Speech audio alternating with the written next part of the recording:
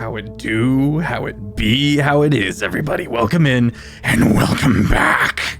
We are landing the plane tonight on Bayonet. I'm very excited, and I will have more information as we go, but the phenomenal people here with me today and the phenomenal people that have been along for the journey have made this absolute gold. And I'm very excited to tie in these loose ends. Tie up the narrative threads, I should say. I'm Sir Fevers, the humble dungeon master of the Longshot table, and it is my absolute honor to have these whimsical, terrifying, proficient players at the table this fine day. If you would like to get caught up on any of the 4 weekly streamed campaigns, you can go over to YouTube. And if you would like to join our community, you can head on over to the Discord. We use the Discord for various visual images of the campaigns, and you will find them in the respective channels. We also have memes. The community is chaotic as it is wholesome, but most importantly, we have bingo. Bingo! Very, very fun. If anybody wins bingo or anything like that, feel free to put it in the respective channel as well. Again, I'm Sir Fevers. This has been wild. Much to do. We're gonna switch up this starting point a little bit, players. I'm gonna go off on a little bit of a tangent, and then I'm going to have you guys come in. You're gonna talk about yourselves, and then you're gonna talk about your character. Tell us a little bit about the journey so far and how it's impacted you and the like, and then pass it on in character. Also introduce and describe your character, because then we can take that first character introduction and description from the player and put it up against the last one. Okay. This all began because a myconid sovereign in the Shadowfell couldn't handle rejection from an undead world tree. The mushroom stole from the tree its undead nature and became something dour. The Shadowfell folded in on itself and created the demiplane we know and love and fear, Whalley. The myconid sovereign has gone on to rule this demiplane with hate and fear, torture and genocide, cruelty and mind games, evil practice that has carried on for tens of thousands of years. And for tens and thousands of years, Whalley has been pulling folk into itself from other realms with no hope of escape. The end began when a pompous fool of a noble decided to invade. He gathered his forces, and without any information or tact, he marched upon a nearby forest where people were reportedly going missing. This went horrifically. Of the remaining survivors of that incursion, we have our very own Pierce. Pierce, with his kin, as a blood hunter, slowly entered into Whalley, found themselves floating in the interim, and a bloodbath ensued. Thousands and thousands and thousands of people were brutally killed. The nobleman himself, his own nervous system, first being haunted and then ripped from his body. The sovereign ate Pierce. You've just stepped through a portal in the very jaws of the castle of the sovereign, coming to take you. And as you step out into the perceived safety of this force field bubble within the lava fields in the far depths of Whalley, you and the rest of the party, hang on, making a history check, You did not go to the lava fields. If I remember correctly, you guys moved yourselves farther into the city so that you could reconnect with Lady Kathleen. Stepping out into the busy city, I would like you to first introduce yourself, but then talk about what Pierce/Sir looks like and is going through. The city itself is an absolute chaos. People are screaming, buildings are burning. There is soldiers trying to move people around and get everything taken care of, and all of it's falling apart. All of it's falling apart. Pierce. As this group kind of comes through the portal and we are thrust into the middle of this like cacophony of screams and panic, there is a man who does not look like a man anymore, and he does not feel like one either. You would see a 6'2" slightly hunched, long, gangly limbs, a dark-skinned person with long dreads pulled up in a tight ponytail, kind of a big hunch and a bulbous shoulder on the left side, with one thick, clunky, almost like a cast iron black metallic arm with large cylindrical like a capsule area on the forearm. The face, which was once normal, if not a little odd due to a bisected eye with two pupils, is now transformed into a horrific, warped visage, with the face kind of splitting, not with blood or with gore, but just with the expansion of cells as one mouth becomes two, one misshapen, two eyes become three, kind of two clustered in this corner of the face, and one retaining its original spacing. And with that, through the months of fighting and trying to rebuild and failing to rebuild, with this transformation, Pierce became Pierce and another.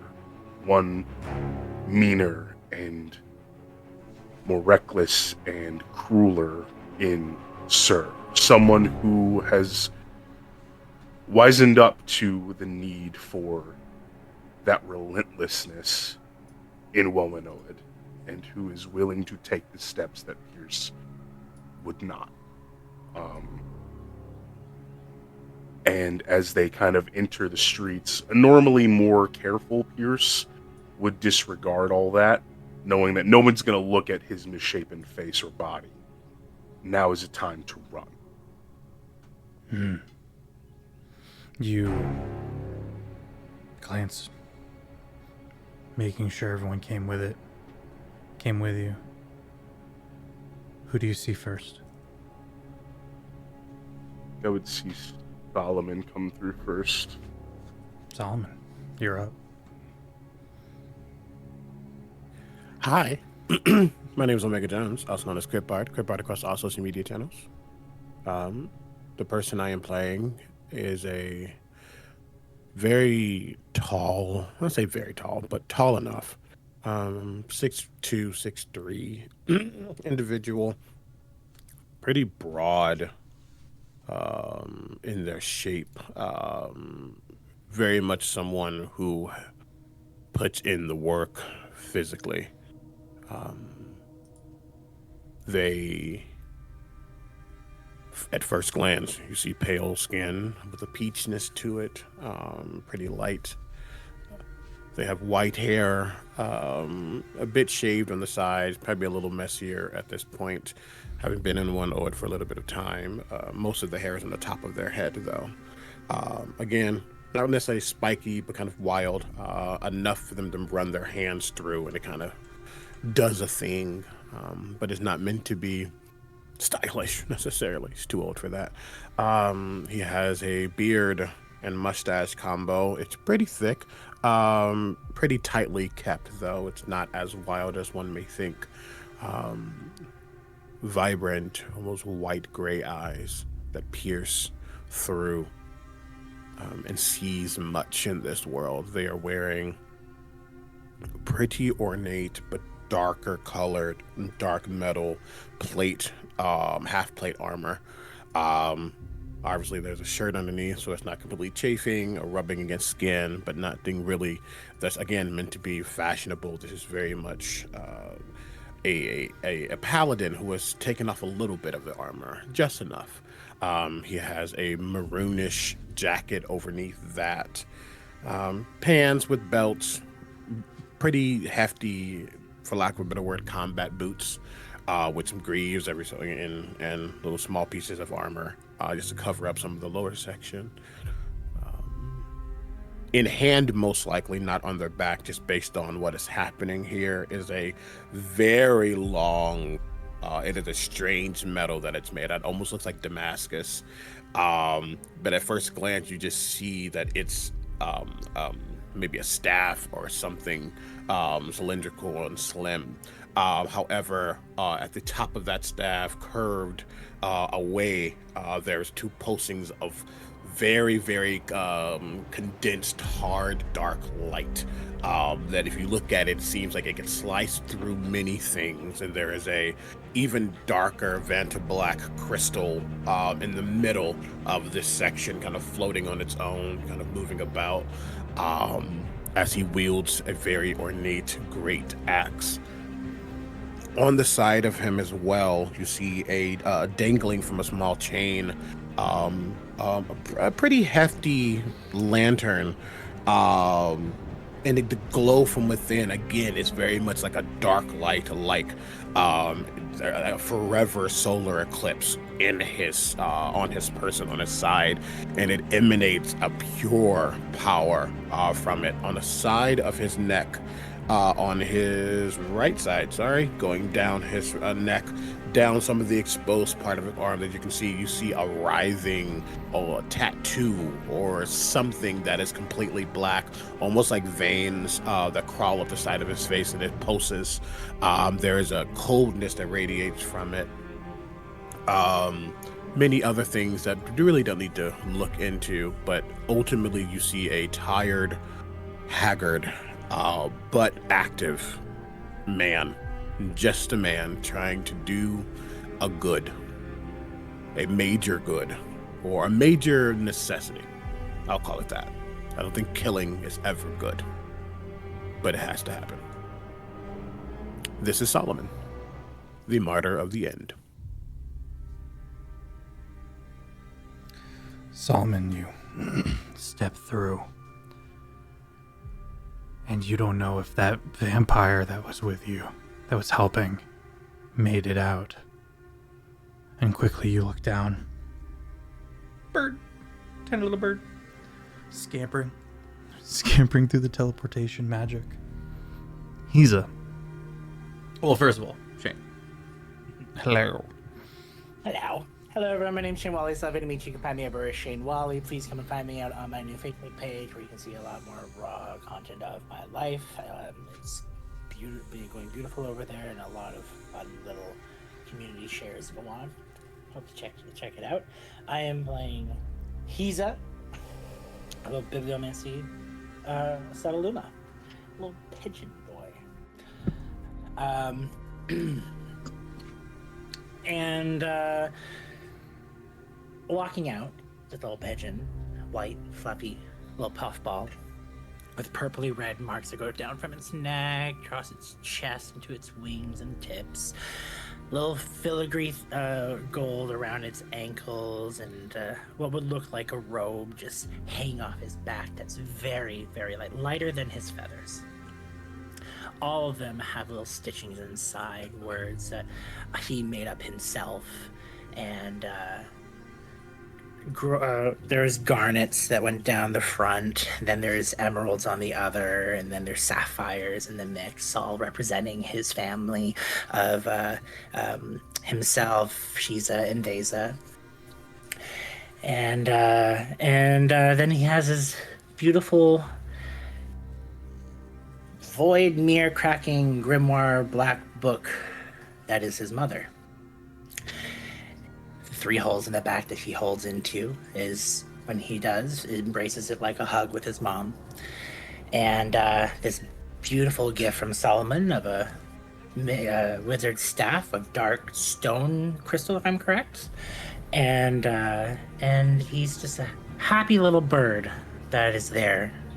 Nothing crazy or uncertain about him. just a bird, 100%. Oh, and he still has his broken beaks. So not much really has changed with his looks since the first day he joined the You are party. the freshest. The freshest of the crew. But does have his mom and the gifts with him. So there's that. Yeah. He's Excellent. a good little boy. He's a little hop with his little legs. Pop, pop, pop, pop, pop. Made it out, and you immediately look back. And you see, you may roll a D100 for me. Sure. We're going to see how many Freaquin make it through the portal. Oh. That thing you love. I'm going to put it in danger. I'm really hoping that numbers are working right here, but 82? That's good. Yay! That's good. Into the busy street lit with many different weir lights that still function because we don't use electricity here, and all of these fires and buildings and everything coming down, it all looks different in a fantasy setting. Various magics are still at play. And so therefore all of these Freaquin, about 82 of them, make it through this portal and are spilling out into the city of Rillis and looking about at the strange place, and there's no sky, and people are reacting, and they're like, "Oh, angels, the fuck!" You know, that people don't know what to make of Freaquins, these beings of light that live on rings of the sun, or in this case, come from the nestled realms of Hryl, due to the sun being tiny and pink and resting on the face of the plane. So, every now and then, party, there's a groaning of as if great weight was shifting painfully.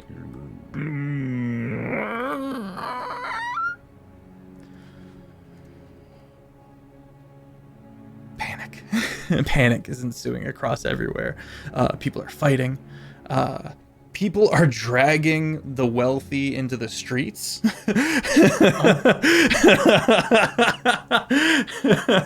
And I think Sir would have a moment of like, I could go step on a neck or two, you know, kind of like this kind of impulse of violence.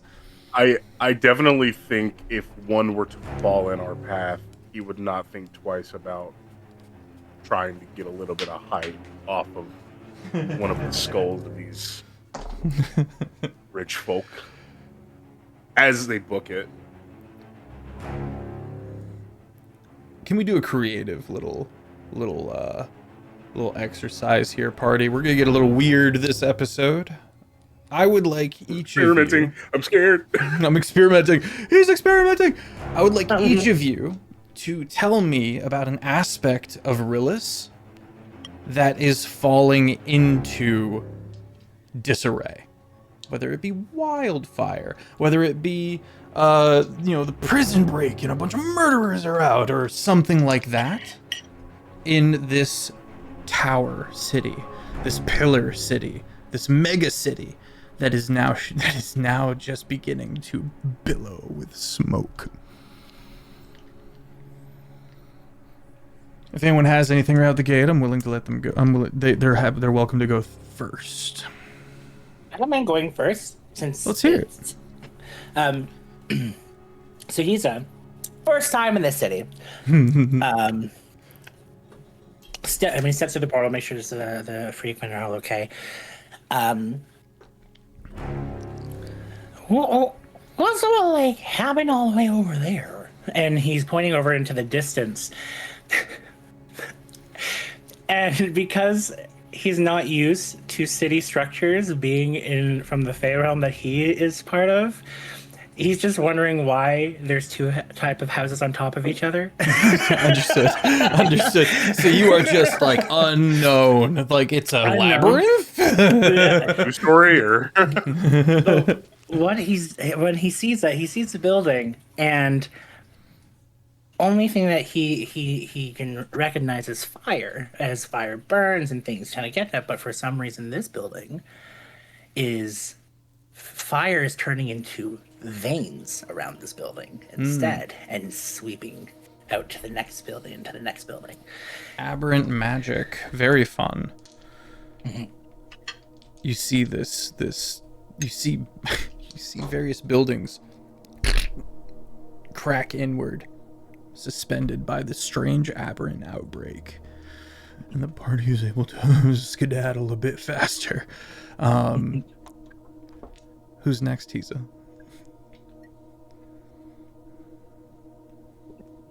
The potato in my mouth. I was a terrible waiter. Omega. And apologies, you said describe exactly what again? Give me a thing that's happening that's in turmoil in the city, creatively speaking, like whether it's fire or a prison break and all the murders got out, or over here there's an aberrant outbreak of wild magic, or a wild outbreak of aberrant magic. I'm gonna go a little wrong, and I apologize, but Okay. nothing's nothing's bad's gonna happen to the people doing it. I think, but have you played Skyrim? Yeah. In a certain town in Skyrim called Riften, and it's certain the Riften has an orphanage, that's run by a very very very very old lady. So what we happen to see are a bunch of kiddos, and I say kiddos, but they're like between 14 and 17, obliterating the staff of an orphanage, just jumping on them, stabbing with anything they can find. Jesus. Some of the novice ages. One has learned how to hold person, and the other has learned how to scorching ray. And there is justice that we see. The kids are the future. The earliest forms of justice to have ever graced sentience. Yeah. Love it. Pierce? I'm gonna get just a little scary here.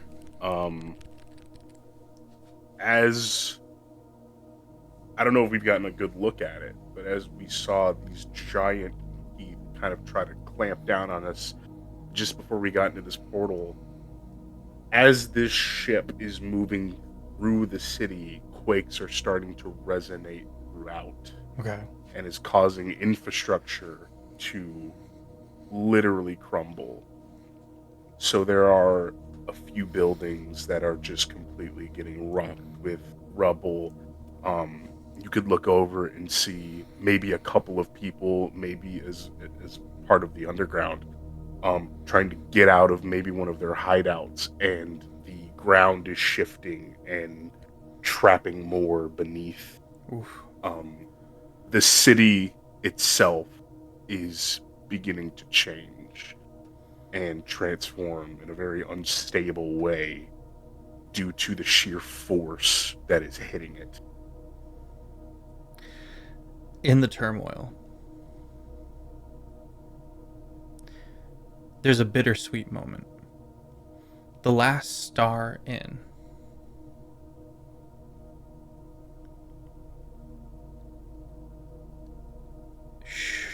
Tells a story. Everyone make a perception check. There are bodies everywhere as you are passing by it.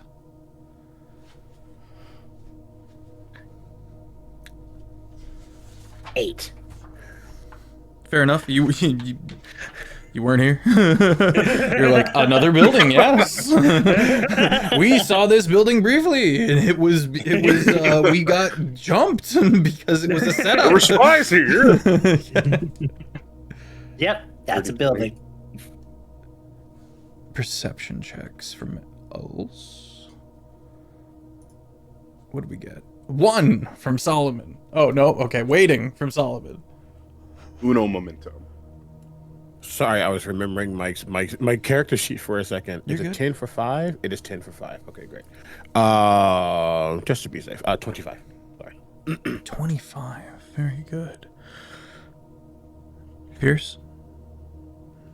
Dirty 20. Dirty 20. Okay. The two of you have a moment of pause, and he's kind of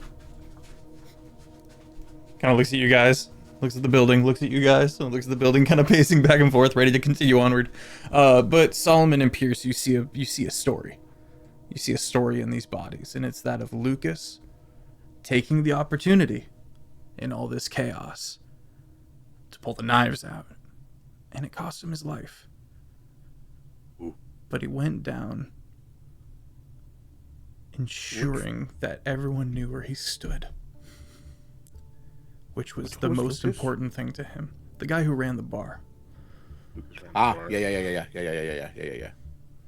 Oh, rip. And he risked it all to help you guys get that initial safe place.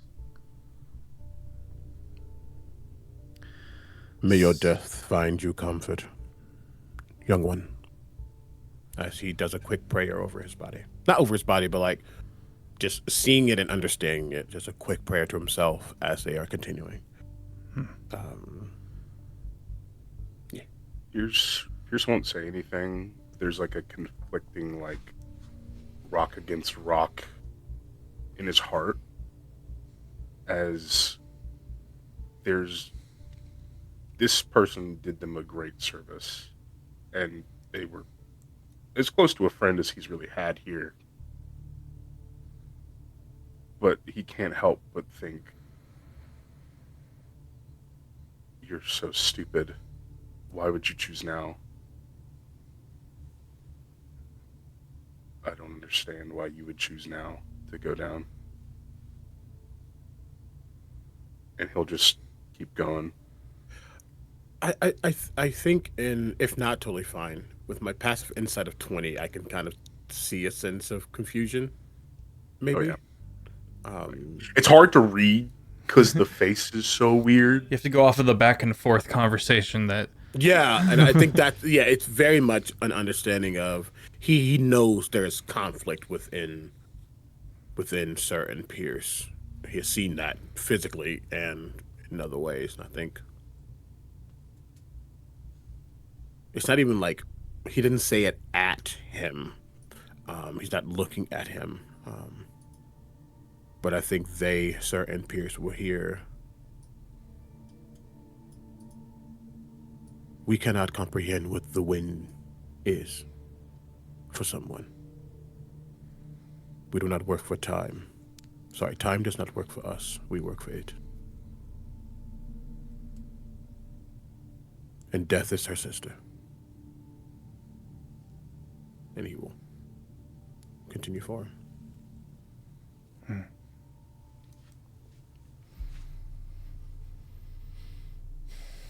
All right, everyone, roll me a D100 as we move through this city. I'm only You using think my black safe? dice. You think you're safe from the D100s just because it's the last episode? Yes. What if I rolled actually. the 100? That'd be sick. There we go. 75. If you rolled a 100, this is going to be a really 71. short episode. 71. Don't do What'd you that. get, Shane? Don't do that. Don't 75. 75. Okay. don't Bring bork your us. average down. Sorry, what? Don't- Sorry. Don't bork us, Andy. He borked us. I don't think I did. 8. Oh! Ooh. That is Hey. a big pull down. That's great. fantastic. That's fantastic. Oh. Okay. Okay. The journey continues to be harrowing. It is it is rough. It is rough to see this many bodies and know that you, to one degree or another, had a handle on. Or a hand in. But you're reminded of the absolute evil that is the Sovereign. And you become more convicted. Everyone gets a +1 of their choice to a stat. It's a +1 to a stat of their choice. Oh. As you hone in for the last stretch.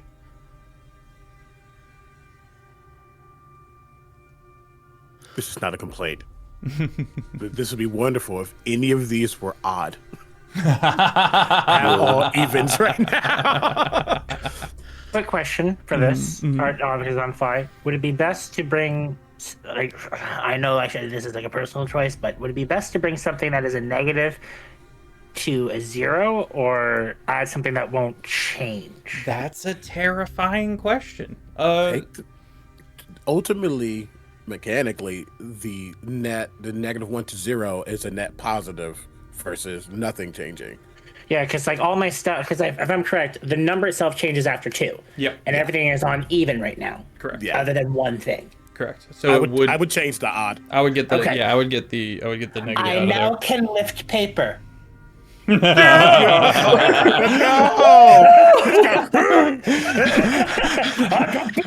You're convicted. You're gonna get the fuck out of here. We got this. Everything's gonna be fine. Ooh, we got it. And it's just like stuffed toys.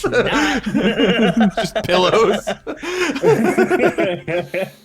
I'm gonna bump my wisdom. It will not bring it to 20 yet. It's the only of my major stats that's not. I say major, but the ones I use. But it's okay. I will bring it up to 19. You're an owlin? Gonna bump my con to 14. You're an owlin? Let's go! Okay, let's go. You're an owlin, Hisa? Yeah, exactly. Okay. My gosh. So, venturing forward, we soon, without much problem, make it a vast amount through the city. Hisa? I don't know. He'll probably look to Solomon at this part, learning about, or knowing how Solomon is when it comes to death, but doesn't fully understand how Solomon is with bodies left around in that sense. So before they really get any further, he's definitely going to want to do something, but he's going to look to Solomon like, Solomon, I know that, like, you're very deadly, but, how do you feel about, like, bodies kind of, like, living around a little bit?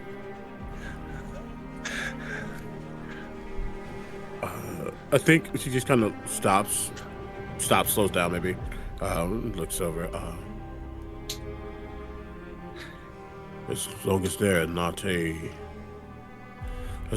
is not a need or desire to return them to a state of undeath, and as long as you respect that the body paid the price for the soul to continue forward. Beautiful. I'm gonna do something, and in my way, this is honoring them. Every body that he's gonna go around, he's going to disillusion them, bringing them down to their pure essence and magic, and make it so that their body can't be corrupted by any undead magics. Because if they're just left there, it's uncertain. So he wants to break them down to no longer be able to be abused. Amazing. You don't know this, but there's a faction of surprisingly sentient undead who are terrified of the Sovereign because they get turned into abominations. Oh. So your status just like went up with a faction you don't know. Just right up here. Just You will a little remember text that. scrolls out. Yeah. The bereft will remember that. So now I'm not using their body parts or anything as a weapon of sort, but mostly just whatever fundamental components. It just returns back into the weave or whatever and things of that sort. So you're breaking down bodies? So yes, I am breaking down any creature into the substance of its most fundamental components. Okay. So it's a super beautiful thing that you're doing that actually has a huge impact. But what it looks like is a happy little bird going over saying, "This is how I honor them," and kind of turning them into mush. If you were to separate it, it'd be like Full Metal Alchemist, where it's like this much percent sodium and this much percent, that. But it's all kind of mush. Okay. Applesauce looking ass. Yeah, basically it's to remove them. The idea is to remove them from being manipulated. Yeah. Of any sort. Yeah. So, yeah.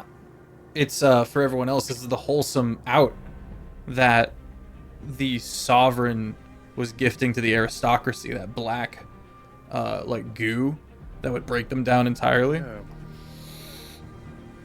And Azalea is also gonna see this and will like take a like very stoic Azalea. The facial expressions are very calm, determined. And so when you feel a hand like on your shoulder, and you look up and you see you're short dog. You see a stooping Azalea who is very tall, is going to have an absolute wide-eyed fervor in his eyes and goes, "I think we can use this." Oh. And as the party continues, Azalea is going to exposit a bit from a revelation that was had at the end of last episode, where he kind of got laid out and he started coming back and started ranting about this kind of vision, this understanding, this breakthrough. What he imparts to the party is that of a lich, and how liches and their phylacteries work. But when the Sovereign took the undead nature from the World Tree, Woan Oed, the phylactery had to be addressed. And whatever that was split up near infinitely. The phylactery is all around us. It is everything. It permeates everything on the smallest level. On a scale we can't even comprehend.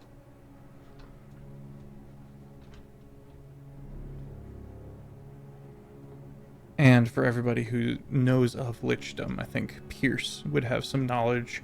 Giza and Solomon, I think all three of you would have knowledge of lichdom to a certain degree.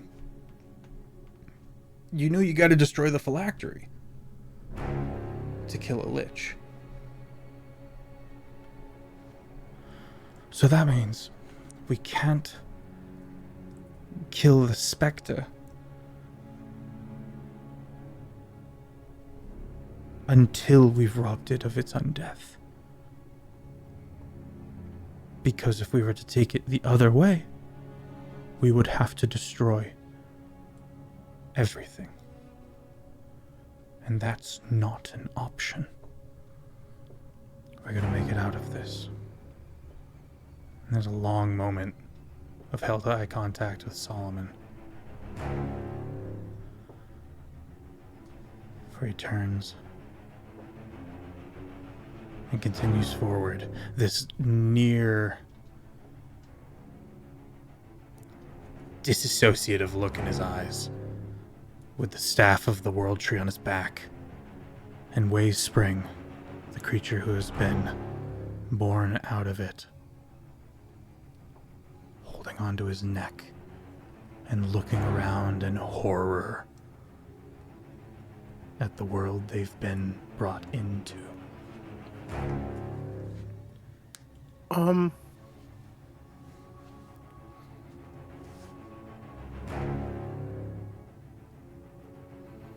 Yeah. We're gonna try a thing. With that long look, with the understanding. Am I frozen? Yeah. Hello? I'm here. I'll be back, I promise. We can hear you. There you There are. we go. A site didn't like me. It's okay. With that long look and understanding that destroying the world, not saying it's not an option, it's just not an option he ever wants to take. That is Z in the letters. Because he did not come here to, let me rephrase that. In the back of his mind, in like the small, he has locked it away behind the faith. Beyond it, he has thought potentially the answer is complete annihilation. Destroy everything. Because destroying everything means destroying it. He has thought that. He's never wanted that to be the case, though. He has to, the human of him, be you a servant of death or not, is not going to wipe out a world. But hearing what they just said, what Azalea just said, he looks to Hiza. Would you mind if I wield the key for one moment? Oh, absolutely. Here we go. I'm going to just hold the staff, not attending to it, doing anything like that, but it is a powerful, for lack of a better word, component. It is a powerful anchor point to death, to who they are.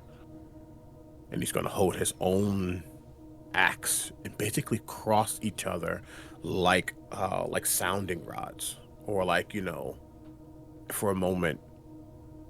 And I'm going to cast divination.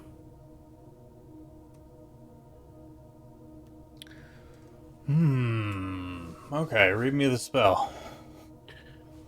The spell, I know what I'm asking here, and it's not on the list, but the spell puts you in contact with a god or a god servant. You ask one question about a specific goal, event, or activity to occur within 7 days. The DM offers a truthful reply, which may be a short phrase or a cryptic rhyme. It doesn't account for circumstances that might change the answer, such as the casting of other spells. If you cast them more than once, you gotta roll a d100. That's not important. He knows that you can't get in contact with death. He knows that there is a blockage in this world. He's really not trying to get in hold to the one he serves. He's trying to get in tune with their essence. A phylactery is death's essence, whether they want it to be or not. He's trying to find out more about the phylactery through the divination. I'm gonna do something weird here. I love weird. You have to reach out. Grabs the staff that you're still holding on to and props you up a bit, and your other arm goes out and takes a hold of Pierce/Sir, and as it's not a vision. It's a memory that's being brought to the front and manipulated. So this all kind of happens instantaneously as something shifts in you. And you feel a sensation in this memory. You're back where you appealed on behalf of Pierce, if I remember correctly. You're back in in Pierce's memory of that meadow at that nice table where you spoke to this thing. You spoke to this entity that was not death.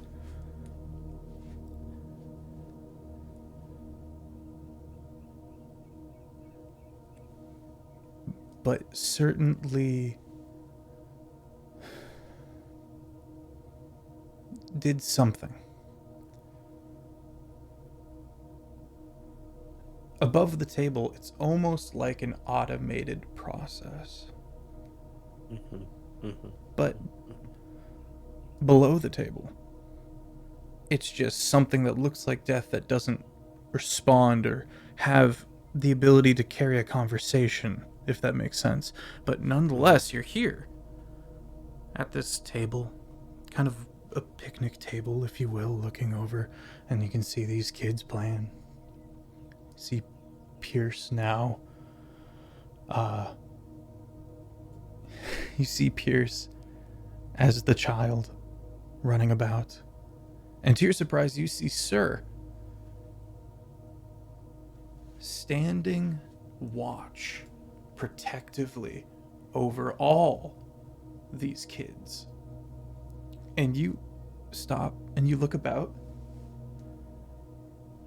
There's like one parent, maybe two parents, and both of them are very focused on all else. And you wonder how this child, before he manifested Pierce's existence, is doing this.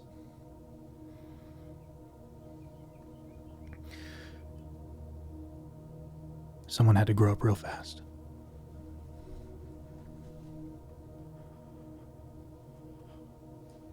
A little too fast. Pierce has had Pierce's back this whole time, and this is what it looks like.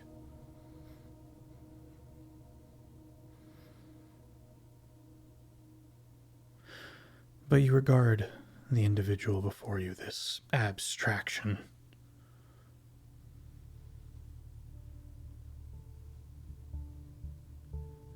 And you quest forward with this spell, this query of the phylactery.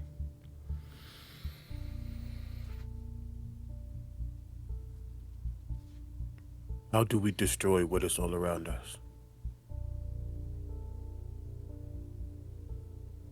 How do we dismantle when the soul has been fractured and we cannot find where it now lay?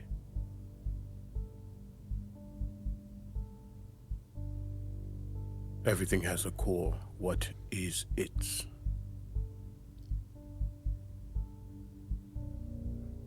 The lack of answer is the answer. And just as you're about to feel disappointed,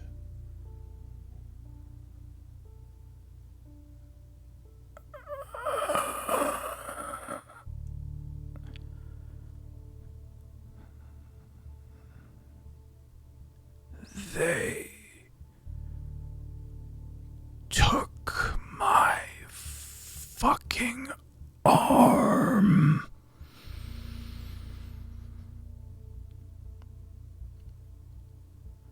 They know the touch of death.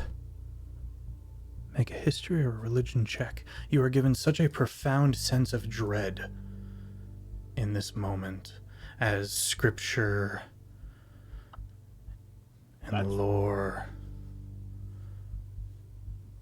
tolls its dooming bells.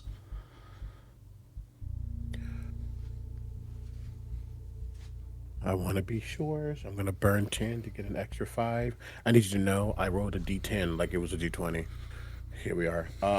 23 plus 5, 28. Religion. There's a very rare ability that has not been permitted to be bestowed upon anyone except twice in all of the history of Whistling.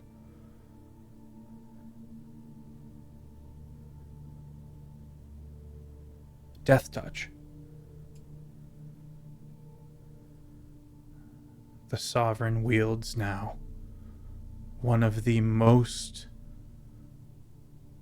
terrifying powers that the god Death can grant someone, and it's been stolen.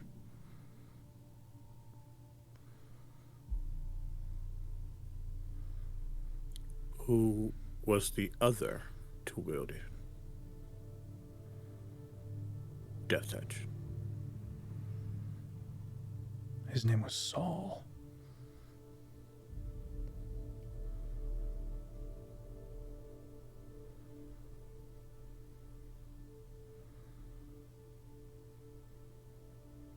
Does that name ring a bell at all for me? No, but above the table, in the very first campaign, Deadlock, there was an individual who, much like the lore, went forth to root out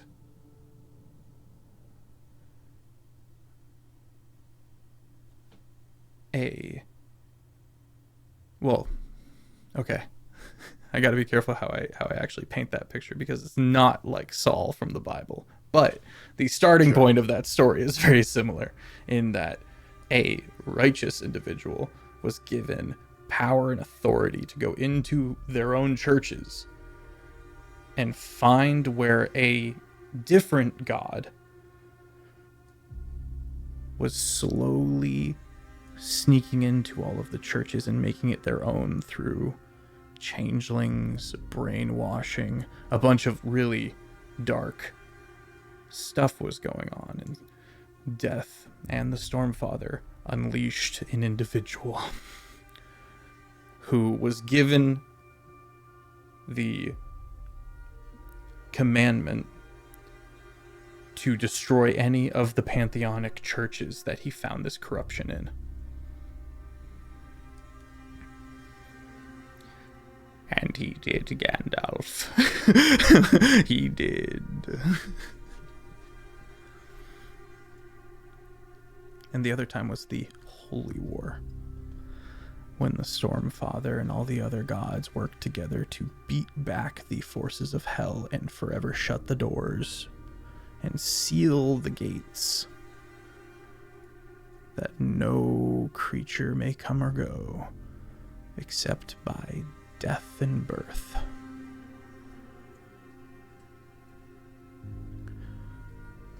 Death touch is exactly what it sounds like.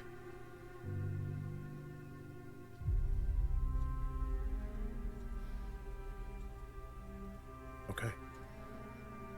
Something you queried about was enough to get this response, but it was by no means what you were looking for at all.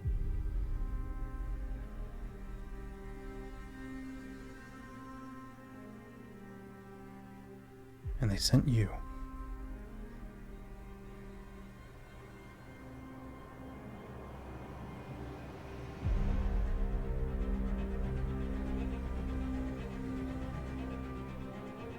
Your eyes focus.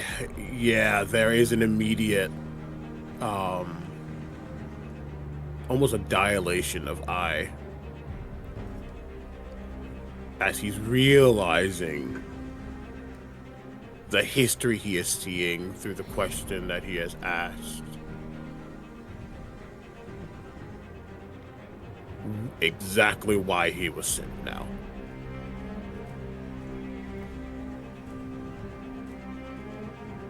And I think there's an undulation of that blackness upon him. His hands almost grip the table a little tighter.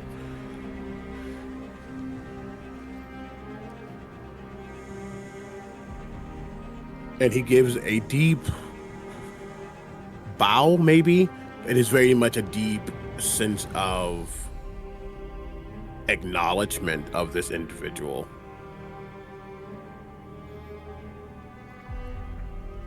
Before he intends to turn around and break out of this divination. Yeah, that's your intent, but the bow is where you snap back in and you're catching yourself on your allies and friends.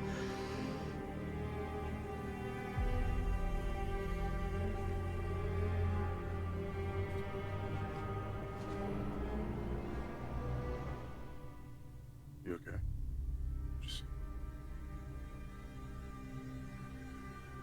The answer, we need to get to safety and get to Kathleen.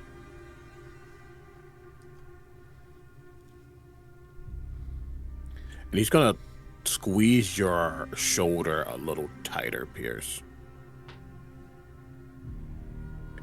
And it's a tightness that in many words unspoken, I have got your back.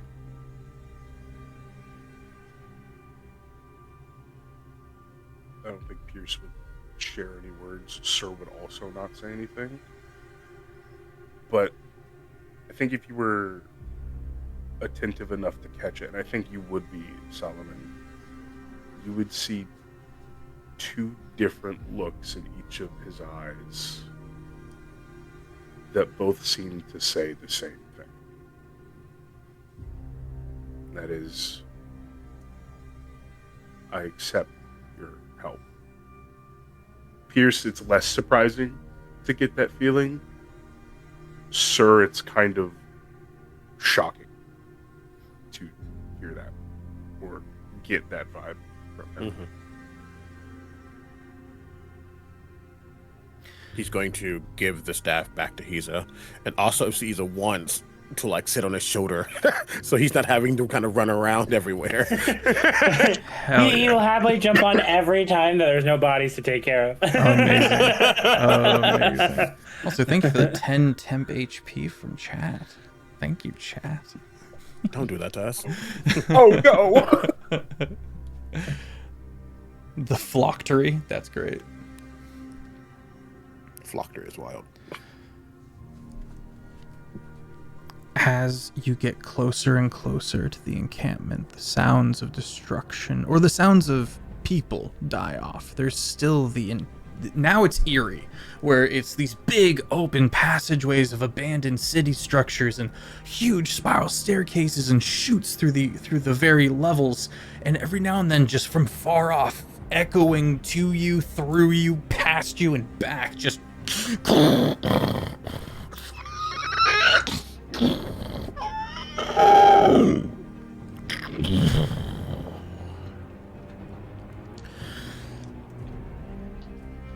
But after about an hour or two, you arrive. And the first thing that's unusual is the amount of undead people. You quickly learn that the bereft, Dahlia's people, have answered the call.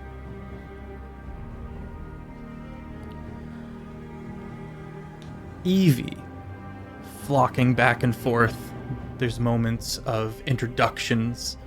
Solomon, you're specifically like brought around a bunch by hand, and just being like, you gotta meet this one over here and this one over here.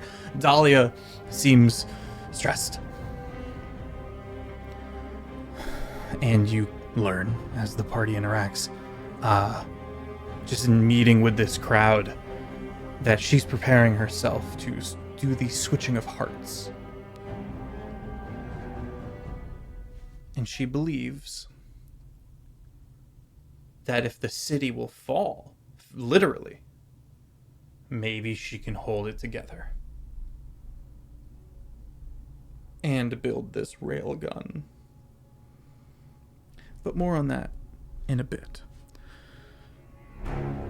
Lady Kathleen is adorned in magic items.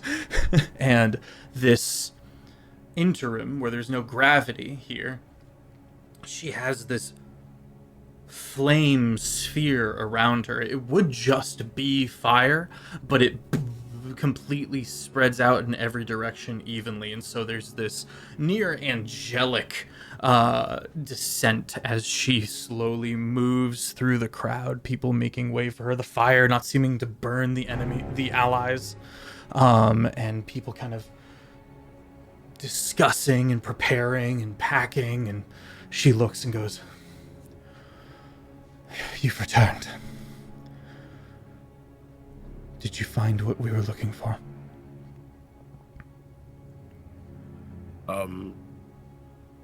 He's gonna do what he always does, even if it feels wrong. You see him get down on one knee and bow his head.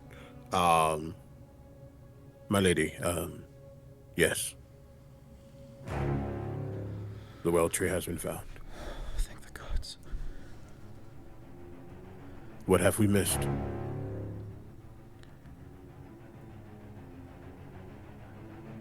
Forces. The aristocracy has fallen. We are aware. Lord Uzok still needs to be dealt with as far as we know.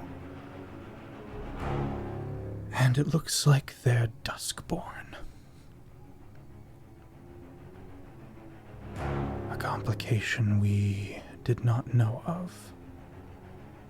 He's a Genasi, a specific kind of Genasi. That comes about when the Jinn, their ancestors, are threatened. As far as I know, there are very few Jinn here, so of course the Genasi being born here would be Duskborn.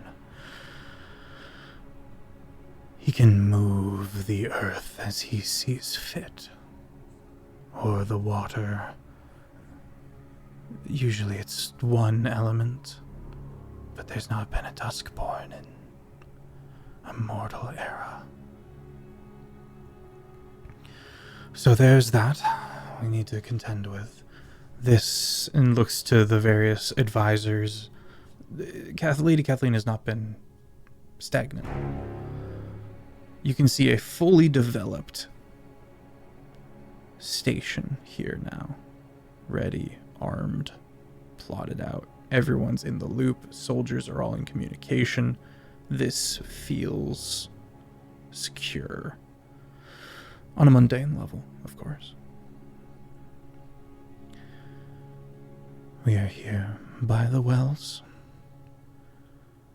and we will not be seen until the time is right. This castle is looking for us, all of us. And it's taking very direct routes. But as far as we can tell, it has yet to know exactly where we are. Looks to Atticus and Dahlia, which means we will have one shot at its back, if all goes well. Atticus? Yes. Hello. So, it's in the walls. That is okay, because if this goes right and this goes well, we will be able to aim this gun. Pierce! Sir! Yep. Ah!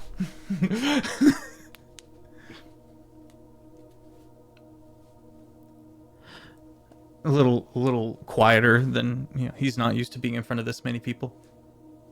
You're the only one that can shoot it. I'm sorry to burden you with this, but at the bottom line, we can't just let anyone be able to fire this weapon. So, don't let anyone get that arm of yours, eh? With this one. Mm-hmm. I kind of twist it, let it whir a little bit.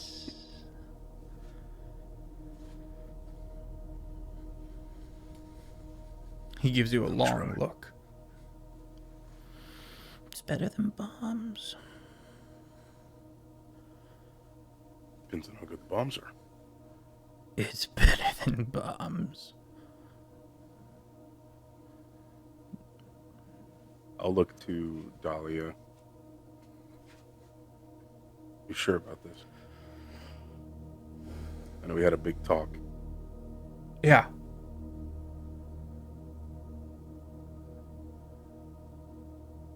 It gives you a look. I'm tired. Me too. Do you remember what home looks like? Fights a wave of that spiral in mentioning it.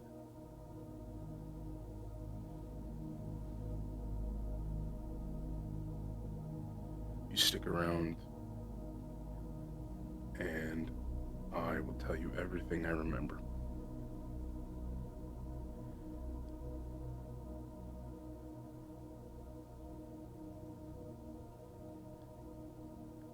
Hopefully you won't have to.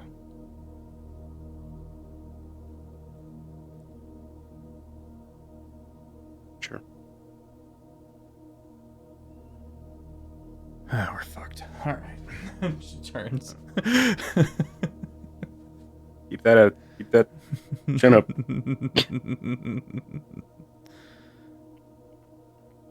Lady Kathleen, this is also an Arcanist. Oh. Well, Mets, I hope you're as up to speed as you should be. Looks to the rest of the party for signs of trust. I think so. Maybe. Well, Yeah. welcome to my humble establishment. Oh, and he bows because he remembered that Solomon bowed. So he's like, thinking he has to because he doesn't know he's in royalty or not. Oh, nice, please. Actually, no. She would just simply let you bow. Just kind of Okay. waits for you Just to eventually come back up on your own. Yeah, it would just be like a quick little thing out of nervousness because royalty, fake courts, things of that sort. He doesn't want to offend. And seeing Solomon do that, he's like, "Oh, I got you." You see a little teary-eyed. Slight smile. They are also Wow, of the Fae, which means Indeed. they have a different perspective on all this. Indeed. Looks to the... Everyone else has kind of had the opportunity to react, but looks to the various Freaquins.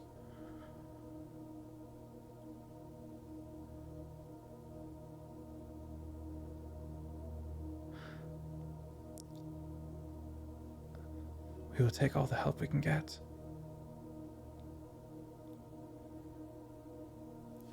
So here's the shtick. Whiteboard. Unapologetic, like chalkboard. Big lean slate. Pulls out some chalk. He goes, There's three things we gotta do. We gotta kill the fucker, right? We've got to put the undead nature back onto the tree from the fucker, right? Right.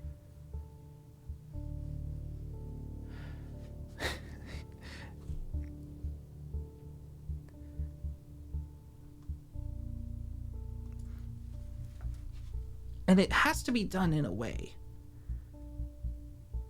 that makes sense that no one dies. So we've got Dahlia with the heart, having handed over the firearm.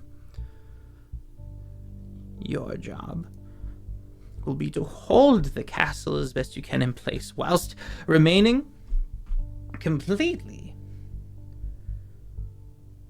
alive and holding everything together. looks over. It kind of wanders a bit. You can see all the calculations and all of it kind of making him seem just a little odd. And he goes, yes. And Azalea, I think you and perhaps our arcanist friend here will be the ones to do this.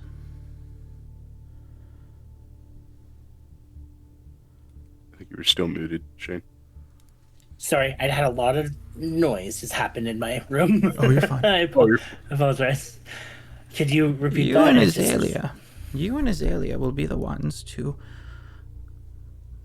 move the undead nature from the sovereign, the Myconid ghost, back onto the tree. And Wayspring says, I can help as well. Okay, I don't got time for that. What are you? Is this an additional... What's up? Hi? I am a reflection of Woe and Owed. Sick. That'll be very useful, I'm sure. Sounds like we'll have... Sounds like we'll be able to get navigation, rad. navigation through this kind of ethereal nonsense. Okay. Pierce is going to shoot the gun. That will expose the castle. We gotta go in. I will hold the castle. Yeah.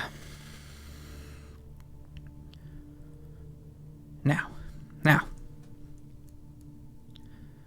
We have the Arcanists We have enough arcanists of lower level to be able to move us around via teleportation, because now we can.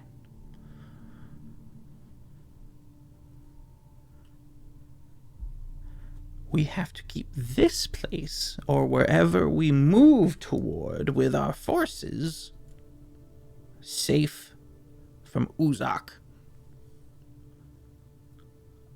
Much of this will hang on Dahlia to counter his Duskborn abilities to move the city.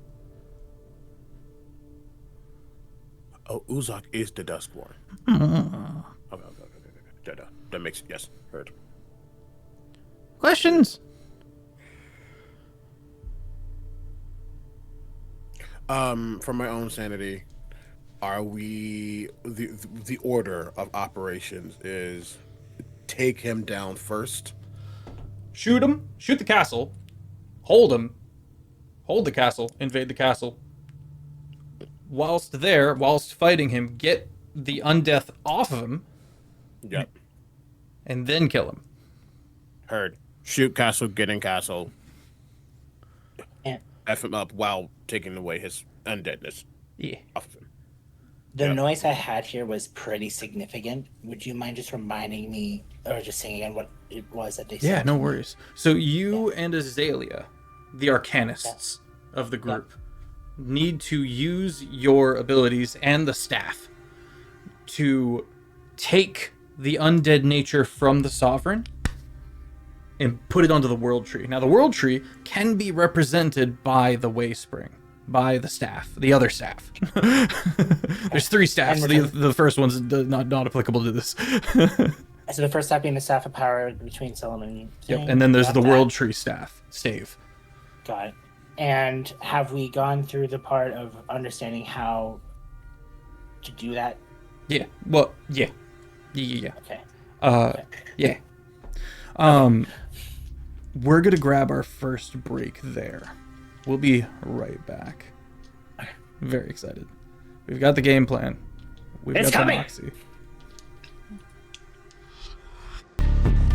Love you guys.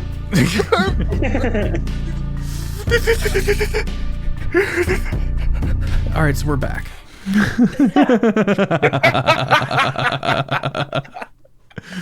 I don't do that gay shit, no. First of all, yes, you do. But I will probably cry at some point during this, and I'm okay with that. The party has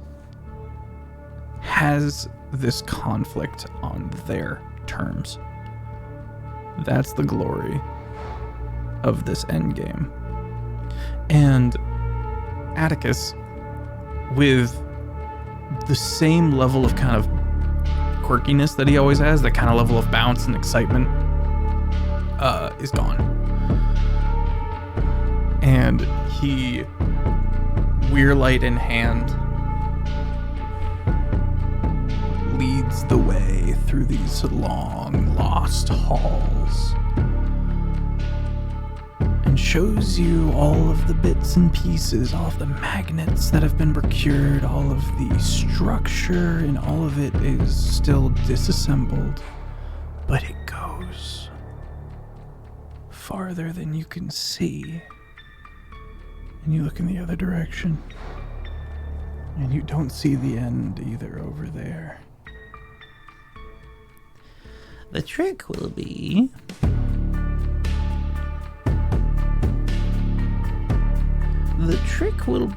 precision.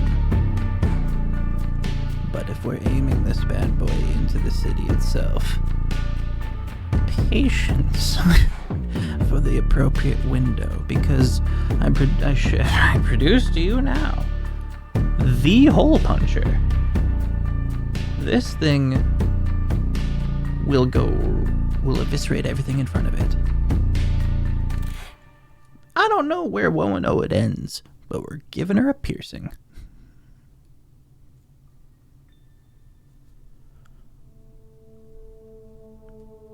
Shows you the bit of mechanism that is already built up.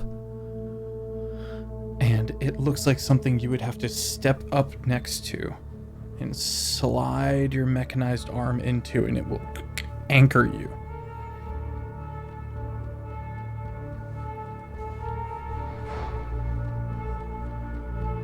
How does it feel?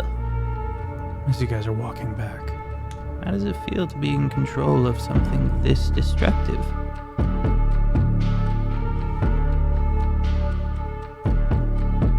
There's a careful calculation. As Stir doesn't let the mirth that feels become visible on his face. And Gears has always kind of felt like powerless and like he's probably the most in danger out of all of these adventures, out of all of these allies he's made and adventured with in Wilmenoid. And with this, he feels like he can genuinely stand toe to toe with some of the scary shit that this realm has to offer and make him go away. That is a delightful thought. He's not thinking about the power of this weapon. He's not thinking about potential collateral in this specific moment. He's thinking of everything that's made him afraid since he came here. And how, in a flash, those things can be gone.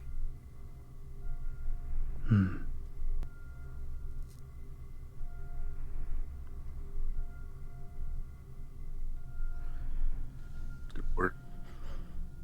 It's good work, Atticus. Eat it, Duskborn.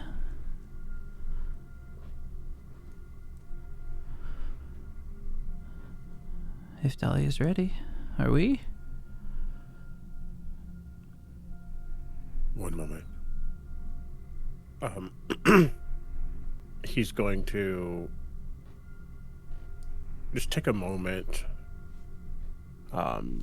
His gauntlets are removed, at least from his right hand, where you see that inky tattoo, and it's been slowly just kind of undulating like a Rorschach photo, forever moving. And he takes a breath in, as in that breath in, he regains 102 hit points. That's not really important. What's important is the release. As he releases, he makes sure his hands are upon and on Pierce. Death may come for all of us, but stand despite. And as he says it almost thaumaturgically, his voice is rippling as I have cast Death Ward on both of you. In turn, taking 60 hit points.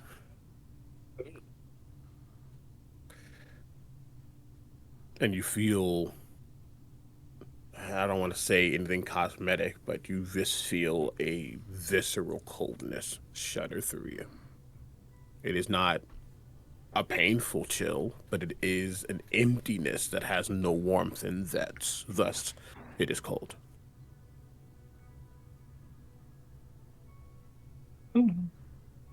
Still shivering with some coolies.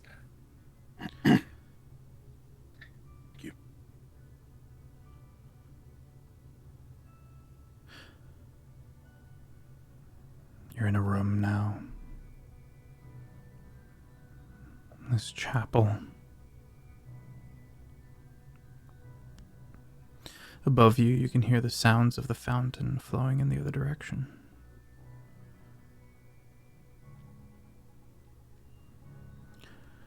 Showing off a mosaic of an individual, quill in hand, and a blue halo, coming to some sort of agreement with a golden buck.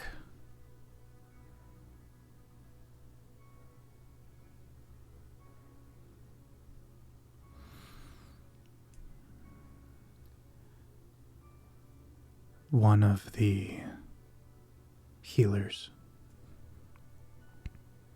steps forward, and there's this ritualistic mage hand carrying of the box. Dahlia is reclining in a bed of stone.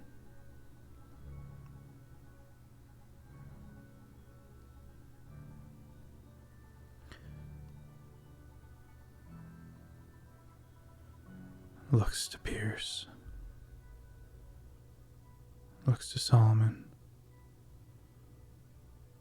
Doesn't know he's a... Where's my frog? Toad, sorry. I'm so sorry, Kate. Toad. Where's my toad? She's gonna kill you. Yeah. And the boy is placed in her lap. Ready to go. I think we've also had an awkward silence this session, Sure. which would mean bingo. Bastard. Yes, thank you, sweet pea. Sweet Pea ribbits and calls out. Lady Kathleen hovers above, looking down with a look of concern.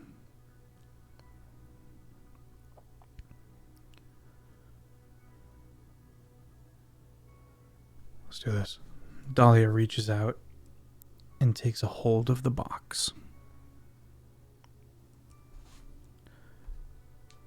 Chooses to fail the saving throw.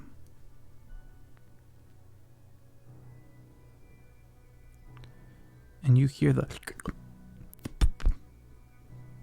as the heart in the box and her undead heart, as the undead heart in the box and the undead heart that in her chest switch places.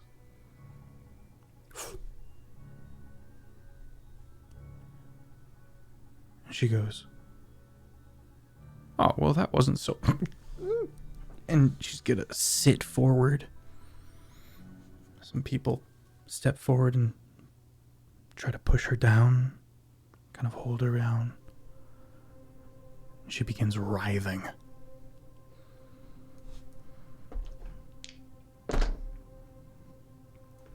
A double nat 20. Shout out to Kate. Wow. Taking a picture, putting it in the Discord. Legendary. Didn't even roll the dice herself. Good lord. Pulled it off. Crazy work. Crazy Legendary. work. Crazy work. Crazy Legendary work. Love you, Kate. Legendary. Okay. Her eyes open. Sightless. And she goes, fuck. And the city of Rillis says, fuck. Says? In its own way, with rumbles and echoes.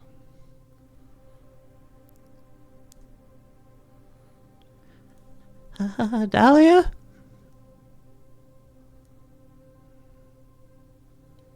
Hang on. It doesn't echo this time. Hang on. I have to try to find you. Okay. Yes? Sightlessly staring forward.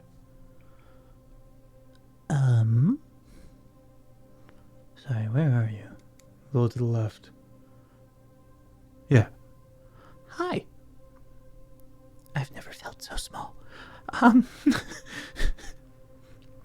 Okay, here we go.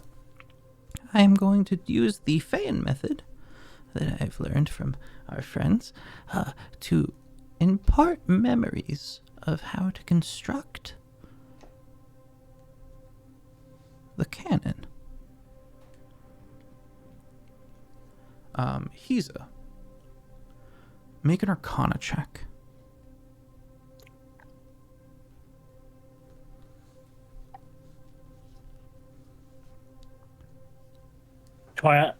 22. Excellent, fair. Atticus is doing it all the wrong way, so you're able to step in and save this whole thing. He does not know how to do it. It is reckless and it is poorly done. And there's a few Ryuk and they're like,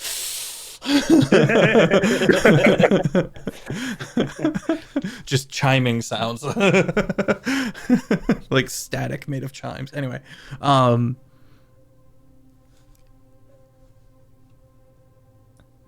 have it.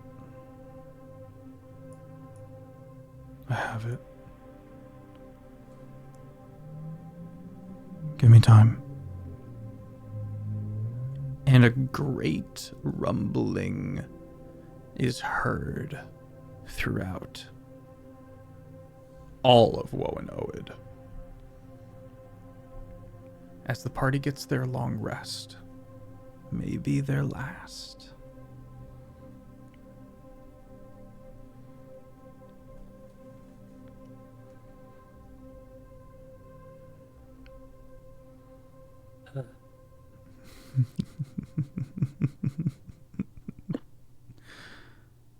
I hate this. Just so we're abundantly clear, I hate this. Yeah. Yeah. Okay, just making sure. Which parts? Everything. All. All of it. All. Oh, my lantern. Oh, okay, I need to reset that too. During our long rest, knowing his job duties, he's the wants to go and talk to Solomon quickly, and if he's up at that point, would he be up? If there's a world in which Solomon can quickly how to say this, meditate while a dashing of food arrives, but after the meditation, then yes, he will be up, but it's going to be about 5 minutes.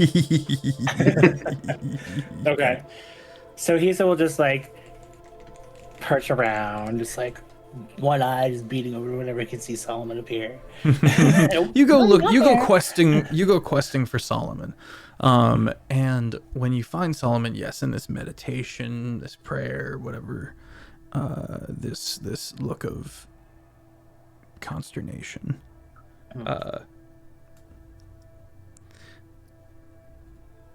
Atticus, with Pierce in tow, appear and goes, Oh, there he is. Hello. to you, he's He looks around, see if Solomon's around. Yeah, hi. Hello. Is it true you're from the Feywild? and we're eye level. We are locked in. Oh, yeah, that's where I'm from. Yeah. Wow. That's fascinating. No one can go to the Feywild where we're from. Wow. He's like broken. Why? I don't know. We can't go anywhere. This is like super unusual. he gets a little pouty at that. I guess and Pierce in a whatnot. panic. But not in a sense to like, like well, we gotta find a way to change that. I guess you need to come and you need to see it, and he starts like thinking about all the rules in the Fey realm that a person who hasn't been there has to go through. And you realize you sound like one of the Fey trying to snatch people into the Fey realm. And you're like, oh, I see how we got here. And he's like, oh, there's a lot that goes on, and we have fun little rules. But if you ever get the chance to go, we'll have a big conversation first. How about that? Okay. Yes. Yeah. Sounds good. Yeah, it's like can't tell people your name. Don't really do gifts because there's sometimes strings attached. Sometimes literally. Sometimes they're not even strings. Oh. And Sounds like a lovely place. yeah. Help! You did this. You brought me over here. I did. I am to understand from some things that Pierce has told me that you have a certain transformative aspect about yourself. There's a certain amount of change that sometimes comes upon you. Oh. Well. Yeah. There's been a lot of changes that kind of have happened in my life over me. Do you need any help with any of that? Looks at Pierce / Sir. We're pretty good at it. Well,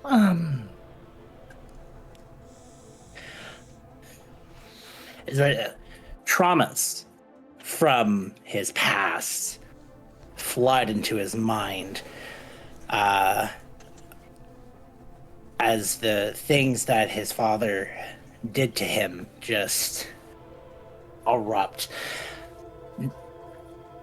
I kind of just sometimes I have to hide my face. And it's nothing bad, just sometimes people get scared when they see me. We know a thing or two about that.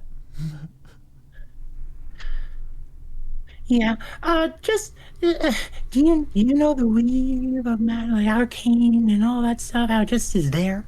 Yeah. Yeah. I'm an artificer, so in paper, yeah.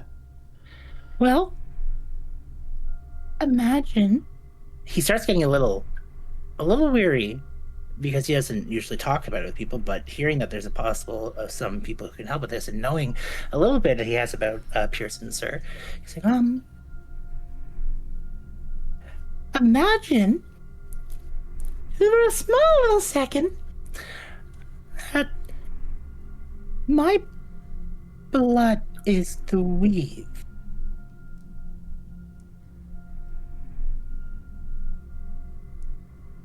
And I'm also part of the weave. And sometimes... And he looks around and looks at Pierce, and he's going to feel really bad in the moment. But he's like, I'm going to show you guys something really quick. It's the only way I'll really make it understand. And he looks at Pierce like, please don't run away. And the illusion over Heeza's face will start to wisp and vapor away as this aberration appears there. This red, fleshy face that just extends out, and this bird, all his feathers melt, and this has goop and dust and sparkles just show. Anyone who is arcane in any way proficient will see just essence of magic going through him, and he's as much as his face may not have full form, his voice will go no different, as he wants to make sure that he can keep as much familiarity as he can with Pierce there. It's like, I was ripped across every fabric, and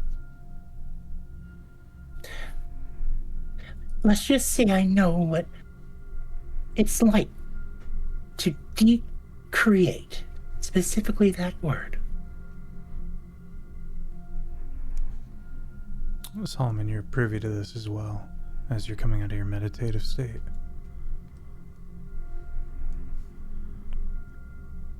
I think slight levity, eyes open, sees this red thing. Front.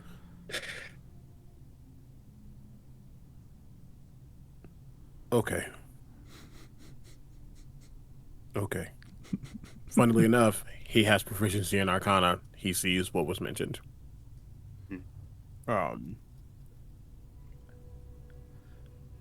Okay. For those who are watching, I'm going to post a picture of it for you in Bayonet channel. Yeah. There is an elixir that can be brought back home. We don't have the means here. That might be of use to you. Oh. Perhaps. What will it do? Restore you to a certain baseline.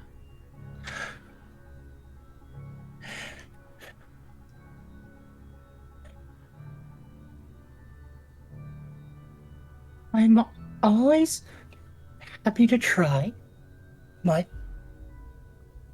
in a way, I've come to accept what I am. Oh, that's And good. my siblings were all like this. Huh. And if I was to step away from them, I don't think that I could let them feel so alone. Well, perhaps you could then take the elixir to them. If it worked. Would we? He starts getting a little bit lost, because after so many times of people promising that he could have his body back and whatnot, and it's just constantly failing, it's just such a small amount of trust that comes from it. He just, the hope is nice. But I'm hearing we may not ever get back. Yeah, but you can't act like that's gonna happen. You have to plan for success. He just gets super happy at that moment because absolutely. But he looks to his friends. Would you prefer me back as what I was? I don't want to trouble you guys.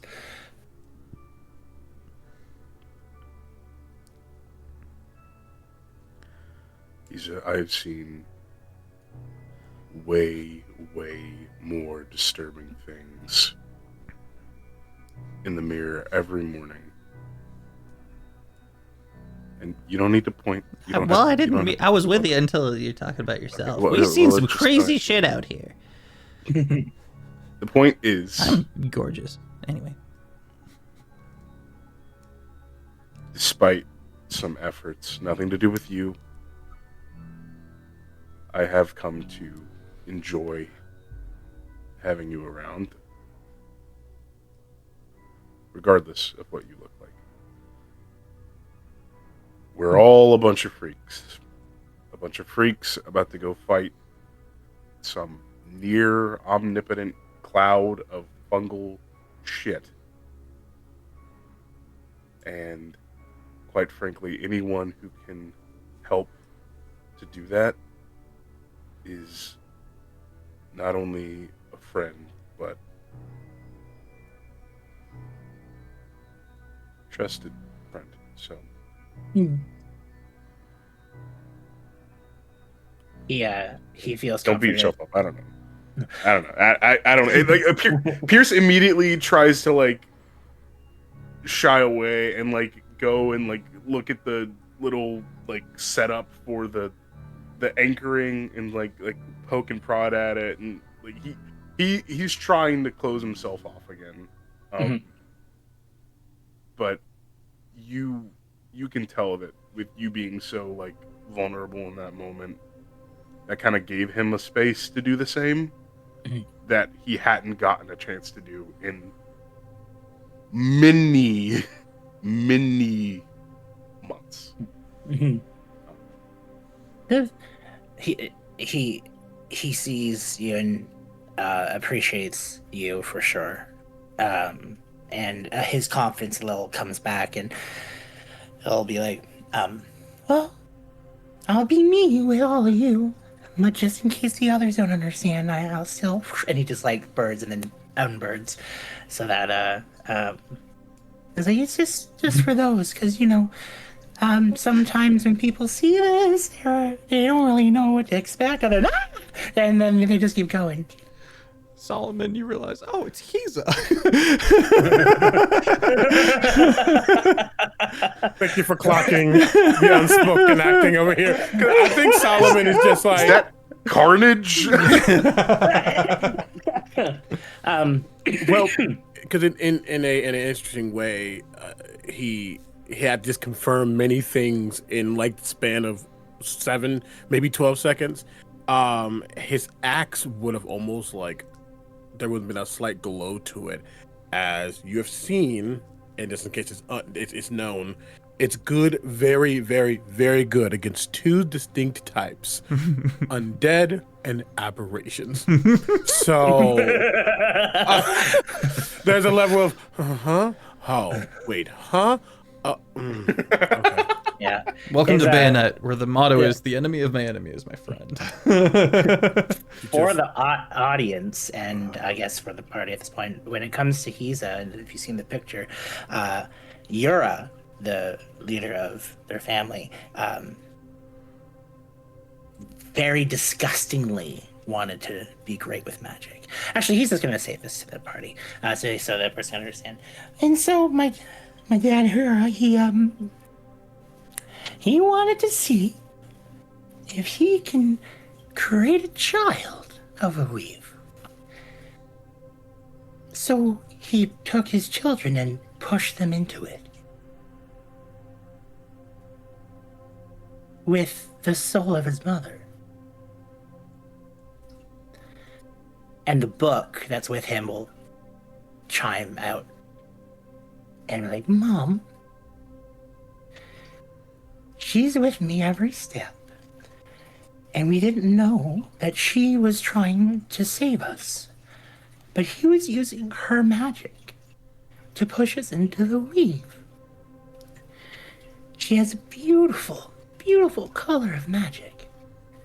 And he wanted it all to himself. So he turned her into this. Okay,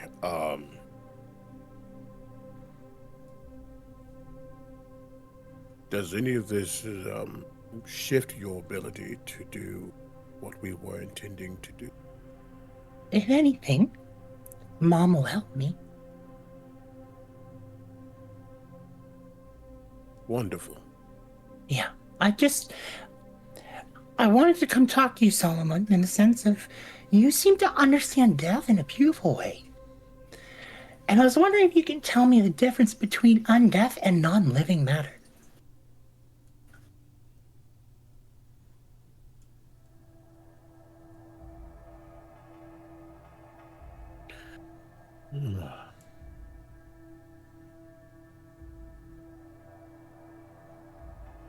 Things that are inorganic never had life to begin with.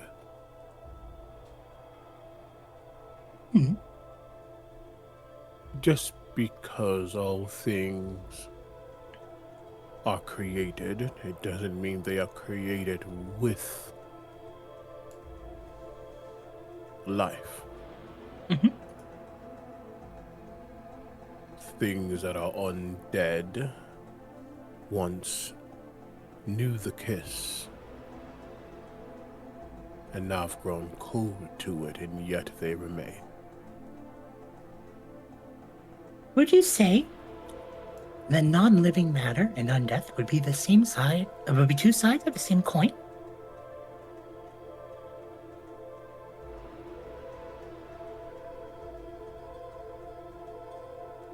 Making the person with a 10 in intelligence think.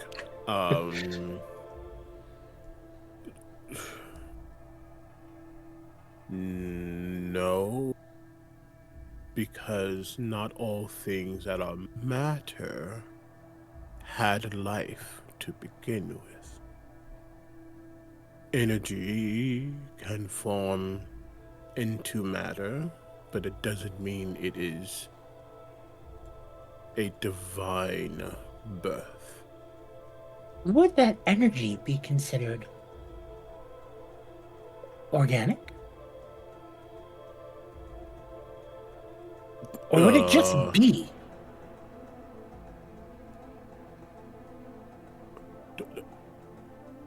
The idea of being organic is not to be superior, so no, not all energy is organic. I'm getting a headache, apologies. I'm sorry, my idea is this. If I am to successfully find a way to deal with this power that is of a problem that is undead, I just wanted to know if there was limitations to probably how it could be transferred. There's 82 beings made of light. Why do you know That number? way. I counted them. Oh, Don't worry about it. Don't look those into it too much. I will. Make an insight check. Like, I watched you look at your dice. to be fair, I looked at my napkin, but I will make the insight. Well, I dropped a die technically. That is an 18. 18. Yeah. Yeah, Atticus is still like an evil scientist. He hasn't changed. He's just helping. So you have a moment of like, well, there's 82 beings of light over there challenging what we understand about, and everyone else watches Solomon just look down at Atticus. We are not here to transform them into your experiment. To answer your question, he's there's still a. All right, got to make sure this is Caesar. Got it. Work. Would it be better if I put my face on? No, this is just me. I process slowly. This is true. Undeath. I would think of it less as harnessing it versus harnessing its cage and ripping that from them. Oh my. Yes. And he's going to turn quickly and start casting a ritual. And he'll take out what would be feathers. You guys see his arm flick into the flap of fabric or skin that he has, and pulls out this green bone, and he starts etching into the wall a circle. And it takes him about 11 minutes to do, just so you know. So whatever happens in London is my own. Okay, well, Interesting. there's this throughout all this time there's been this massive rumbling. There's been like you guys have had to be shouting this whole time, low-key. I'm glad we haven't been, to be clear. To be clear. What? That's doing too much in this instance. But there is suddenly a shift as everything goes and you look, and the various pieces coming down the line of the railgun kind of lock into place. These massive pieces. And any metal, well, sorry. And then at the very end, bing! And he goes, and Atticus goes, Yes! The bell worked. It doesn't have a function. Such a simple man. easy to please this evil scientist, fascinated by everything around him.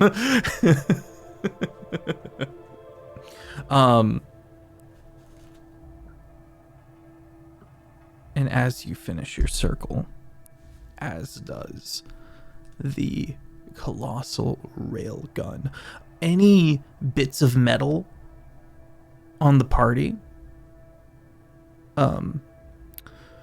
isn't. And you're gonna have to go and have a whole moment where they try to power the thing down slightly. Go ahead. Oh yeah, you No. No. Not to mention, thankfully, Pierce, your metal arm is not magnetic.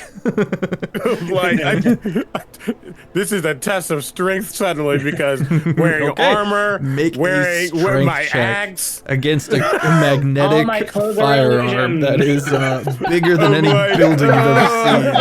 Yeah. 1000%. This is so bad, gang. Oh no! Oh no! Did you not think about that? The paladin guy is wearing No, I literally said this will be funny somehow. I'm sure.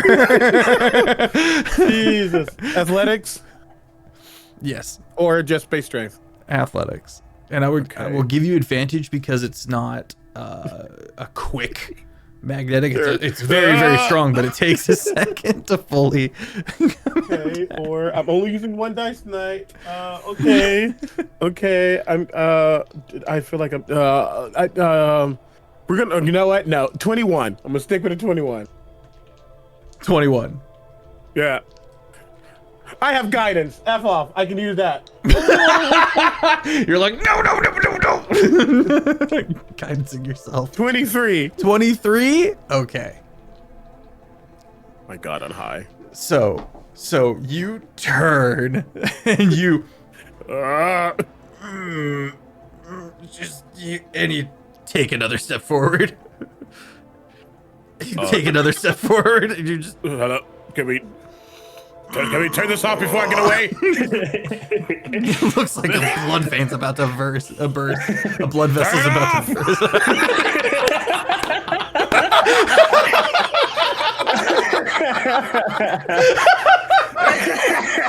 The actual most frantic we've ever seen Solomon.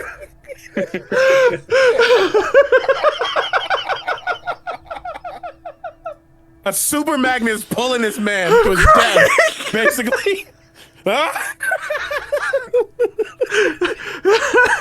I'm too old for this.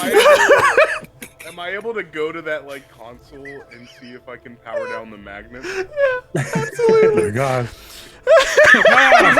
You're just being made a fashion, just like just walking. What is that? I think Atticus, to a certain degree, might have been a self-insert because I'm gonna go ahead and say that Atticus is sitting there laughing, doubled over, cry laughing at Solomon. And it has to be Pierce, that goes over to turn it off.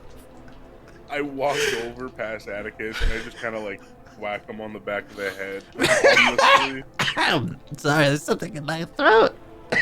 you're a dick. And I'll like put my arm into the console to try and Oh man.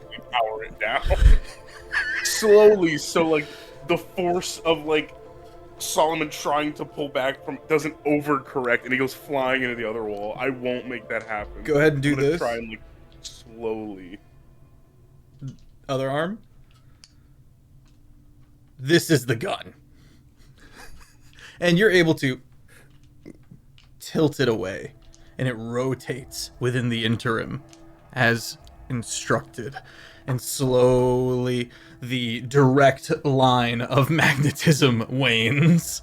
And you're able to collect yourself and take a regal couple steps forward. No, he is.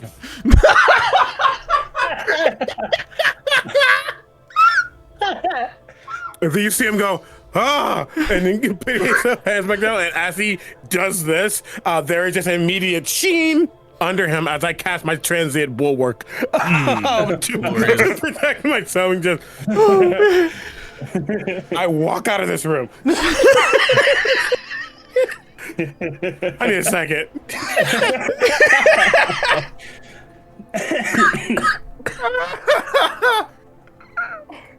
I needed that.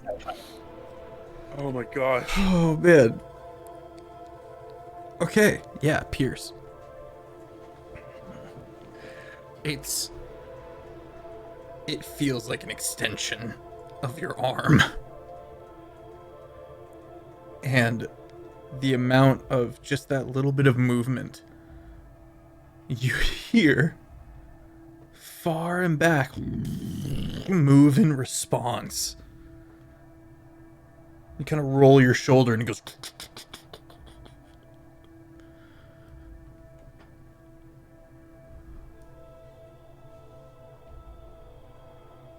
You can't hide it anymore. There is a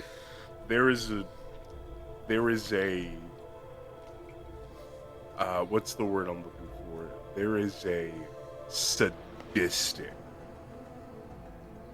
look in one of Pierce's eyes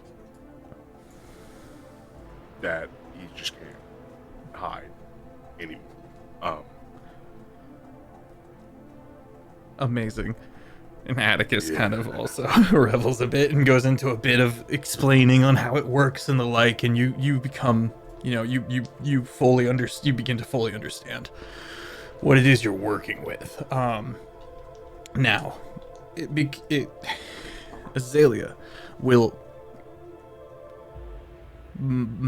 bind I'm sorry, your mind with Dahlia's, and between the two of you, we're able to shift the city as need be to aim. Say again. Oh my god, okay, cool. Yeah. Just picture now in your mind the pillar city of Arillis as two mountains face each other, and even as the smoke begins to evaporate. And Pierce, sir, the first thing in your mind is, I've tucked all the people away.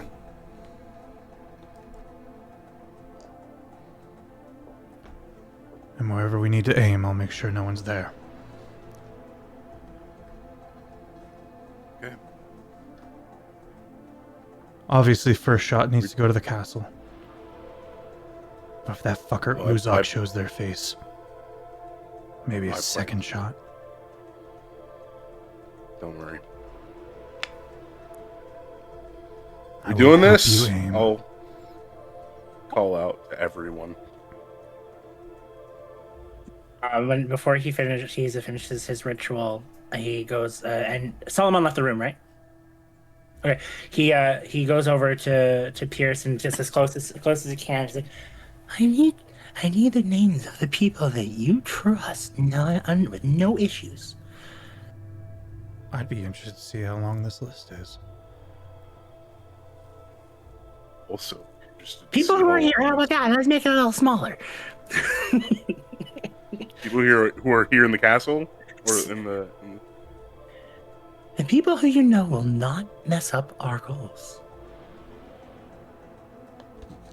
Oh. Well, in that case...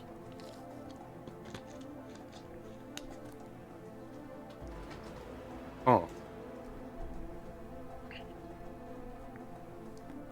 Let's say you, he said. Solomon. Azalea. Dahlia.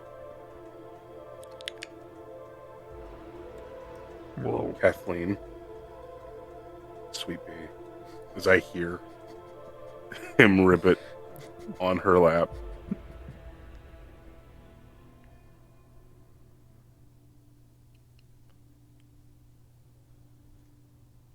And Puff. Okay. He will go back to the circle, and there's maybe like just 4 inches left of a gap between it's finished, and he'll put his bony quill back and start scratching into the.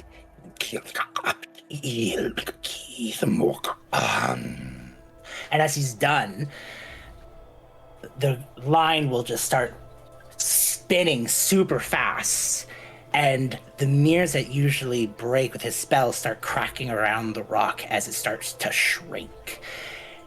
And then bubbling black void starts centering in the center, and then flattens the wall and lifts off as cold breeze escapes as he casted Shadow Trove. A floating void space with only the names of people that was just given to him have access to this trove. I can place anything in it that is non-living matter.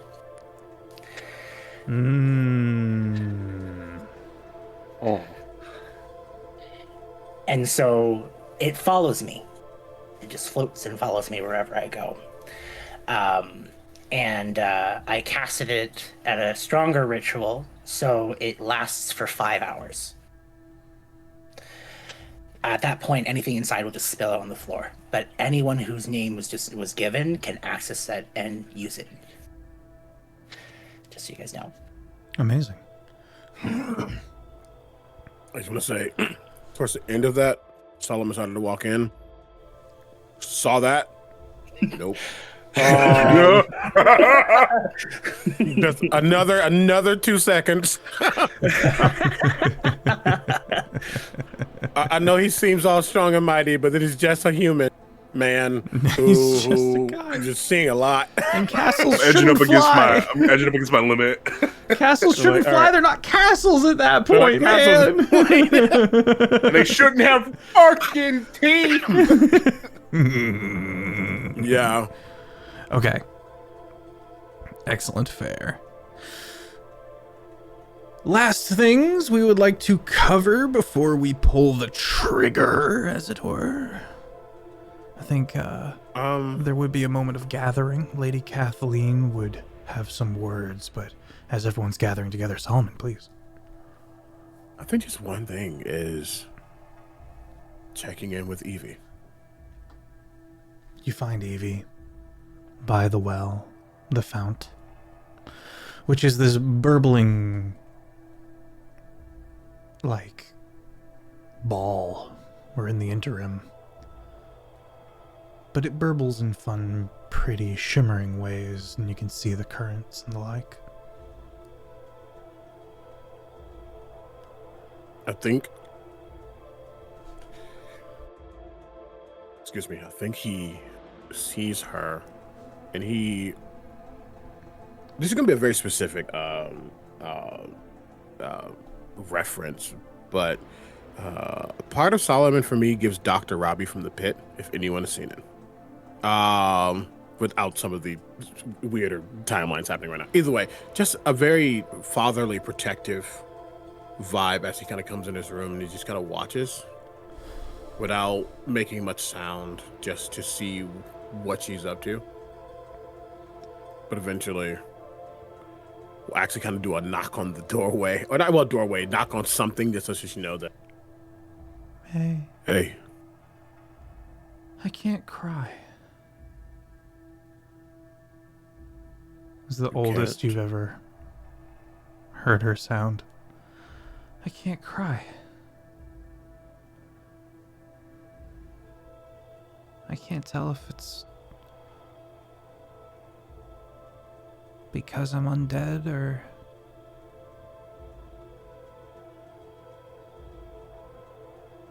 it's a lot. You okay?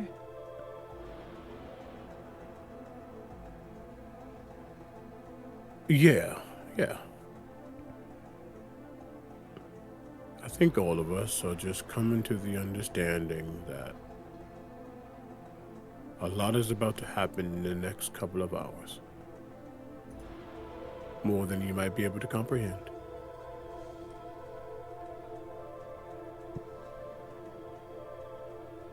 Yeah. That sounds about right.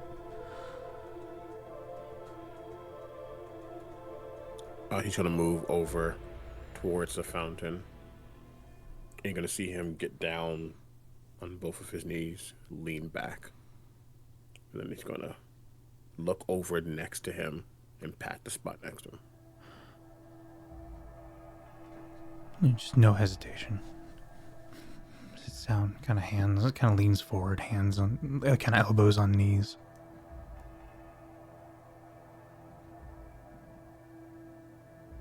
Have you been praying? Yeah.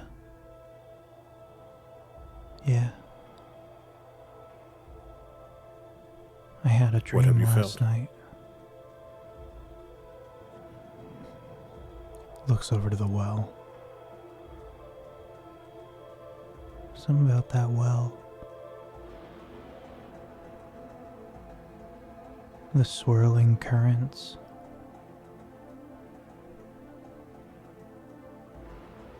They were in my dreams, but I think I saw the sky.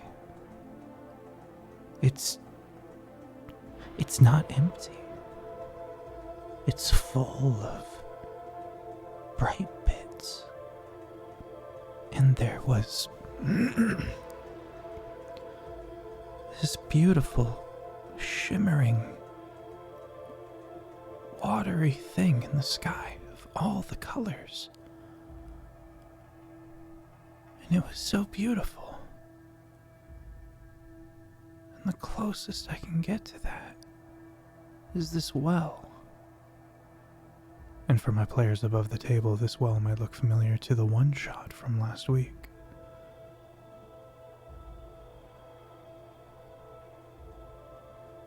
It's got bits in it, like a Vinique bottle of wine. It shimmers and swirls. It's just a bit of him.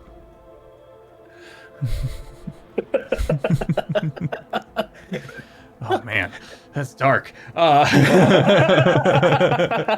This is Bayonet. I wasn't ready. You turn, Solomon, and you can make a religion check at disadvantage because this ain't your religion.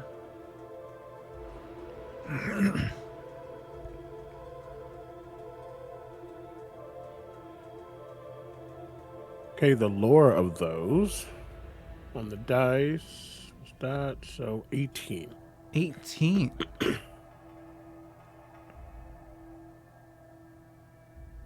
You realize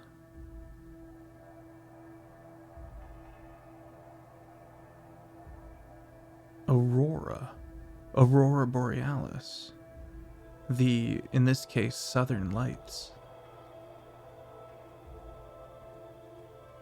Every planet, not every planet, but it's a common occurrence that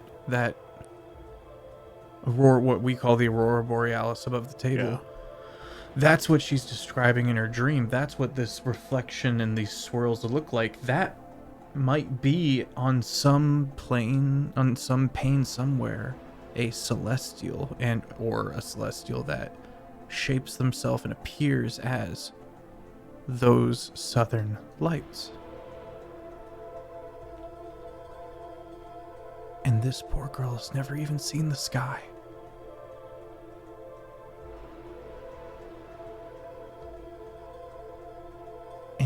yet her faith in a place where the gods cannot reach her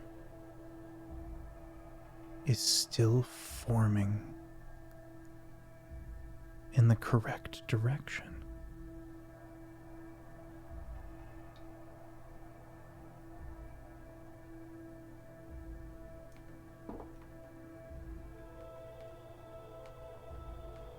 There are signs everywhere, child. There are things we cannot comprehend, and yet it guides our path. I cannot tell you if this is for you, but you were meant to see this. You were meant to understand it. And may that understanding be what gets you through this.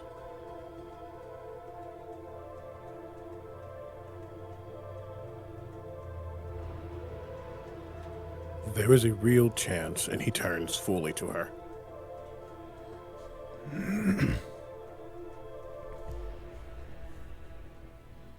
That none of us walk away from this.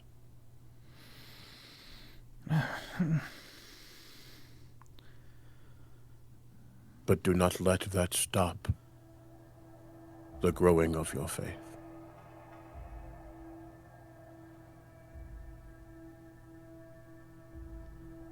It may be your end, but it will not be the end.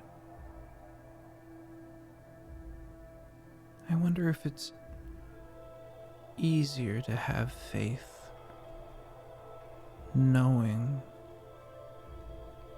that the God can not do anything.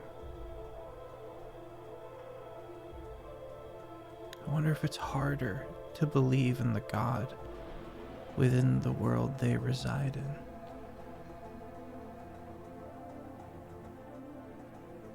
They're somewhat predictable here. They can't do anything.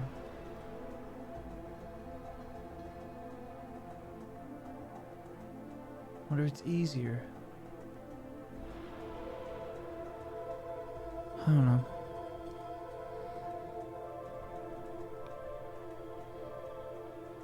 Faith is the songbook that only you can sing.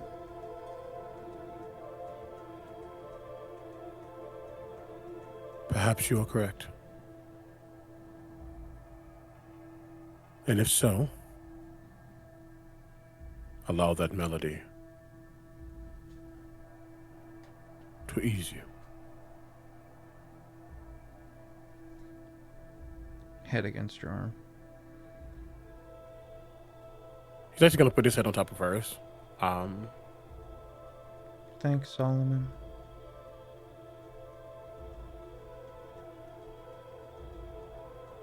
Don't thank me yet. You still need to pray. Yeah.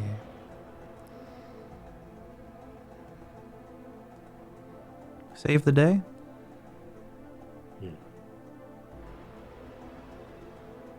No. We guarantee it instead. She goes to float away before turning back. Solomon! Death follows.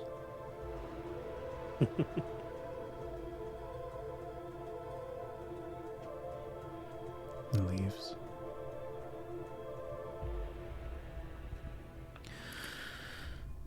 It's that he looks back towards this fountain as she leaves. And the tear falls.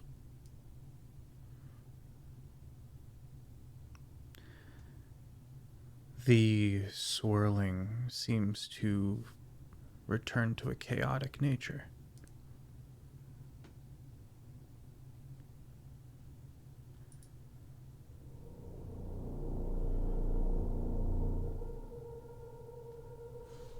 We have our information. We know where the castle is.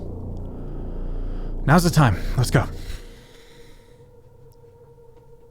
Dahlia and Pierce/Sir You get into position.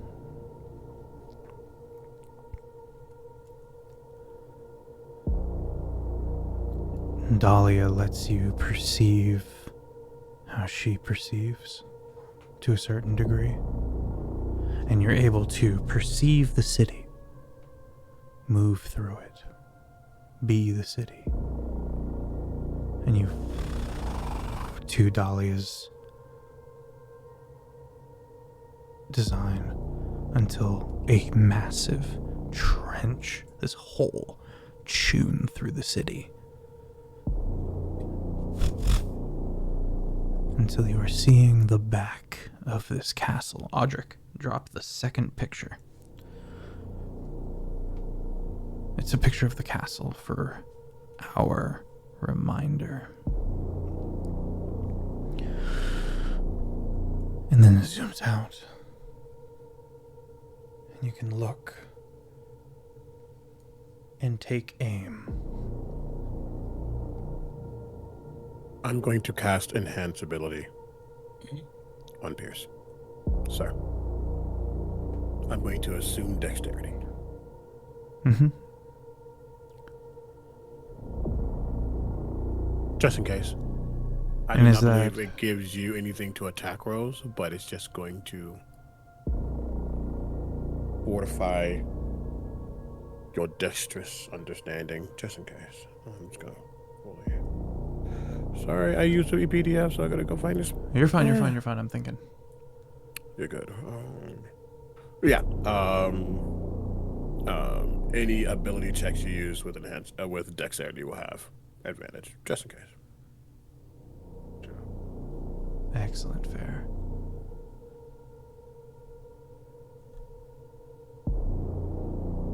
There's one last thing, Pierce. You have to activate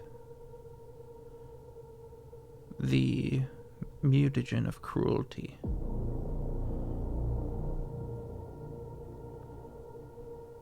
That would be. That would be. And you'll see the arm kind of. And kind of pop out of the socket for just a second before the red glow comes from within the barrel, and he forces it back within. And that third arm will kind of not pop all the way out this time.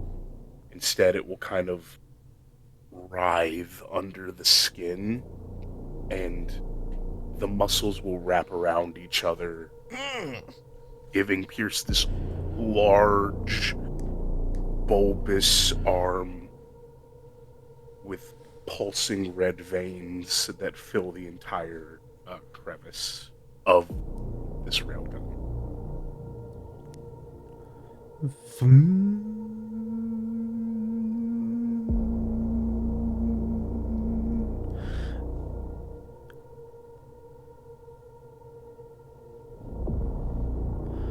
Once, Lady Kathleen says, once we have engaged, we will move in. We must hold off anything the Sovereign can throw at us. While our friends here, nods to the party, goes in. We don't know what they'll find there, but teleporters be ready. We're going to grab our second break right there as Pierce lines up his shot. Don't break my heart like that. Oh my god, not today. I didn't realize that until now. That's Oh the my last god. one. Pierce, Yes. Wow. you look, and as the place that you're essentially like harnessed into begins to quickly move you back towards the back of the gun, and you realize, wow, this is still going. I'm going this fast and it's still going. and with you is a small detingent Atticus, Dahlia mentally, and a couple of arcanists and teleportationists and a few people that are just like on a frequency, essentially ready to do various communications.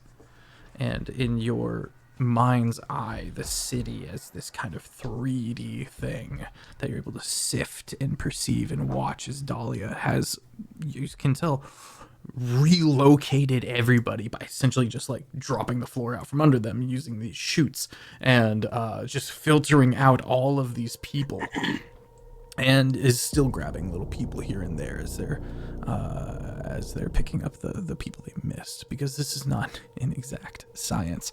And Pierce, sir, there's just a bit of you that realizes, oh, okay, she's still very new to this, is just as new as to this as I am, and that trepidation kind of begins to weigh in, and Sir kind of steadies the zeitgeist that is you. The zeitgeist.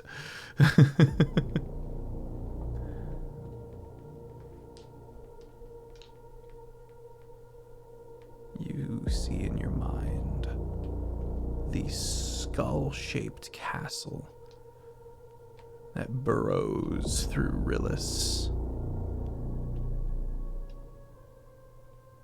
You see now that in that front row of teeth, the arc of a massive halo. And you realize this castle is just armor for the halo, with bedrooms and a shitter maybe. And you got the bead on the back of its head.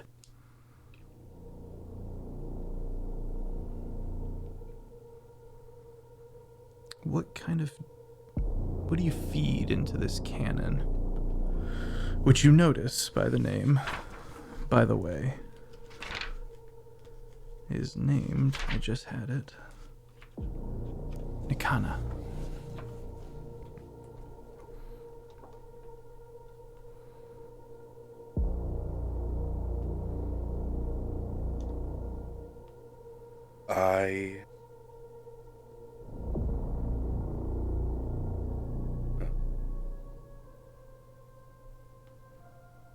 I look to Atticus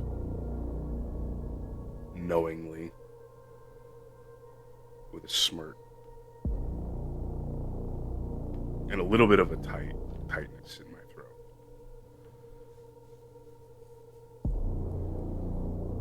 And I go, every bit of scrap and all the vodka we still have here, loaded up. And then arcanist fades away to go do as you need. He's just gonna do his alarm, by the way. Okay. And then I whistle. And the light pink hound. Hey, boy. I scratch Oberon behind the ear. You see in there? Go in there and shake off some of your dust. And then hop back up.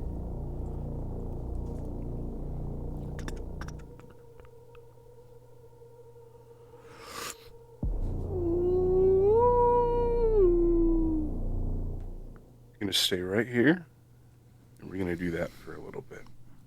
Hunkers down, kind of around your plate, your legs, kind of head on your shin, just watching everyone else protectively. Wait for the round to be loaded. And just to say aloud really quickly as well, ability has not been enhanced, but death is blessing you, as well as Dahlia and Atticus. You. eyes will glaze over, and a chunk will be bitten off the tip of my thumb as I underline the name Nakana on the barrel and activate my Crimson Rite of the Storm. As electricity writhes and arcs all the way up this barrel. Oh.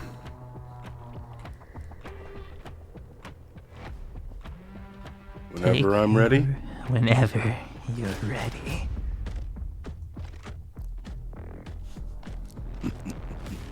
Everyone puts on like ear protection. As an assassin,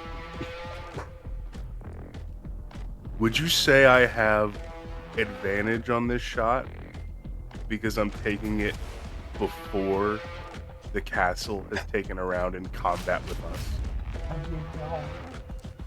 Yeah, you're getting the jump. You're getting the jump on it. Very cool. And this is an undead. If that applies at all. This does have to do with Fey Fiends or undead? Mm-hmm. In abstract way, all three. That's excellent. So, what would my modifier be for this weapon?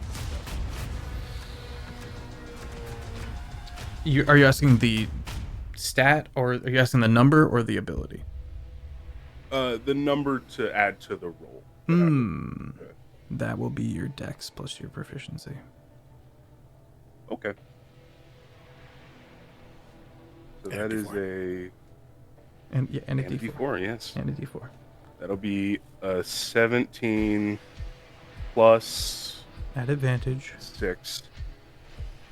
Oh, this is at advantage. 17 plus plus the other one 6 was for 8. 23. 17 plus 6, 23. Plus my dex modifier, which is another plus 6, so 29. Yeah.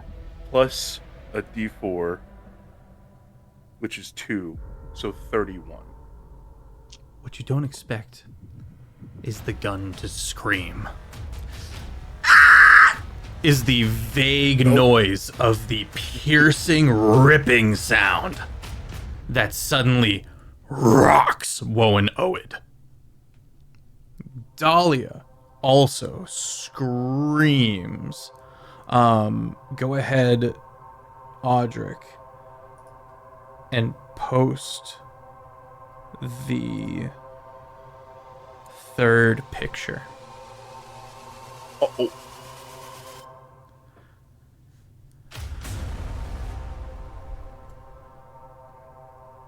Nothing remains in the direction of this sound, of this blast. There's nothing. A mass hole in the city goes out through the city and into the nearby mountain and takes the mountain. And it continues.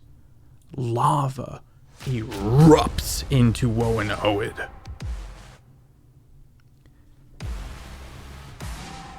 And an entity pops out.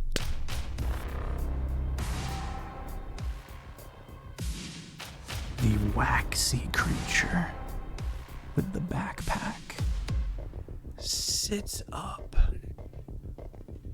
and reaches out to protect Plea at the base of Rillis. This has many effects. Pierce, make a perception check as you attempt to navigate the shattered mind of Dahlia. Dahlia's head swirls apart and holds in place this almost detonated form. Welcome in, everybody. Welcome in. Goodness gracious. We are literally going up against the big bad right now. We are level 20. And we have just built... Am I able to add my bless to this too? Yes, absolutely. And we have just built a magnetic railgun in the small land where the small plane in between the biomes that face each other where there's no gravity. And we've just taken a shot, essentially, at Strahd's castle. Welcome in, everybody. Dirty 20? Excellent. You see down through the wound you've just put in the dimension. And from the bit of castle you can see left. Audric, go ahead and post the last picture for me. You see this stone head fall from the halo winking out from within the castle. And from its eyes of this, almost like a mask, 2 holes where the eyes are from within the castle, you see veins and nerves slowly pouring out. So everyone who's coming in, I should say this is a horror campaign. There's 4 weekly campaigns. Welcome in. The one tomorrow is much prettier. It's a Feywild meets Dark Academia. This is the horror. This is if I were to play a Ravenloft-Strahd campaign and homebrew it and turn it into something that is worthy of level 20 shenanigans. Because Strahd is scaled. Ravenloft is scaled to a certain level. This is terrifying. This has been a year and a half plus of brutal horror. Anyway.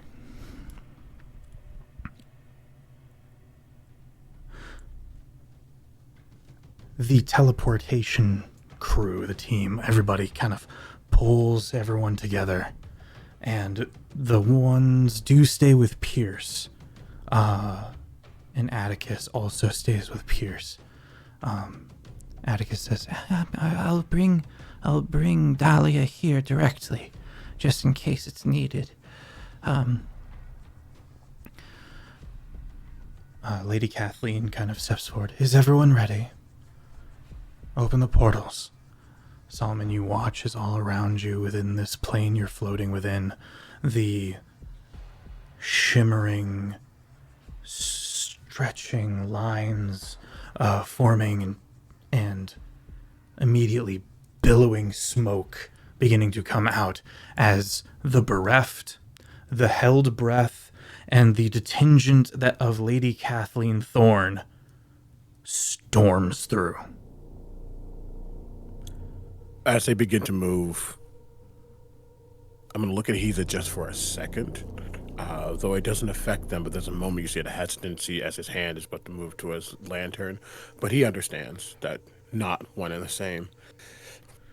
And he just speaks out. Frequent, stay with me.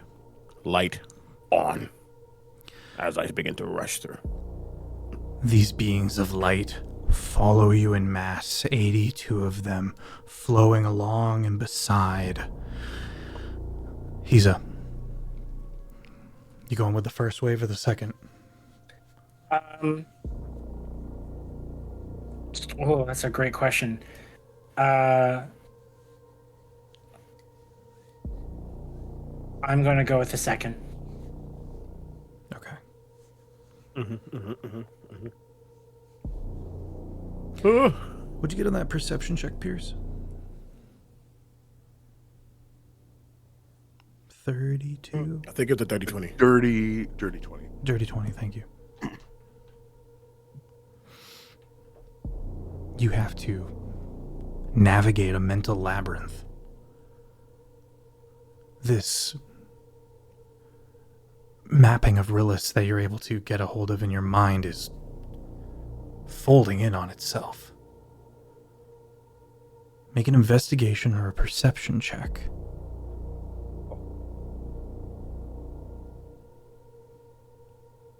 I gotta say it. I have to. Does this have anything to do with Fae Fiends or Undead? No. You are looking for Lord Uzak, the Duskborn. And that is... Oh. That is elemental. That is Jinn. Yeah. That's primordial. Fuck me, I guess. Lord Uzak is just like, I will...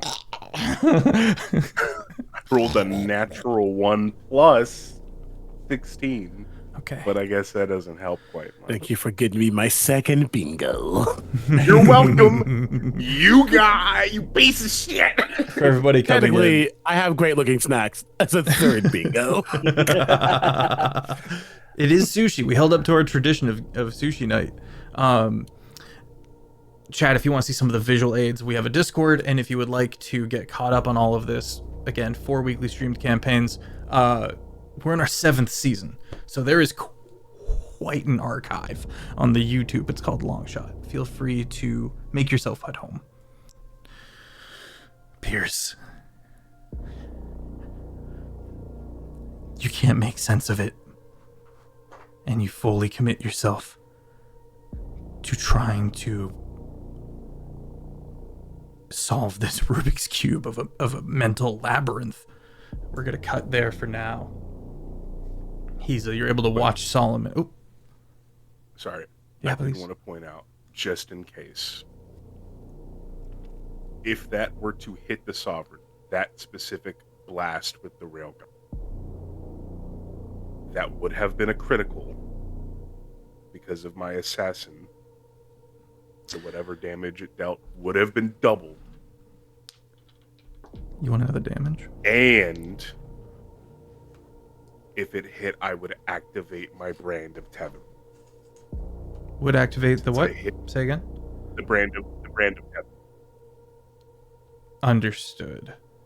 Since I hit him with a weapon with a currently active Crimson Right. Do you have a dice roller, or shall I? A dice roller? Mm-hmm. Like to roll a I vast have- amount of dice. Oh my goodness. Yeah, I can. Okay. You can go ahead and roll me 100 D100s.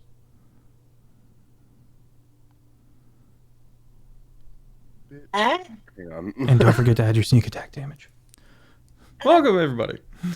We're at the very last I'll- episode of the campaign. I'll get on Everybody's that. Like, what? I'll get on that. Move on to them. Okay, cool. Solomon steps through. Immediately met by the sounds of a mega city abandoned, groaning and cracking and breaking. It's a deafening cacophony. And you know, as do the soldiers around you, that this is your moment to capitalize upon your ambush before the Sovereign can fully reinforce themselves. You move through the space. High ceilings, tight corridors, gray and dark all around. The weir lights gone. Where did the weir lights go? You slowly, as everyone begins setting up defensive perimeters around you, walls of force are being cast. Various miracles are desperately being prayed and muttered under their breath. And you step down into the trench to stare at this castle.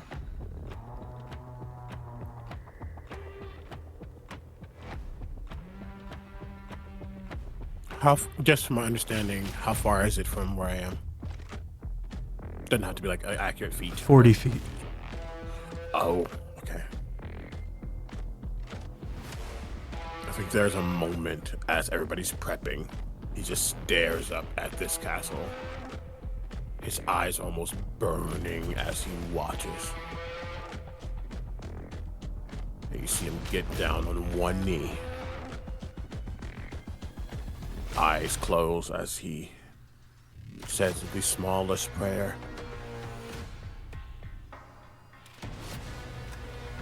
Death always follows. You see the edges of the axe begin to glow, burning bright as I brandish it, putting it right on the shoulder of my blade of my shoulder. And once everyone is ready, he's rushing in. With beings made of light on either side like wings, you storm this castle.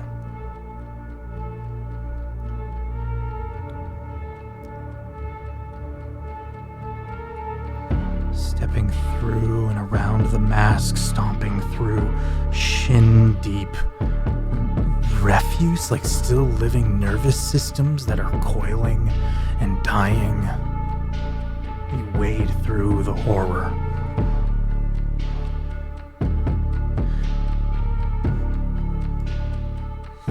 Thank you.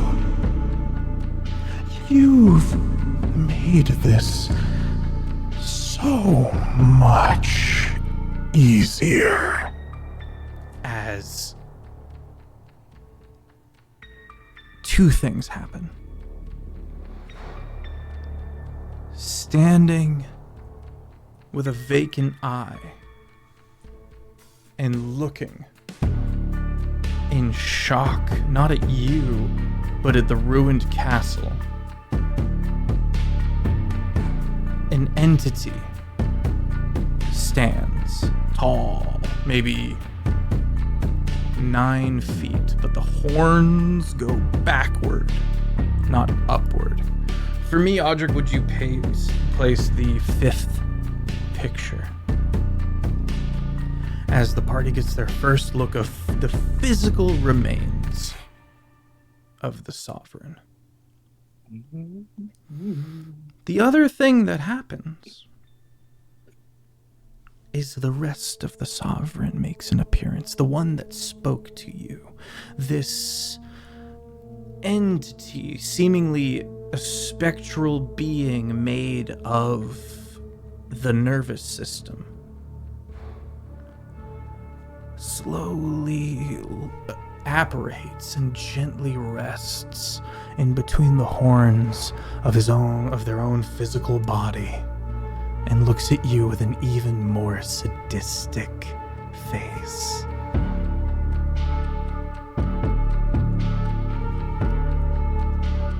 I don't have to look anymore. Looks past you, and in unison, the two of them look past you. I can follow these portals.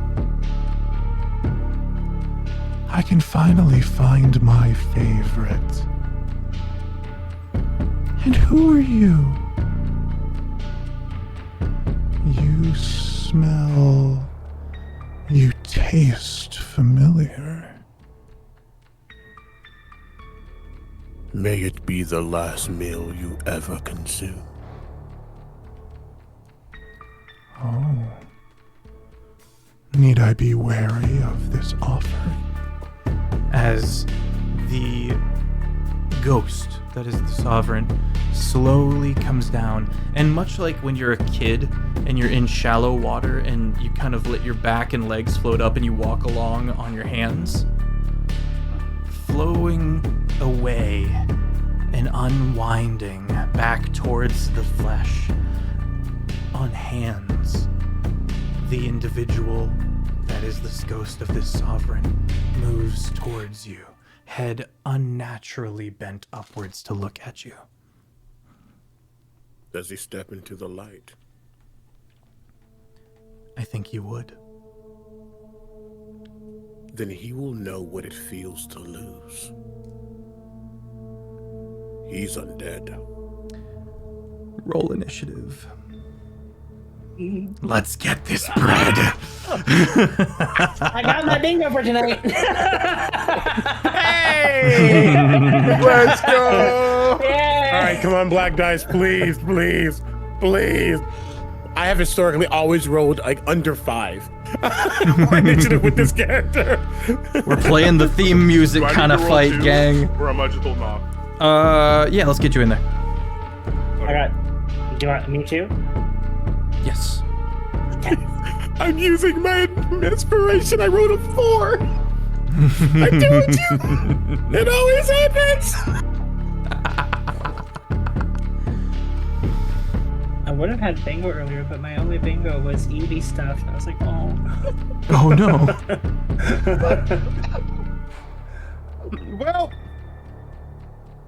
Well. You have before you the flesh and the mind of the sovereign, the soul being bound up. The soul being I wonder why. the soul being all sorts of wrong, having taken the undead nature from the world tree of the Shadowfell, of course. Expositing for our new friends. I'm gonna turn the music down a smidge. All right, what we got? We got 10 for 10. Shane, 10 for Hiza. He's a 10. Uh-oh. Just to be clear, the second dice was lower. So 4 is where I'm at. You know what? Let's be spicy. It's 9 because I can bump it by 5. Hoi. 23. Let's go. That's what I'm talking about. That's what I'm talking about. Yeah. I'll play the Dex character next time. No, we gotta keep it a bit. I don't gotta go first. I ain't worried about it. Well, Pierce, Or a farm. as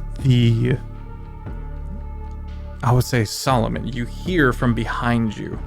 What do you think you can do here, little folk? Little folk such as thee do not deserve such ambition. Lord Uzak descends, moving buildings out of the way, the first to respond to his tyrant lord. And as he gets close enough, we're going to cut to Pierce here, you're able to watch the mind.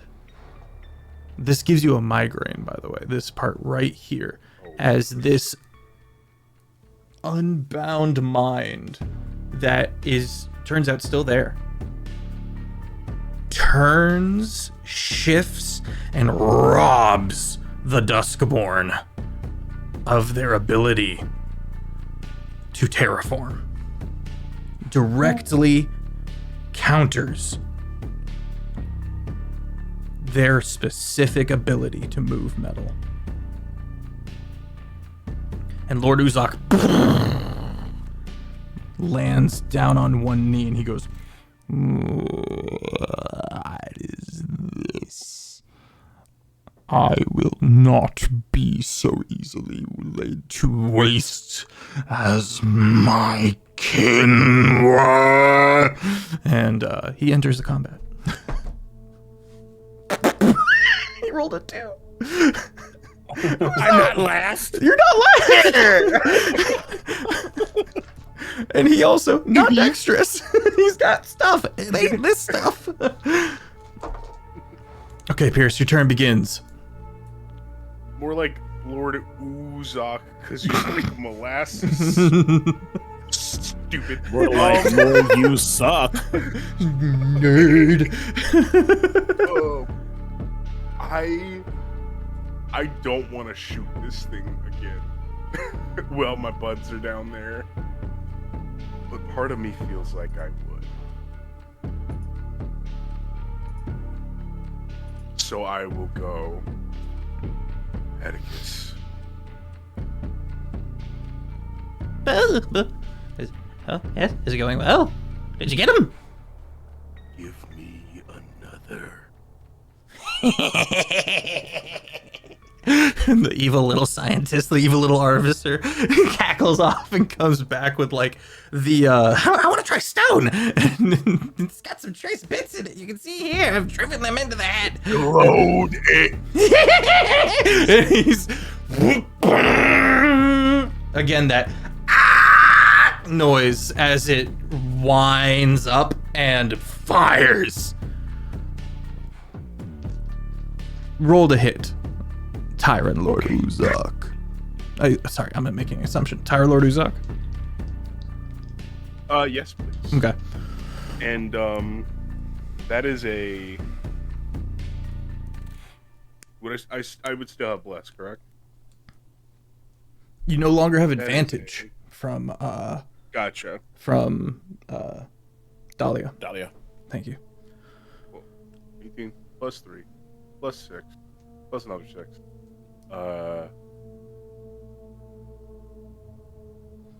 33 to hit. Tyrant Lord. 33 hits. You Okay. said miss. Would you like to roll your damage? I rolled my damage for the other shot, by the way. Let's Hold on to that. let's hold on to that because it did not hit the Sovereign. It hit the ship and went through and eviscerated that part of the ship. But you did see we did go on. Solomon went into the ship to see him like come around the corner. Okay. Cool. I'll roll my damage. How much do I need to roll? 100 d100. Okay. That is trifling. Fucking gun. I've been sitting on this big ass gun for about a year and a half and some change. I'm very excited to watch it go burr. It's supposed to be this almighty weapon. Don't fuck with me. 5,028 damage. Let me just scratch out Uzak. Solomon, you're back at the bottom. You are back at the bottom. Uzak is dusted. The line, the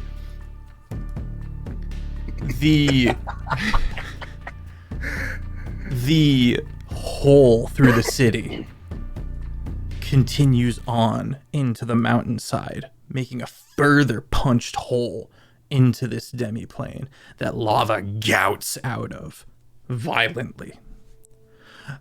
I was talking about this earlier.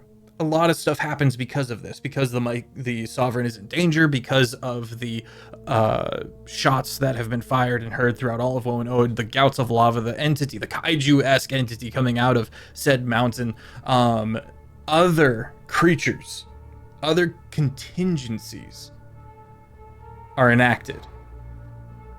They were never meant to all enact at once. Oh. And such horrors are unleashed upon this realm that the mind boggles.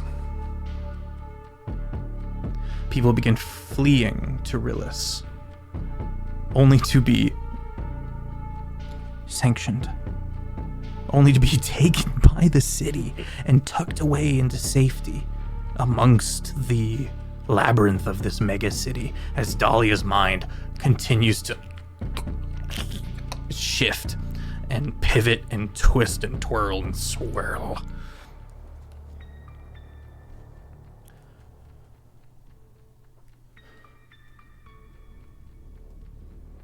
All right.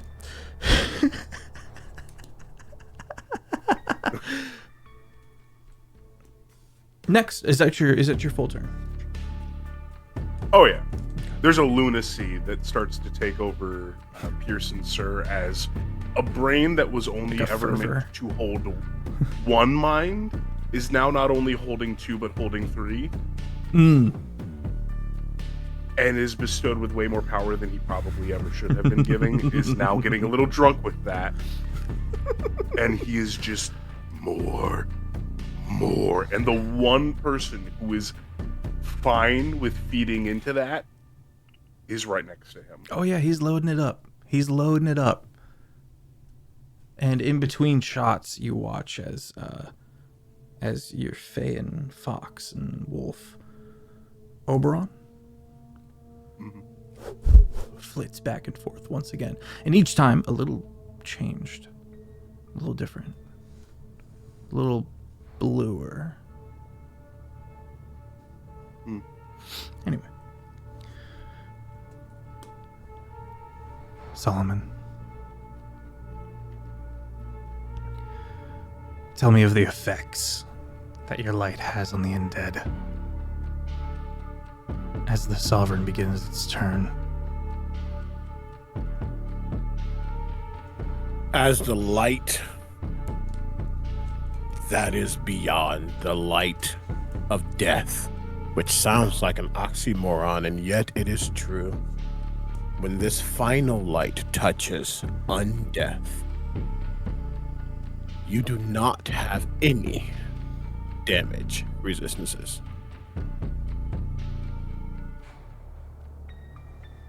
And if you have abilities that proc when you reach 0, no, you don't.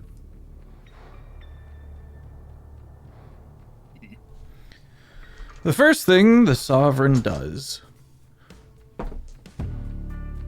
is learn all that information. Sure.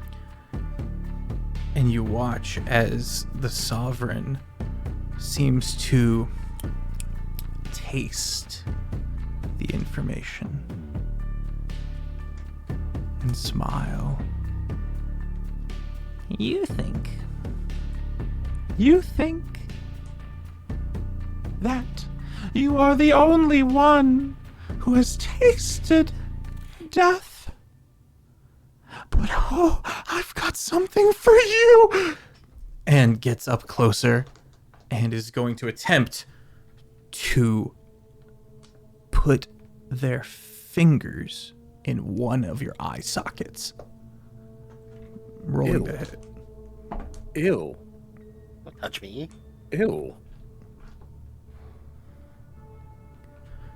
I'm gonna kill you with your own gun. And does a 28 hit. Yeah. Death touch.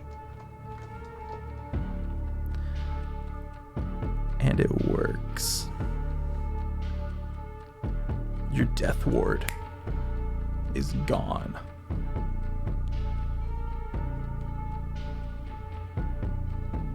You see, as that disgusting thing touches Solomon, the undulation upon his body goes rampant and wild, and it almost begins to start to spread.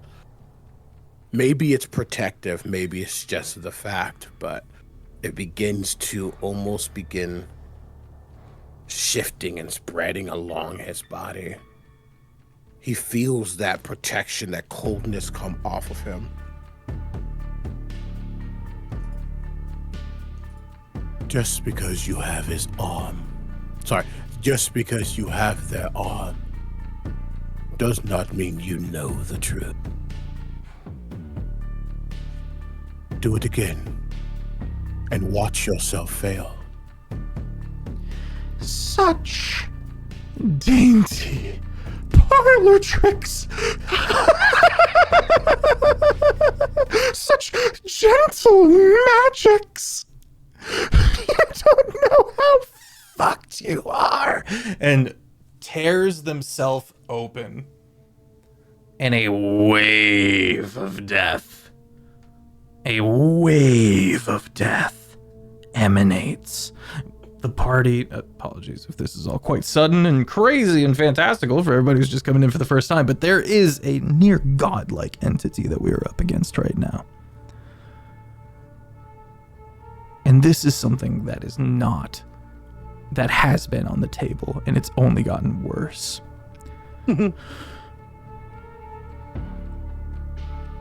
At first, everyone around you, Solomon, and yourself, makes a con save. The DC is 30.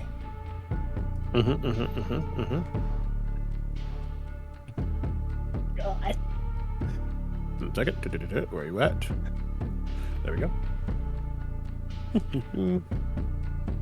Sorry about that so loud.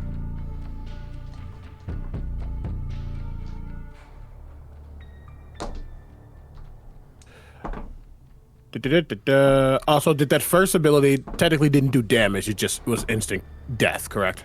Yes. All right, I was making sure blast is still up. That will be in total for me. Like that. Got you. You're gonna see that spirit of his undulate again. As I fortify myself, taking 10 damage to add 5 to this roll to bring me directly to 30. Whoa. You succeed.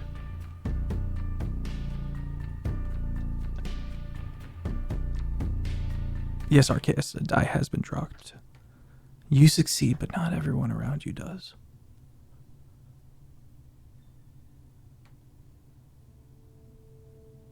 Lady Kathleen crumples.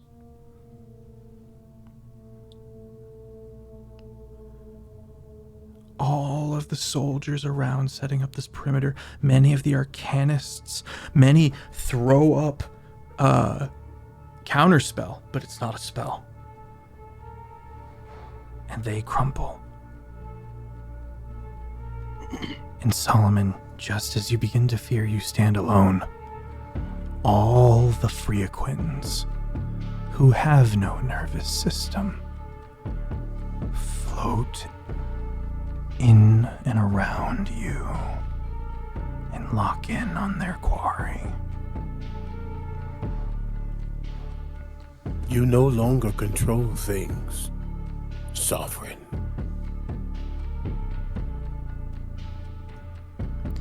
Does Death think that I've never seen a martyr before? No. But you haven't fucking met me. That's great. Legendary action. No.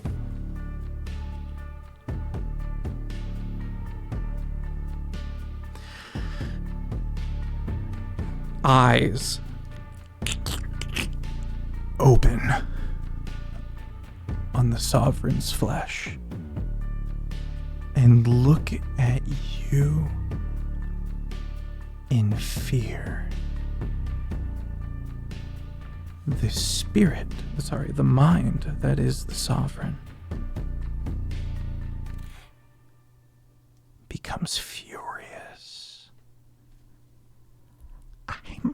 I'm going to make you eat you. As says this, running past and through the mind of the Sovereign, the body of the Sovereign steps forward and brings out a huge jawbone and brings it up and tries to swing it down on your head, Solomon. Yeah. Of course. Does a 18 hit? No. For all that, for all this power, the body is still the body.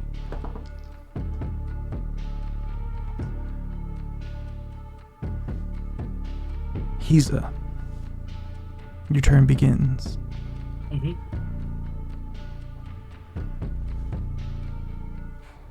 Is the second wave going in? Yes. Okay. You can see the Arcanists on this side with the teleportation magic still open.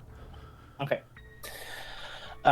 So You watch someone with just like lifelessly fall back through the portal, and that's all you can see is just a body just falls out lifelessly. No wounds or anything, just.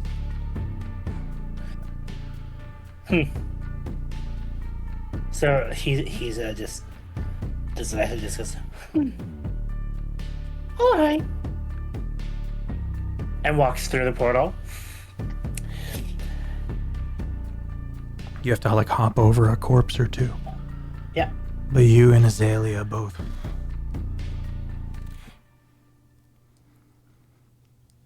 Step in. Your turn How begins. far are we? 40 How far are feet. we? 40 feet. And I see the Sovereign.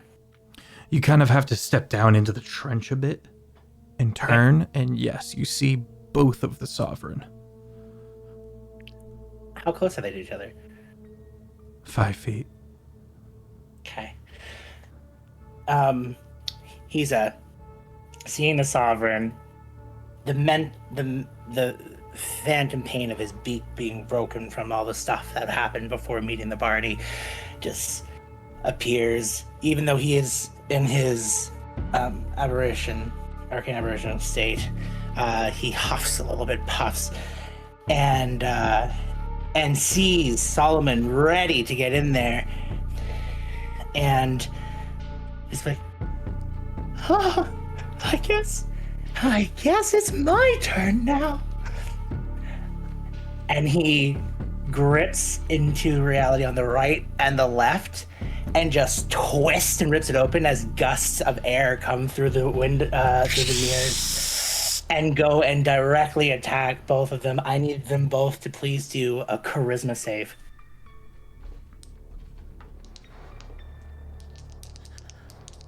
As a note, I'm rolling for both with a 1, just at advantage. Wow, that's god-awful. What is the name of your spell? Ominous Winds.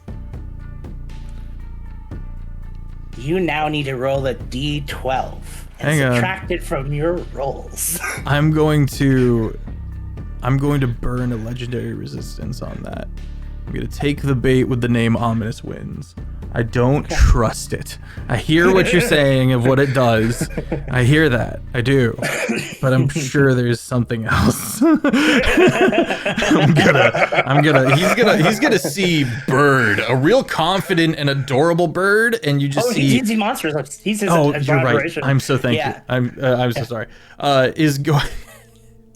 Is going to see you casting the spell, and he's just going to, I don't want any of that.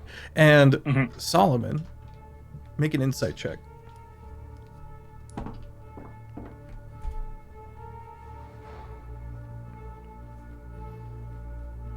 Oh, now you want to be in the double digits. You didn't want to do that for initiative. 22. Bonk. The Sovereign has written you off in their head. You're some kind of offering, apparently. Some kind of unkillable offering. Cool. So you're an infinite snack. You are an infinite torturable entity, apparently. And so actually has a bit more caution against Hiza, and is disregarding you for the dogmatic, essentially paladin, that they think you are. Martyrs don't scare someone who stays in power for hundreds of thousands of years. When you're able to wipe everyone out and start over and have done so many times, the threat that is you is going under the radar. And It's okay. You lock that information in a realization as he kind of turns as the physical turns a shoulder towards you and kind of like squares off against Hiza. Thank you, Emily. Appreciate you, Audric. Love you, Audric. If you can make sure to send Emily the pictures. I still have a few more left.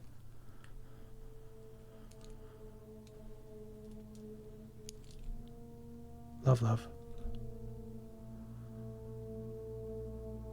Hiza.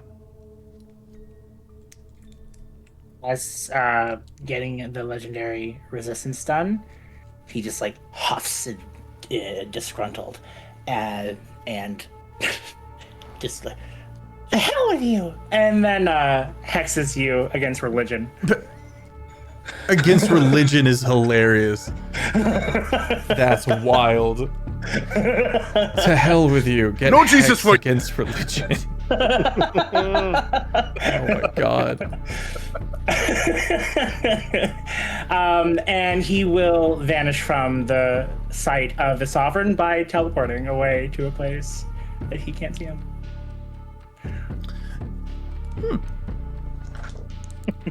You go to I don't have my reaction.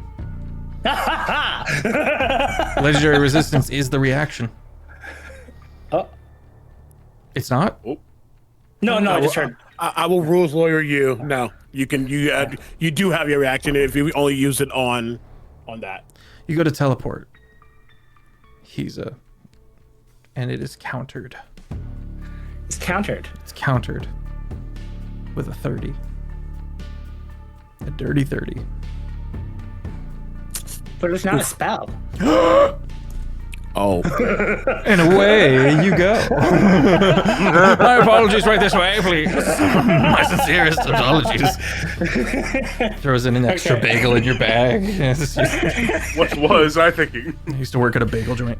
I was like, oh my, just grab one and throw an extra bagel in there. I'm just like, wait, why am I being counted? I just can't do it. Excuse me as I away. And then I will end my turn. Understood. Yep. Solomon, your turn begins.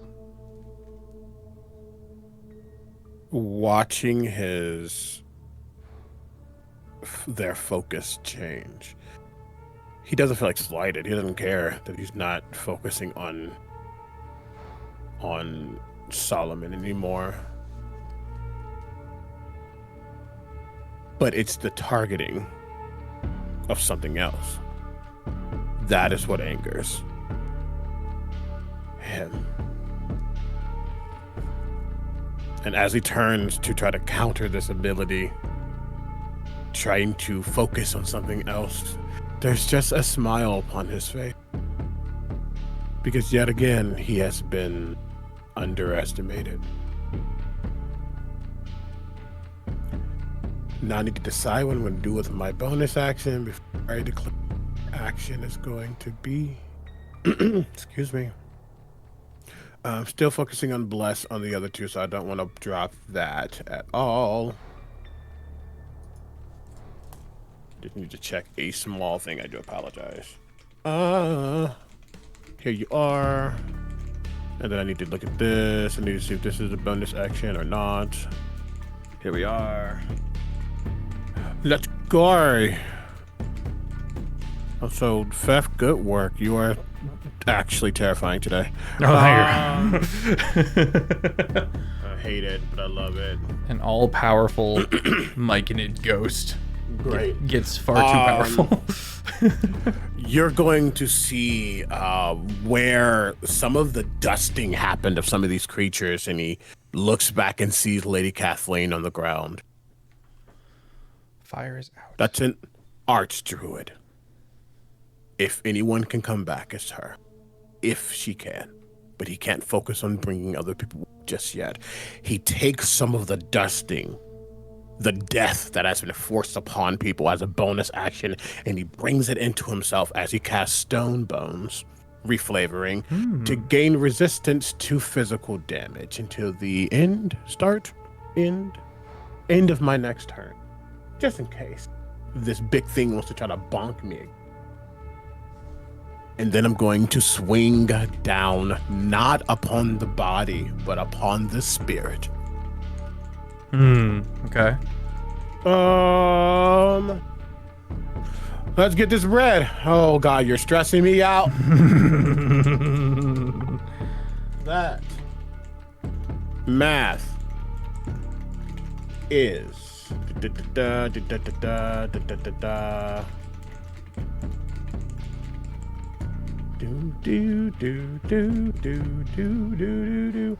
I'm gonna do that. Does a 25 hit? Just. Okay. We're gonna start you. 8. I'm gonna get rid of 10 hit points to do an additional 20. So that's going to be 12. 12 points of force damage. 30, and then an additional 20. 30 points of radiant damage. What was it? So 12 and 30, so 42 in total. And as I swing down, that crystal begins to crack in the middle of the weapon. I need them to make a dexterity saving.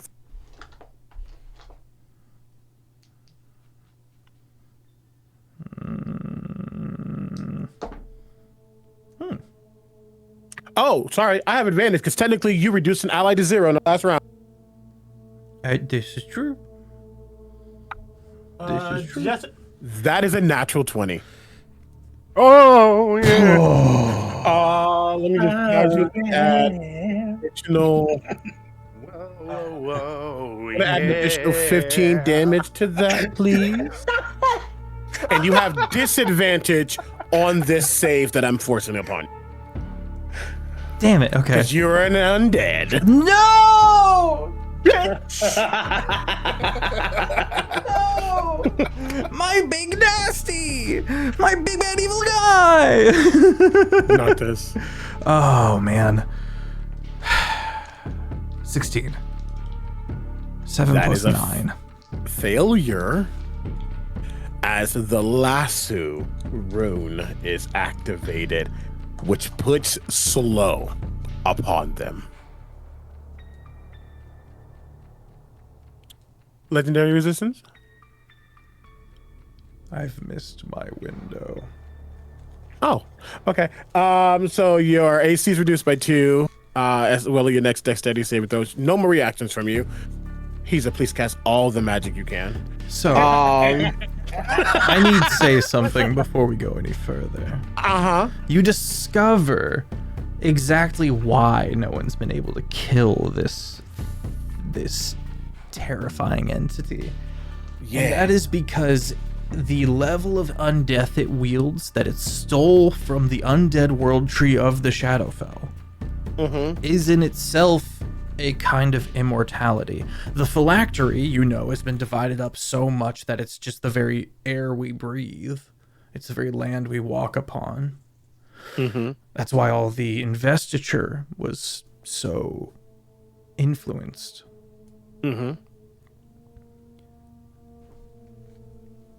As you bring your weapon down, you kill it twice.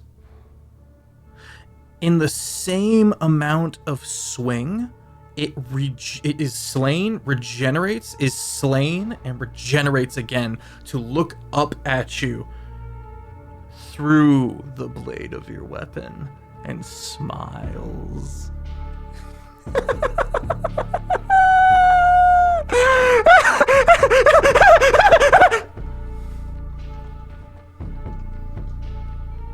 Out of curiosity, Pfeffers, is that an ability that happens when the creature reaches 0? No. Okay. I see. In the light, those abilities, if it is, are specifically negated. It's not a. It is a passive ability. Sure. No, yeah, 100%. That's why I just needed to know. I just double checking. That's a just good double question. checking. It's a good question. It's a yeah. Really quickly, because you did say technically they're two separate things, but they're acting in accordance with each other. And with the cleave ability, I technically can make a melee attack against the body as well, just to see if it also will regenerate. Go for it. Because I'm right next to it, just in case, before I actually take my second attack. That is a lot. 31. Yeah. 31 hits. Just. Great. The flesh AC is 30. Yeah, makes sense. 100% makes sense. That is going to be 23 points of damage against that creature specifically. Just he's getting information right now. He knows that he's not about to walk in here and do one swing and kill these things. That's not possible. But what he can get is information. It takes the 23 damage, you said? Mm-hmm. It takes the 23 damage. And as it carves in, the laughter turns into a shrill giggle. Emily, for me, please post the 4th picture. There's so many pictures. I'm stressed out. Sunlight breaks for the first time in the history of Woan-Oed. You crack Woan-Oed at the seam, Solomon. That is a very dangerous game to play. And of all the people to discover this information, I am most worried that it's you.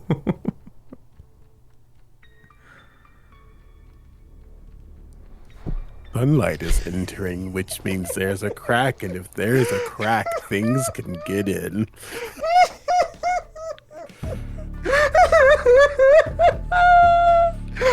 Wonderful. My actual second attack. Okay. He still has reduced somebody. Just seeing. Might as well crit fish, but I didn't. That is a 27. Which is going to ultimately only deal 19 points of. This is radiant and force, just so we know. I can only do the torment once a round. As I hit this creature again, watching it, understanding that it is regenerating, coming back, just kind of watches that sunlight. Breaks Do you through feel the the many warmth? windows. Perhaps if you didn't turn your back on it, this wouldn't hurt so much. The flesh looks and, like, squints in pain at the light. Now, Solomon, Giza, you both hear the same cry of pain murmured in Wayspring.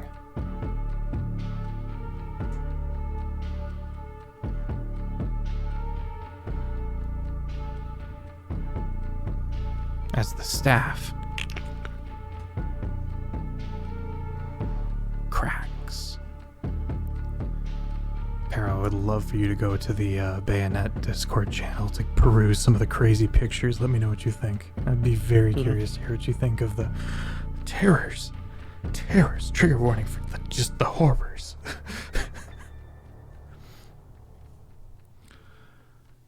An additional complication, Solomon. Your turn continues.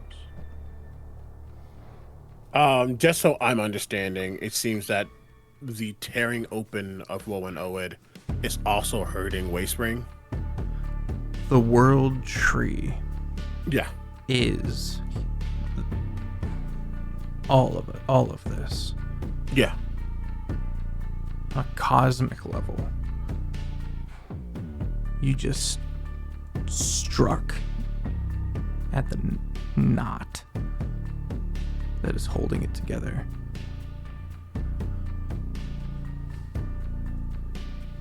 Okay.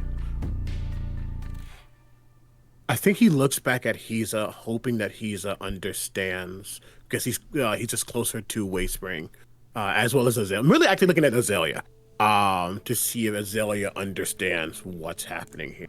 And now I have a singular question, and I understand this is an apt question, but I have to ask it. The tearing of the arm from death was such a vile thing. A vile, and magic isn't just arcane, it is just esoteric. It is a vile thing. A curse, maybe.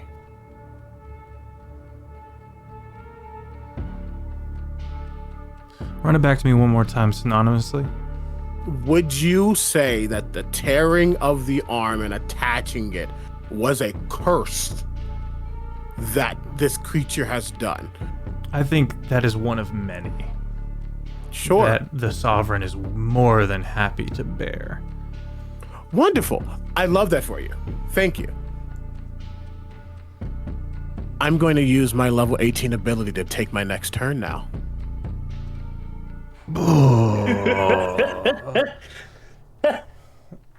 There's Because I still realize the it's not about- slow cackling from the Sovereign. It's not about hurting this creature. It's not about hurting this creature. He was coming. He's a soldier. He's getting information. And then a very specific thought enters his mind, and it's only entered once he's seen the light. Almost poetic. You see him remove his gauntlet and willingly touch the Sovereign. Greater restoration. Oh. A curse. You touch a creature and magically remove one of the following effects from it. A curse, including the target's attunement to a cursed magic item, is the arm of death. Like the Eye of Vecna, a cursed magic item.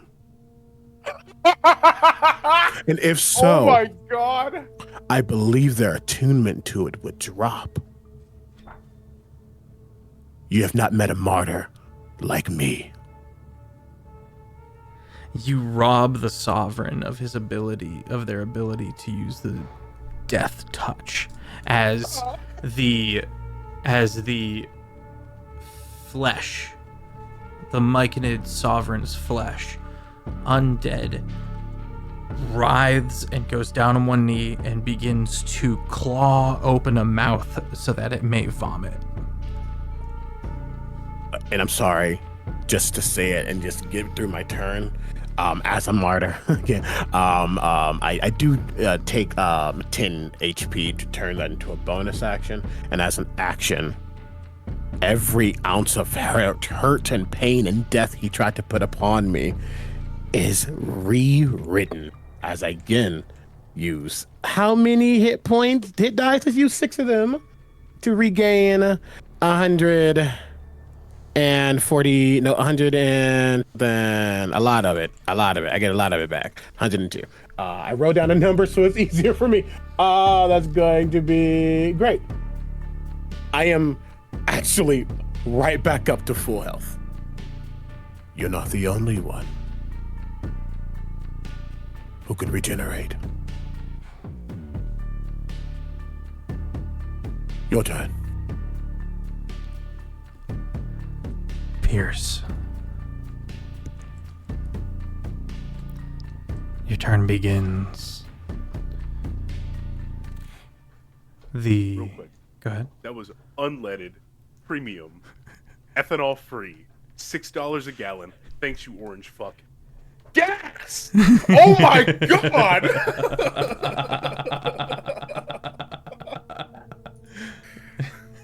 Amazing. Just had to get that out.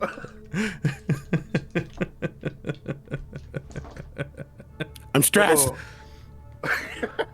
Pierce, you in your sight as best you can go, yes! As you perceive the fight happening within, Atticus goes, If you're going, now's the time. Again.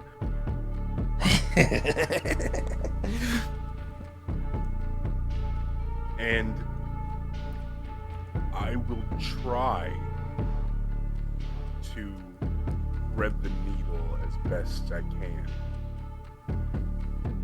But I come to conclusion of knowing this could end badly if I'm not extraordinarily careful.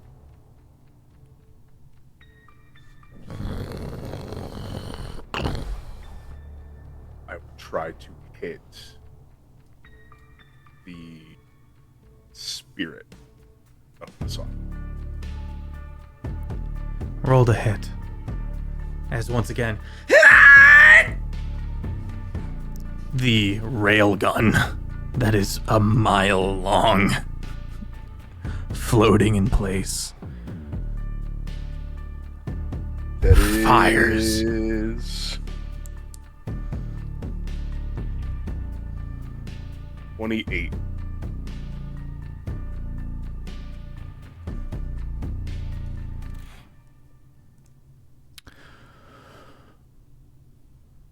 Unfortunately,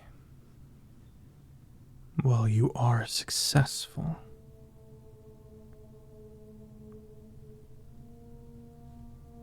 you obliterate Solomon as well.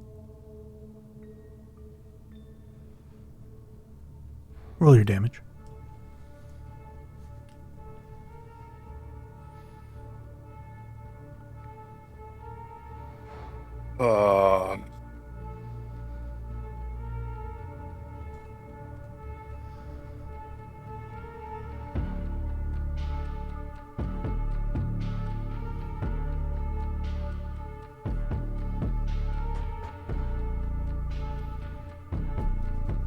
It is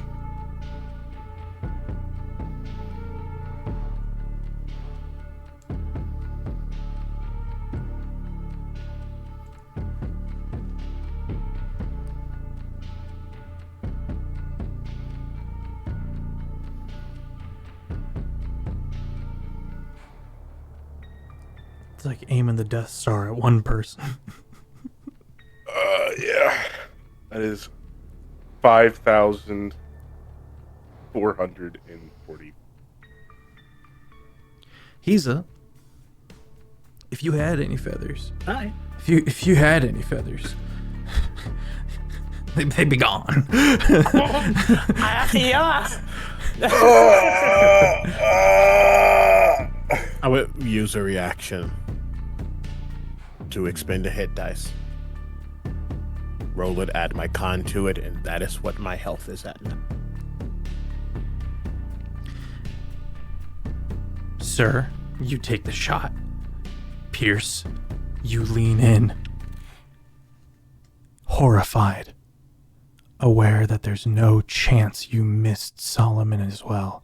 Solomon, what does Pierce / Sir and Hiza and Azalea and Wayspring see?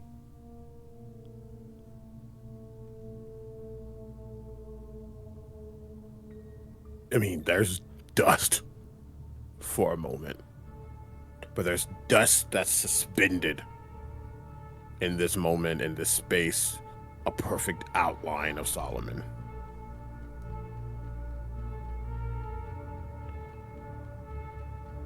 And then you start to see that dust slowly but surely reconstitute itself. And as it's reconstituted, you see Solomon standing, hunched, tired, old man. 2 of my death wards have been procced. I think this is the halfway point, technically. You would see half of my body. On the side where that black undulation is, it is just Vanta black. It is that same coloration. And he is still standing.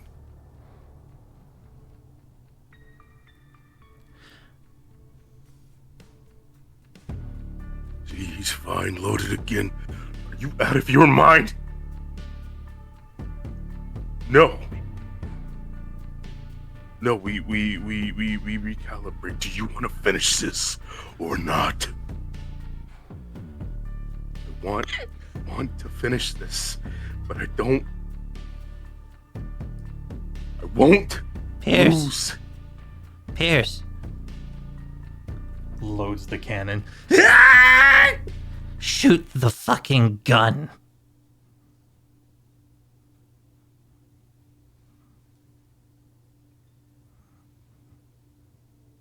One tear out of one eye will fall.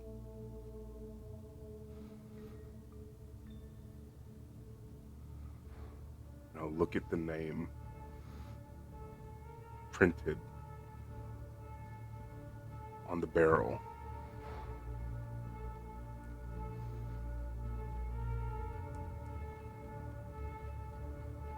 So how much damage was that again? Like 5,000. Oh no, this is perfect for me because I can now record that damage that goes into a pool that I can use to cast higher spells without taking damage. Thank you. Okay. Oh, Pierce will look at the name and I guess all due respect, there's only one person who could ever give me orders, and you're not her.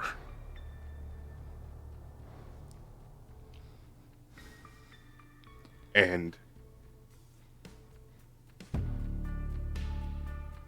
I think I would try to dislodge my arm from the railgun. Atticus. Sorry. Atticus says, Pierce, I was afraid of this. He's gonna pull a ripcord from underneath his shirt, and you hear, and you become unattached from your arm and fall to the side into the Arcanist, who's confused and looking back and forth. And he goes, What are you doing? doing what you can't. You're welcome. And he pulls out a little box. No. I'm gonna try and leap and tackle him off the gun. Okay, we're gonna go now to Hiza. Hiza, the mind is beginning to reform from the flesh.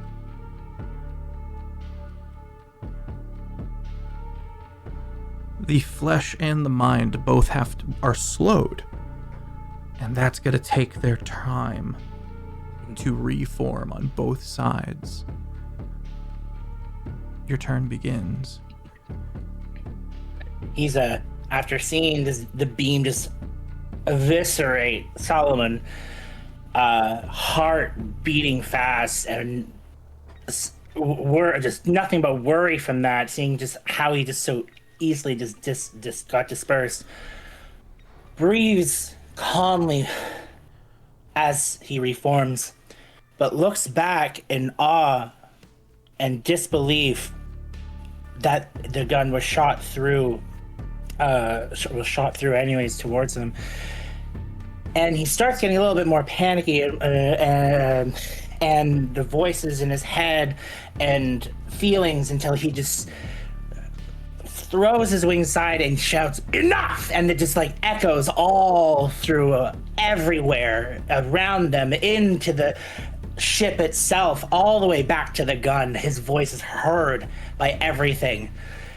And then he looks to the Sovereign and just tilts his body and is like, "No," and vanishes and into just smoke. And everyone just hears, "Mother." And above is Hiza with himself floating, the book behind him 50 times the size of its natural size. Shiza. A blue light appears to his left. Theza. A green one to his right. Mother. The hands from before, the white dripping fire, reaches on a gargantuan scale outside of the books and claws into reality itself, splitting the seams, lights, darkness, waters, fires, air, everything of every element, of every style, of every mineral, of every being starts to intertwine and breed itself with each other. He's standing there, up, looking down at the Sovereign, and it says, "You spoken to death, but have you spoken to Arcane?" And he pulls out from his chest the staff of power that is connected with death, and when they're friends, and points him towards the Sovereign. "You come when I call." And then he just stabs himself with the staff of power, and twists it more into the maw that is appearing inside of his chest. And the Sovereign will have strings pulled up.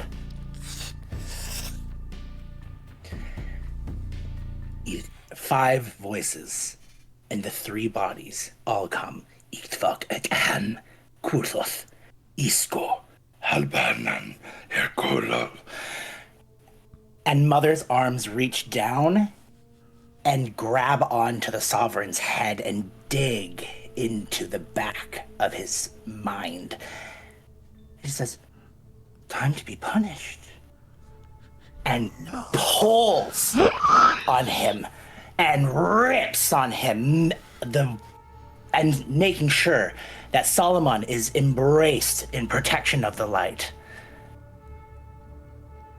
Time to see if you're a monster. The ritual. That's perfect, because I'm the victim.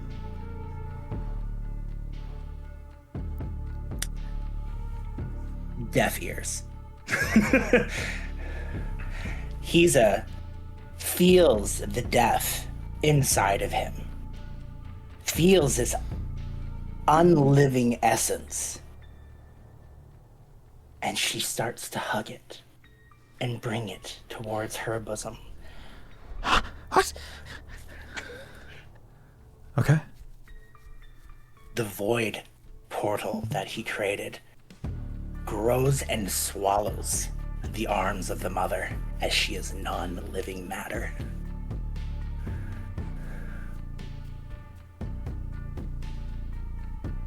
Fascinating.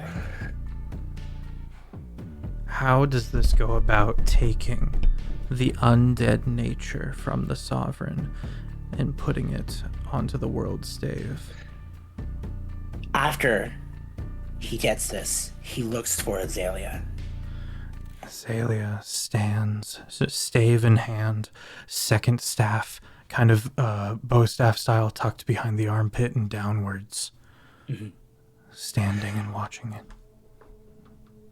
The lights from the colors of Shiza and Deza come and join Hiza. And just for a brief moment, a quick second, his original form just peers over and disappears again back to his abomination. And he takes a step, which looks like water rippling in the air, and he appears directly behind Azalea. Mother, please release. As her arms come out towards the branch.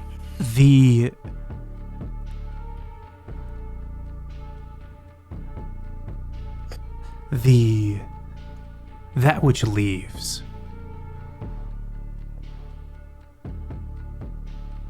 Mother.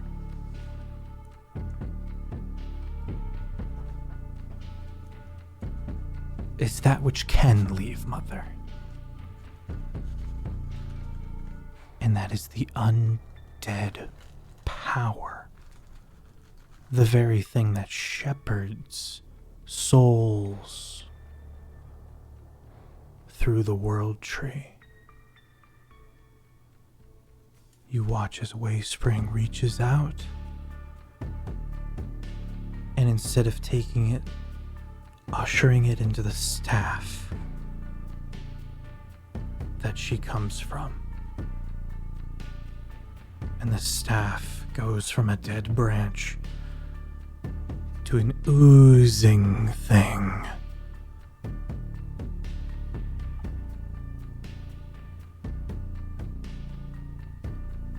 The mind of the Sovereign,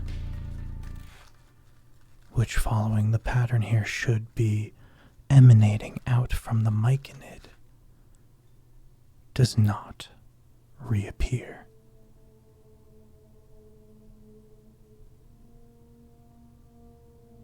Mhm.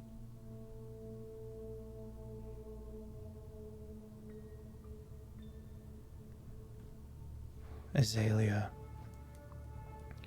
takes his hand and puts it through the loop of the staff, and that which peers past it is fully porcelain, shattered and floating. Wayspring becomes a mantle across their forehead. And their eyes go black.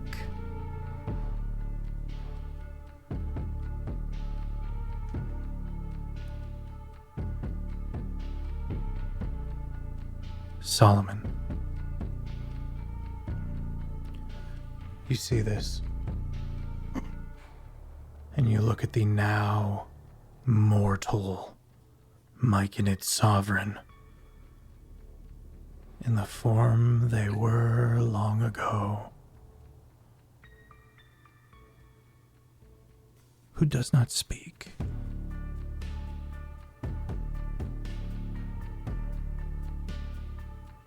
but seems to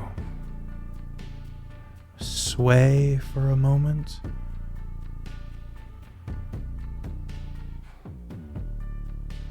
and take one step, a second step, kind of touches their chest for a second, and then, almost confused, reaches out for the jawbone.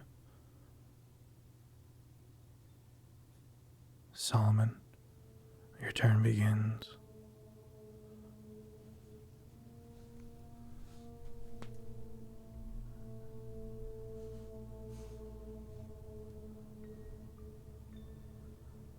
That coloration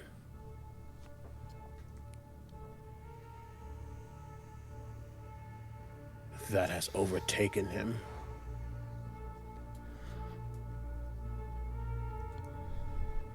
it continues to move and shift. Hearing the words of Hisa, of Mother, feeling the blow from behind. Everyone has a job to do. This is not about the one, this is about the all.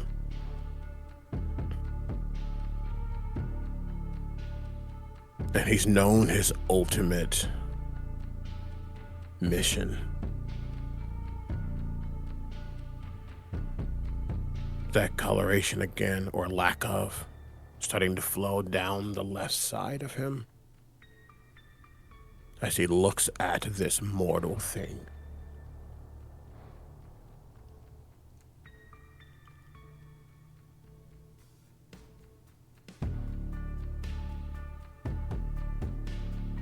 We walk in tandem. Do not fret, Sovereign. The good news for you is that you will not die alone here today. As that coloration continues to pour down, it's starting to move up his face, completely turning that white hair stark black. It travels up through his hairline, shifting it as well as the final martyrdom begins.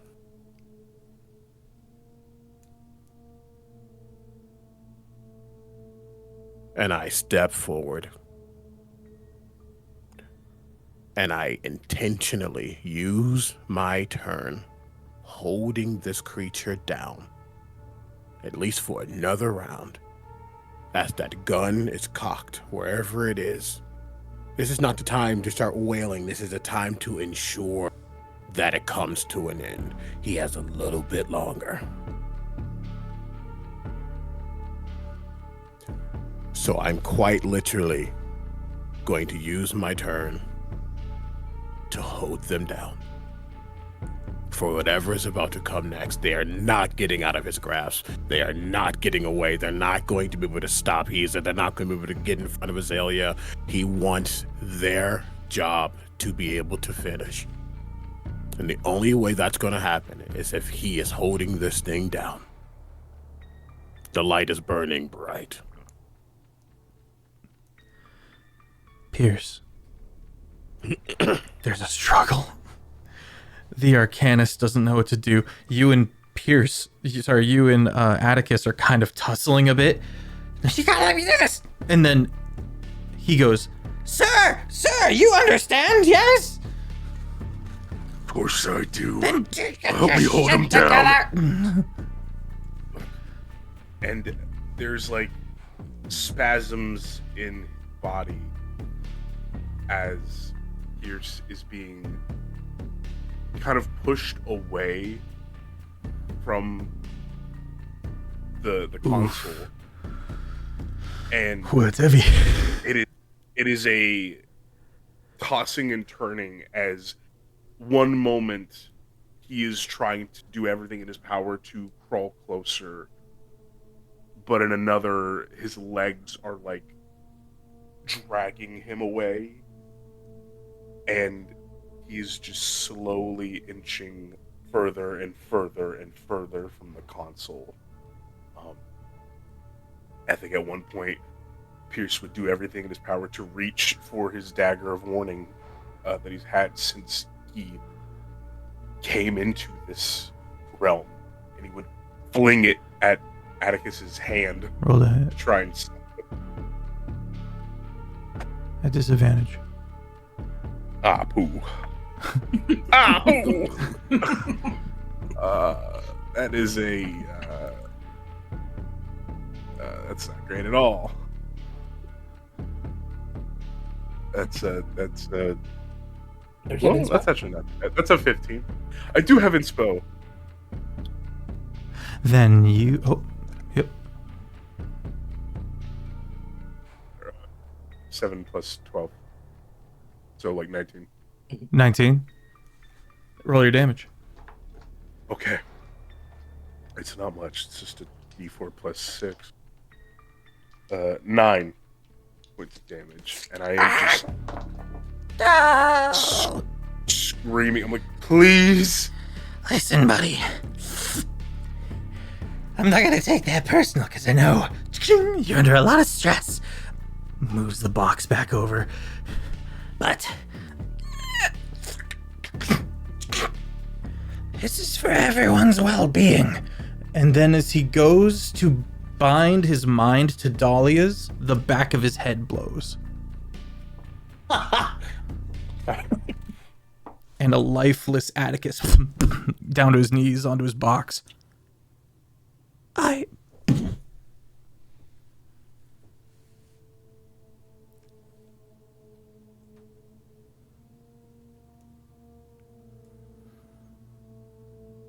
Slowly get up on my hands and knees and crawl towards the console again. Like, The Arcanist is like,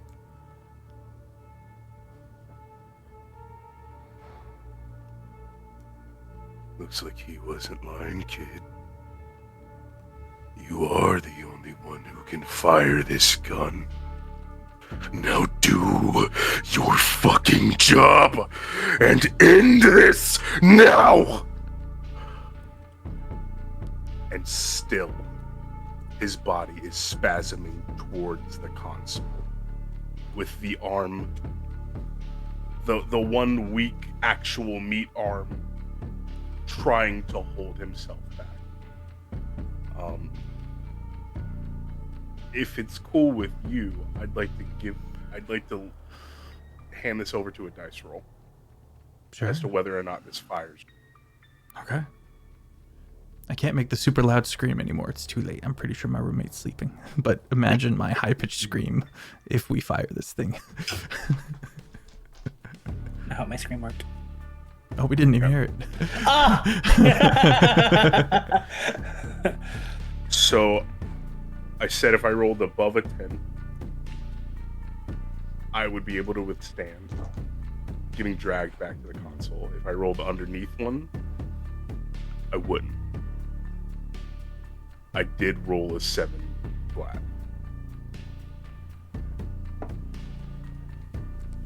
Okay. Paint me a word picture.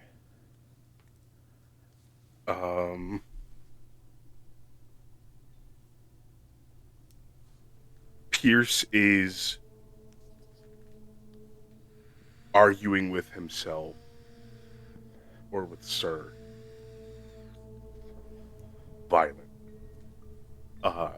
He is holding on to the edge of a corner, nails kind of scraping against the metal, as those legs just trudge and trudge up the podium. And he's straining every muscle that he has control of until he hears the clunk of the socket going back into place.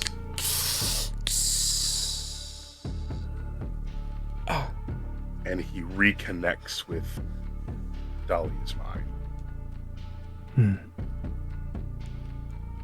Pierce, unable to fight it, will fire the...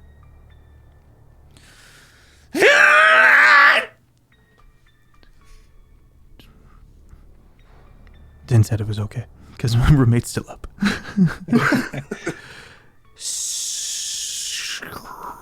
Screeching. Fire your shot. Roll to hit.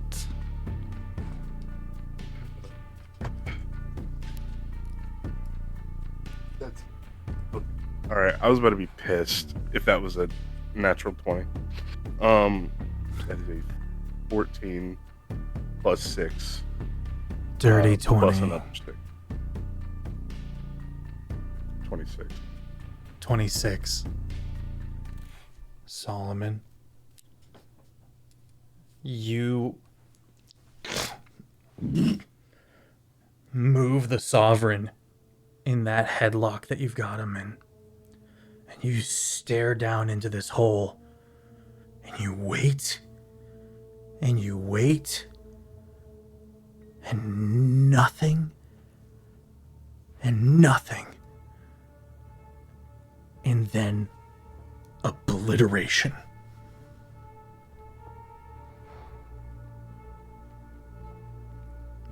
All-powerful obliteration.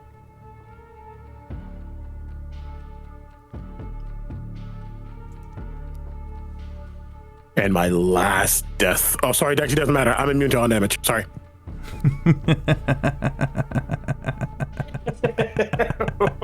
What? I'm immune to all damage. Sorry. Yeah. Oh! Things never told to Pierce. Oh. Ugh. I thought, oh my god, things never told to Pierce, things never told to Andy. I've been agonizing. Yeah. Oh. We didn't tell anybody. We didn't tell nobody. Oh man. Solomon, I believe, if I remember correctly, that this is the end stage. Oh, it is activated. I have 9 minutes and 54 seconds. Then we are out of combat. And you, Solomon, find yourself in a euphoric state.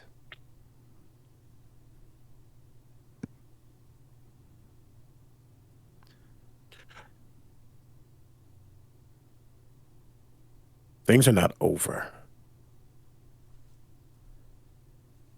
And he understands again the pulling. Can y'all hear me correctly? Yeah. Sorry. You sound good. Very good.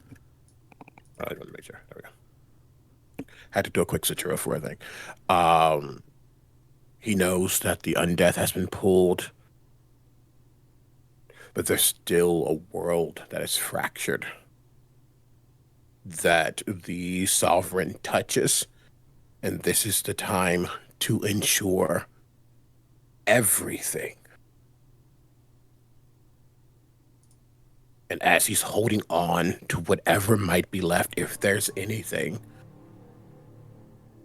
he simply says, actually, no, he didn't say anything at first. If there's a head to hold, he forces it to bow in reverence. Let us pray.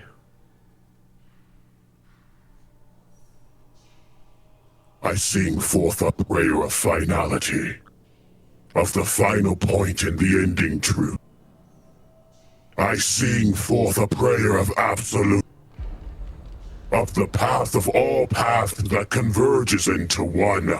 I sing forth a prayer of the conclusion, where all things come to ultimate calm. I sing forth Bring it down. my Selic soul. Back up. I call forth. Come on down. I sing forward a wish that echoes the combining of fractured mycelic soul into the singularity, so that the glory of the end come. As I cast wish,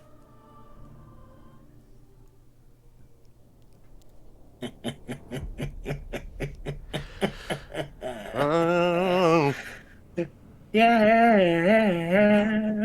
because we still have a phylactery to deal with, and it's the fractured mycelic body of this thing. So let's bring that back together, shall we?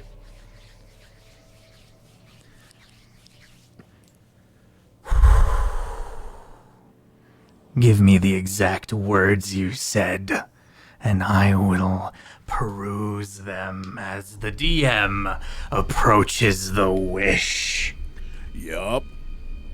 And I had to do it in the form of a prayer. I'm not gonna wish. So, from where the wish starts, technically, I sing forward a wish that echoes the combining a fractured mycelic soul into a singularity, so that the glory of the end may come.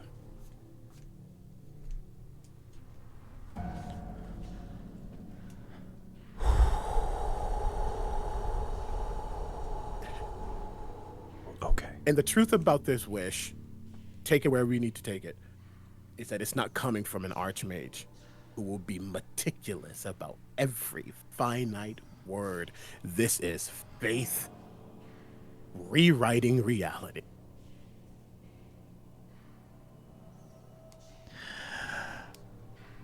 Interesting. Azalea slowly looks up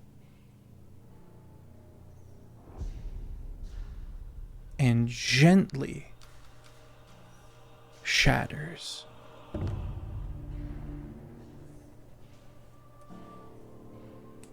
Drifting, you see them move the rest of themselves through the staff,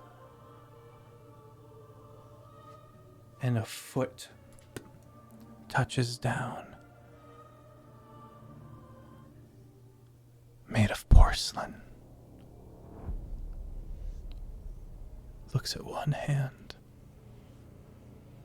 and looks to the now bonded entity at the forehead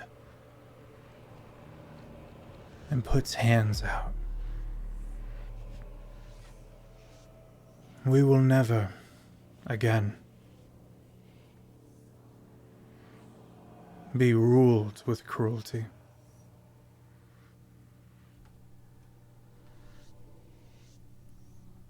In the name of Woan Owed and the blood in my veins, you are recounted.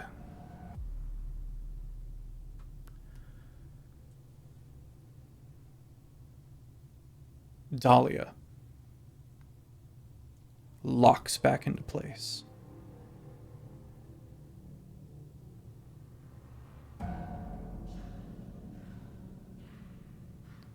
And the healing of Woan Oed begins.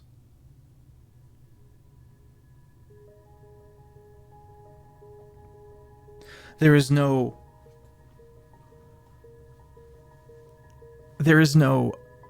unwinding of the realm. Things don't have to go back to like they were before. If it means the end of all of the people. But there must be a change.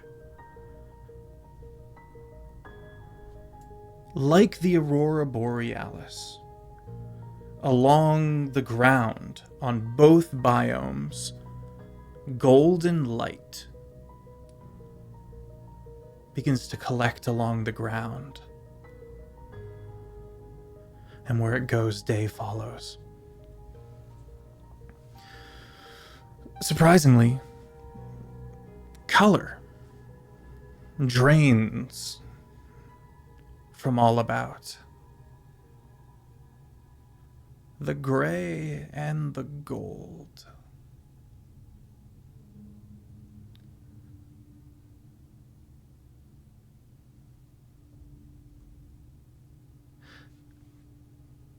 The staff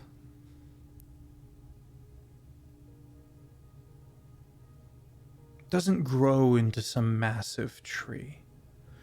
But Emily, if you could post the first picture. A woman with butterfly wings and black wood flesh. Doesn't touch down, but simply knees come up and their feet gently off the floor. And she goes up and embraces Azalea, who begins to cry. And for the first time, the inky pools that have always ran are mixed with tears.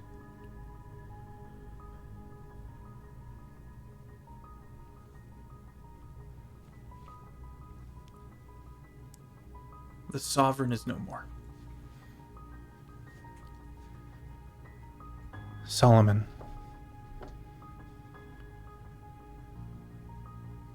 you have a minute.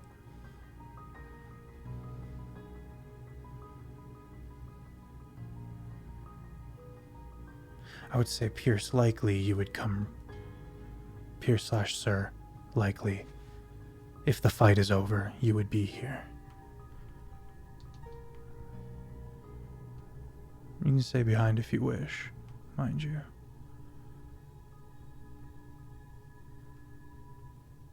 I think immediately after the shot was fired,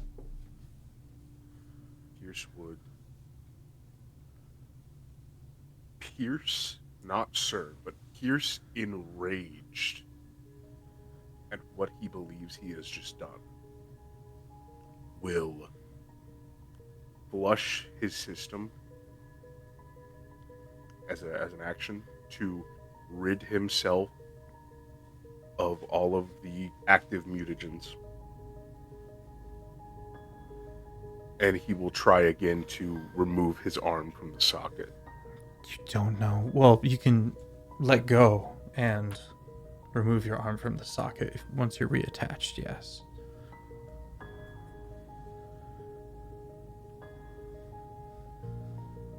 It's so hard. Don't fucking talk to me. We solved the problem. Don't fucking... I just will make my way there.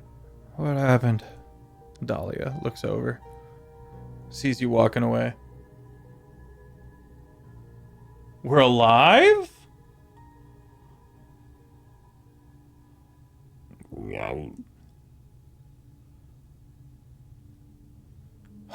You are.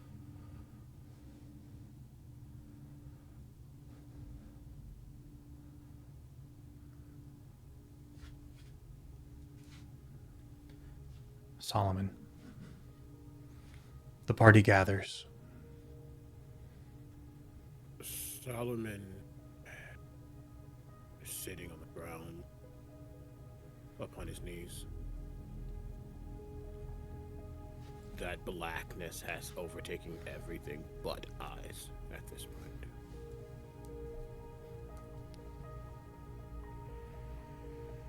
I've said it many times. Many times. But he is tired.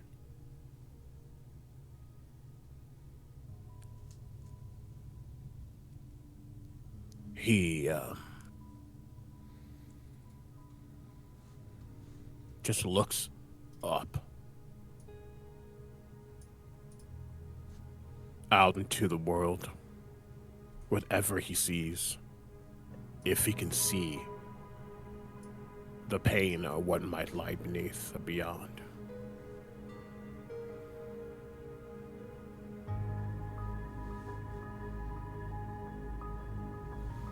Thy will be done.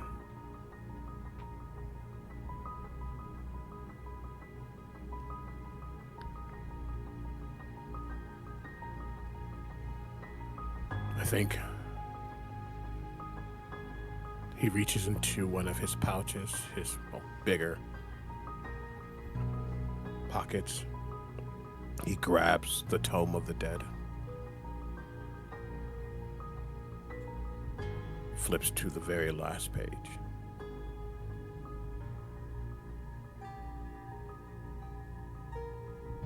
A page he is sure to see his name starting to form upon.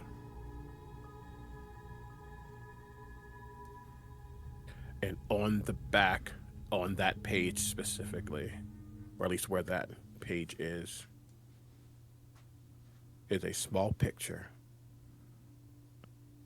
of himself, his wife, and his daughter.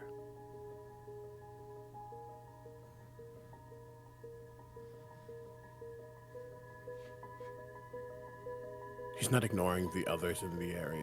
He's just... I don't know if he has the energy to turn around.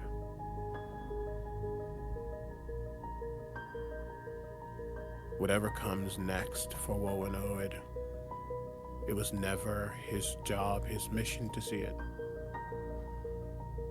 It was his mission to guarantee it.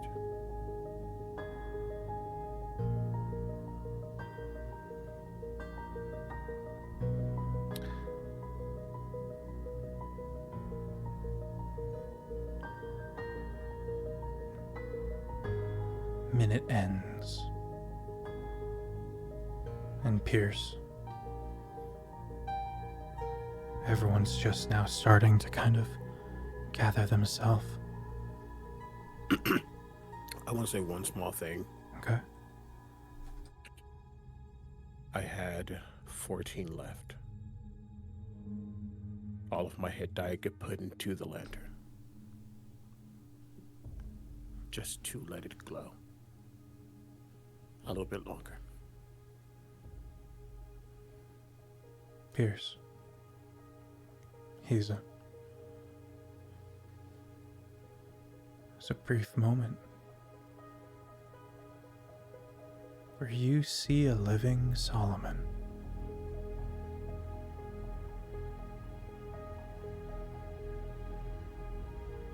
And then you watch as he closes his eyes. The Valiant Black overtakes them. As he falls back, he and his shadow become one.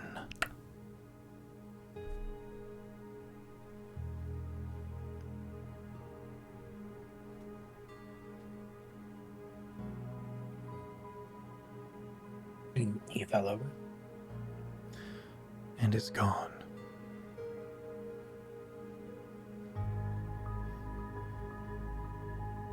So he's scampers over to the area to try and see if his eyes are telling him the truth, and quickly looks around. What does he find? He finds a shadow. An unmoving prone soot on the floor. You find nothing. There's nothing to revive him with.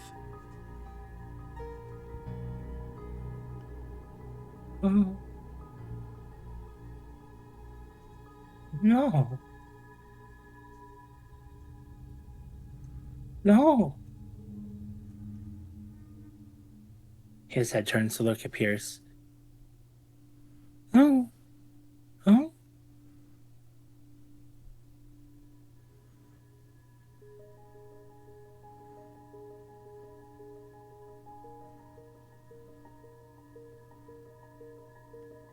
But he's dead. No. Yeah.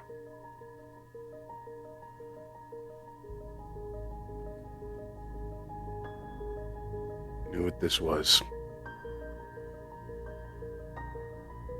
Put everything into this.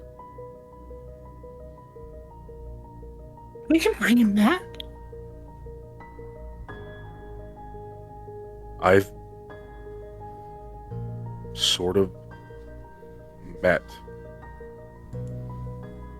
the god he worships, and if they say no, then no, we can't.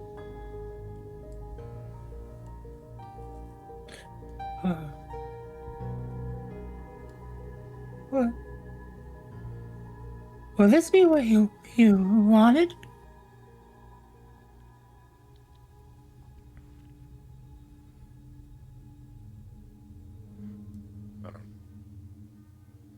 Maybe in a way.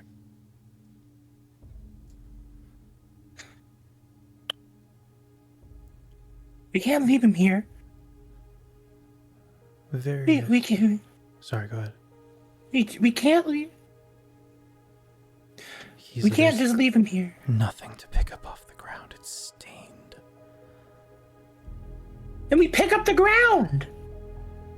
You begin figuring out how you will go about breaking this piece of stone from the very earth and immortalizing it when Evie walks up, looks about, sees the various healers coming in. Lady Kathleen is revived. Others begin to be revived. People begin to step out and look around from the places they were tucked away in and begin to cry and laugh and rejoice to the end of a tyrant era that has lasted 100,000 years. But through this, you watch Evie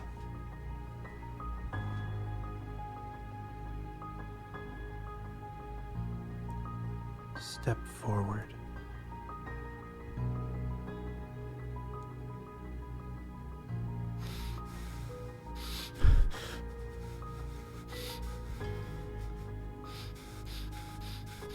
And she's gonna step down, go down to one knee, tears streaming down her face. And she's gonna try so hard to be brave. Back straight. She's gonna lean down to the top of the head and kiss the rock.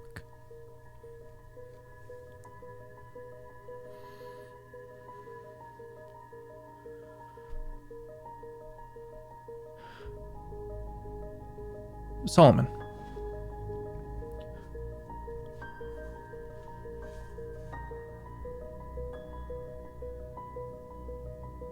You don't understand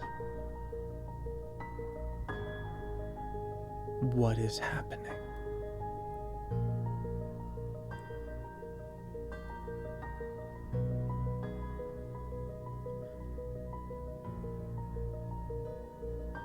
You're in this nut. You're in this hardened knot of wood, like a walnut feels like.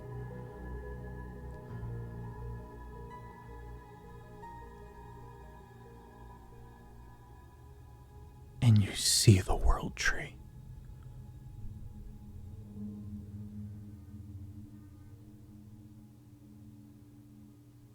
It oozes, brimming with undeath. And you are drawing closer and closer to it.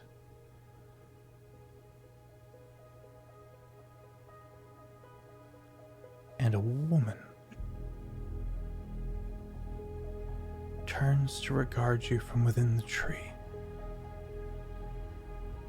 And she looks to her side, and Azalea stands next to her and looks and says, "Yes, he helped us. If it weren't for him, none of this would be." And suddenly, as Woan Oed waves her hand, you're back in the memory. You're back in Pierce's memory, but there's no one. And everything is grayscale. And sitting across from the table of you is Task.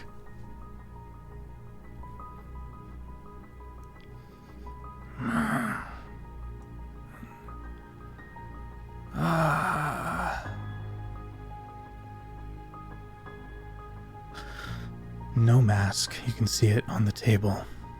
His skin melted and sloughed.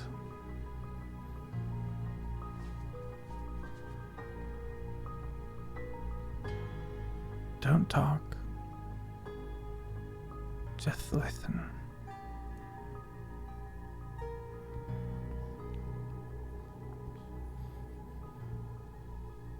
You've got some options.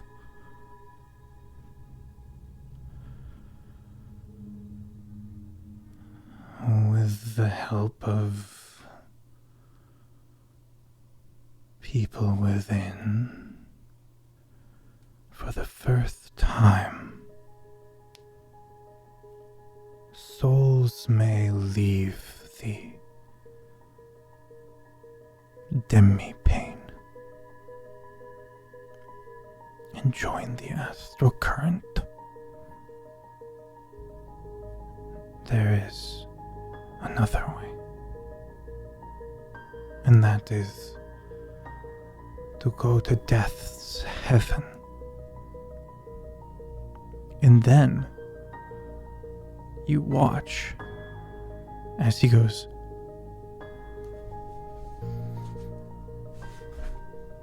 and quickly puts on his mask and stands.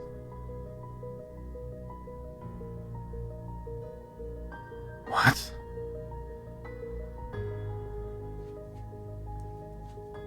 The room, the field, fills with the floor of that golden light, and the sky fills with the aurora borealis. And in between the two, in every horizon, death follows. Whole. Still an abstraction. It's not a bipedal.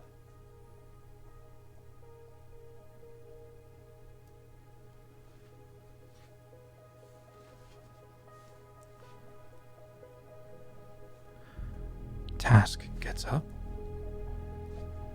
and takes a seat on the floor in the grass.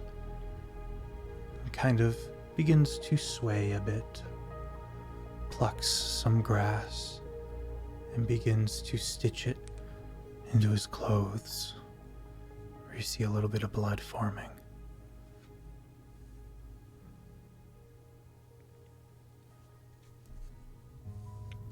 The abstraction vibrates as, with extreme difficulty,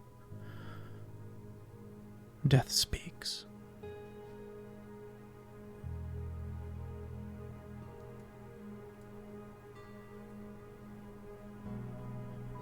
Not once have you failed me.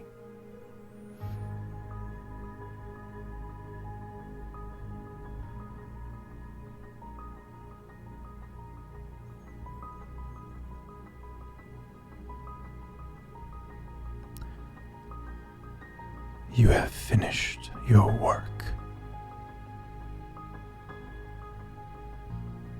Well done.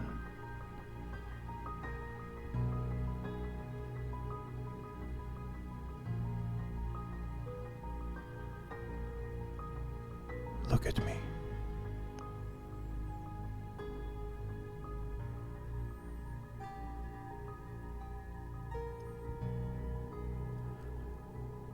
Where you call home, there is war.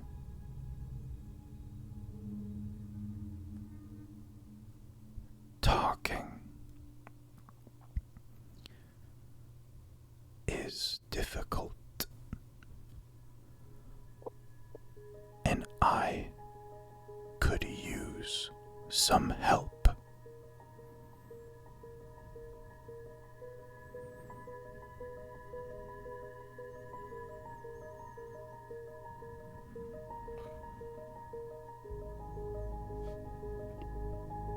Gooped.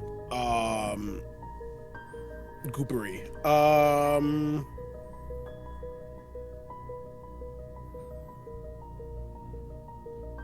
BB gooped. Solomon. Make a religion check. Huh? At advantage. That's a D12. Okay.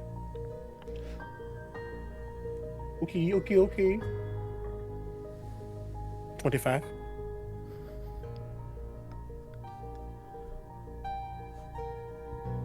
Once, and only once, has there been an avatar of death. But he was known as the voice of death. The dead tongue.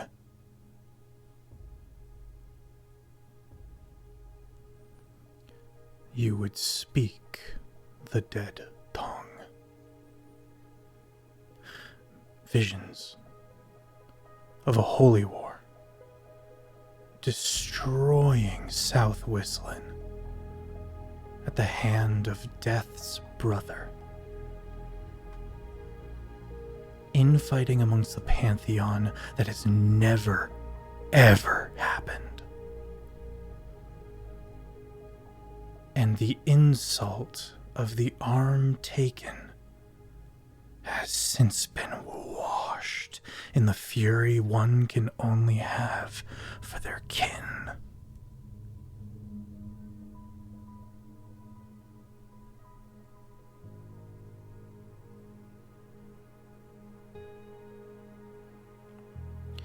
above the table, death has been very focused and not present within the campaign of Rotten Toil. Not very. Until Steen, who has joined the campaign as a death cleric. Oh.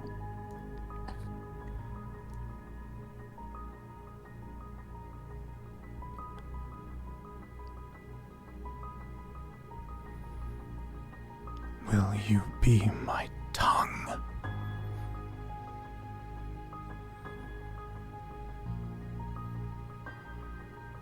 Solomon.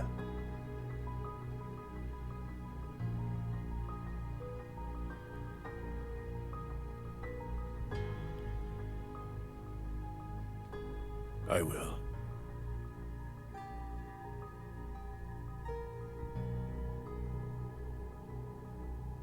Will you send me? I follow.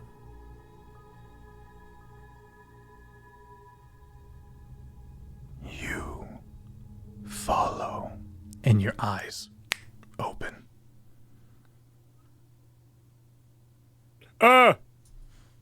Evie screams. Evie shrieks like a high, shrill scream. And everyone turns and looks back as from the shadows you crawl out of your own. I told you he can't die.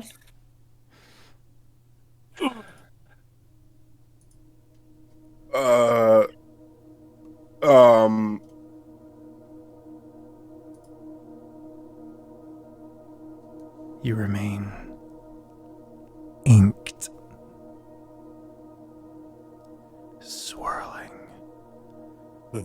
bits of your flesh peeking out from within as the, what did you call it? The Rorschach now patterns everything, starting from your eyes outwards and your mouth inwards. Sorry, other way around. Outwards from your mouth, inwards in the eyes.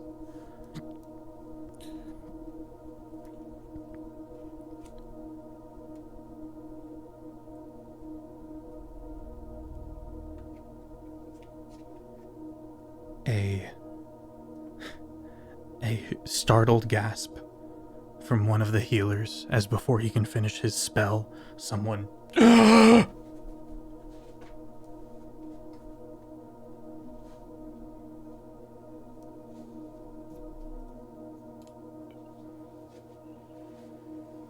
muted?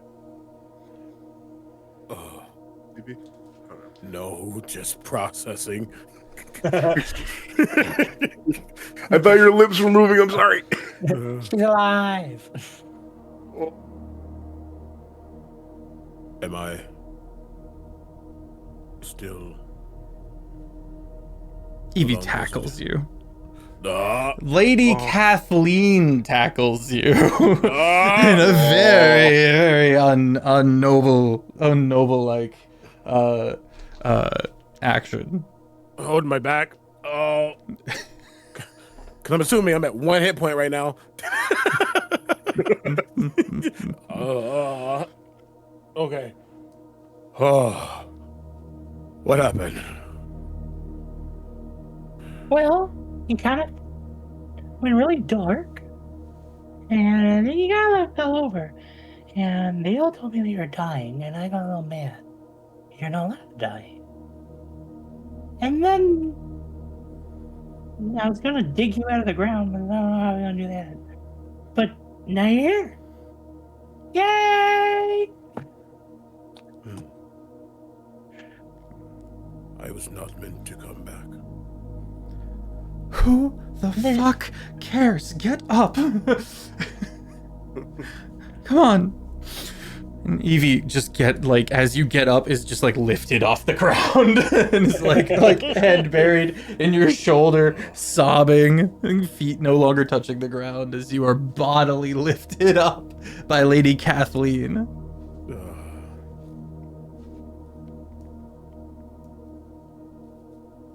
I've been conscripted to another war. Oh, let's go. Perhaps we finally look and see where Pierce is. Pierce is just like slack jawed. Rifle kind of just by your Amazed. waist. I would say the rifle has not left his back the entire fight. The bayonet kind of sticking out. Yeah.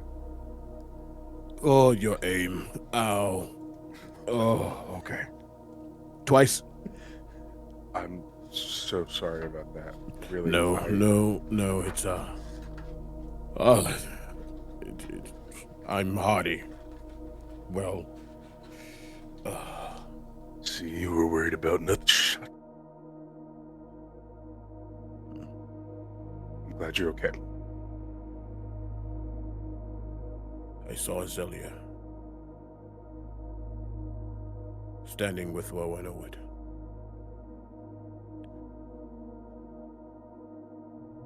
I saw the Aurora Borealis, What? he says, looking to Evie.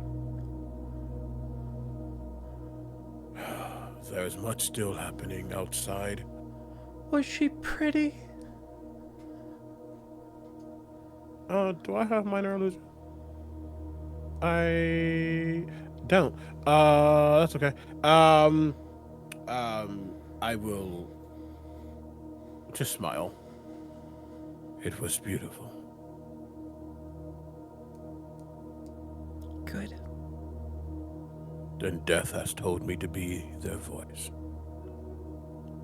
And so I shall be. Well, Speak for death now.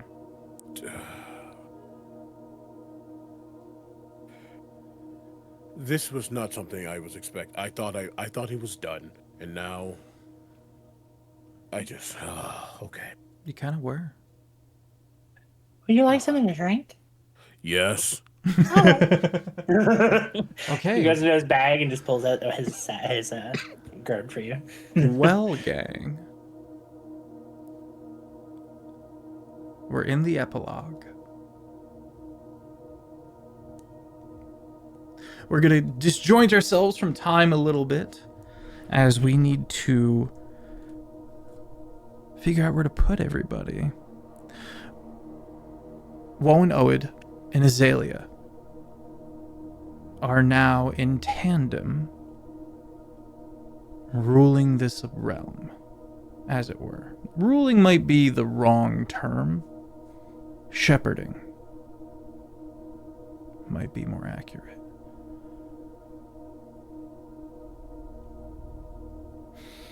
Hiza, you have to decide if you're going back to the Feywild with your Freaquin. Sir/Pierce, you have to decide if you're going home or maybe the Feywild. You mentioned a certain interest. Solomon has his heading. But I need to know where to put you, because this is going to have an effect on every campaign. And so I need to Where we go? know where you go.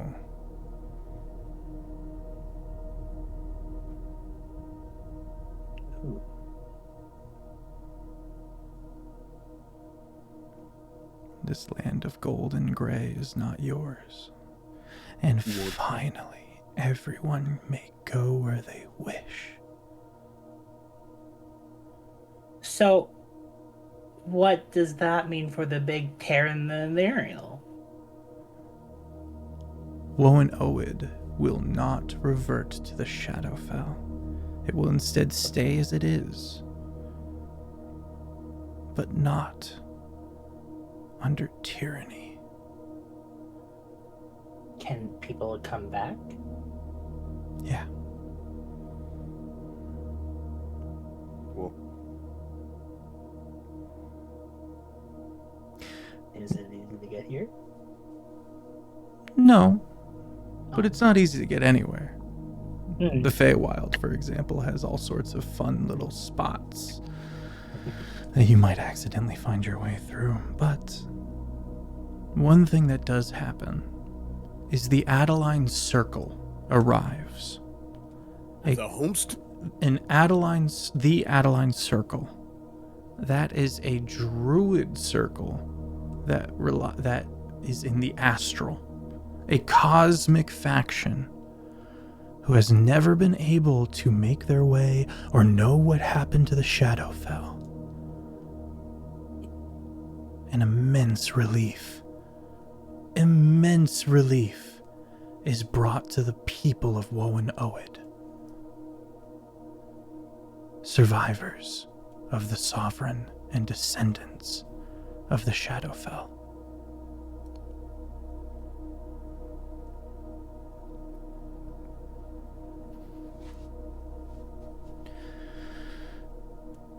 Pierce, let's start with you. Where do you and Sir? What is the last days here look like? Lady Kathleen, of course, is going to return home.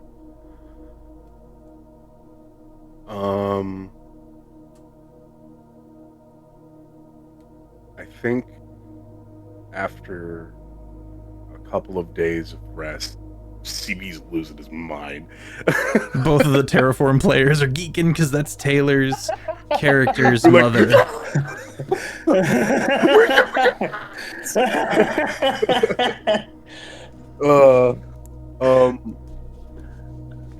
I think after a few days of rest,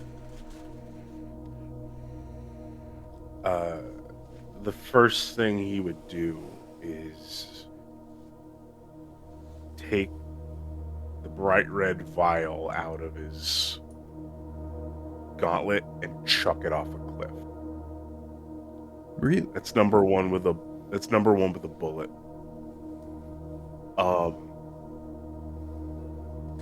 The lack of control that he felt that he had in not even arguably the most important situation he has ever been in terrified him to the bone. And he doesn't want to risk that happening again. So the cruelty mutagen is absconded and abandoned. It is a bad dream that he wants to forget. Interesting. Interesting. Doesn't feel like an ending. I know. I'm gonna get to the rest. Oh, I mean, that particular thing feels like it might eventually come back up. Oh, feel free to use that, you minxy little devil, you. But I think with his heart being able to settle, Pierce realizes there is nothing left for him, really, back home. There are no more hunters, and if there are, they're in far different regions of the nation and are not really connected with his... You would learn it's been over faction. 100 years. Oh, well then, yeah, no, he's not going home. He would rather continue traveling with someone who knows what it feels like to be scary and want answers. And with Oberon in tow, I think he would like to accompany Hiza as they travel back to the Feywild. And he can take this opportunity to learn more about Fey, fiends, and undead. Checks out. Excellent fare. We'll do parting words in a second. Hiza. Sounds like sounds like you get to decide where you and Pierce go. Do for me a favor. Yeah. And decide for me how you lose your book.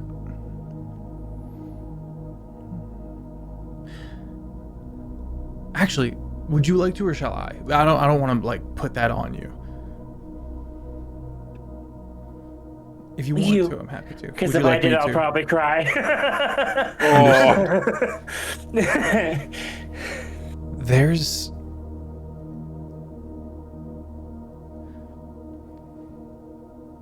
Wherever you go, wherever you end up, of course through means of teleportation, wherever you go, wherever you end up, that book isn't with you.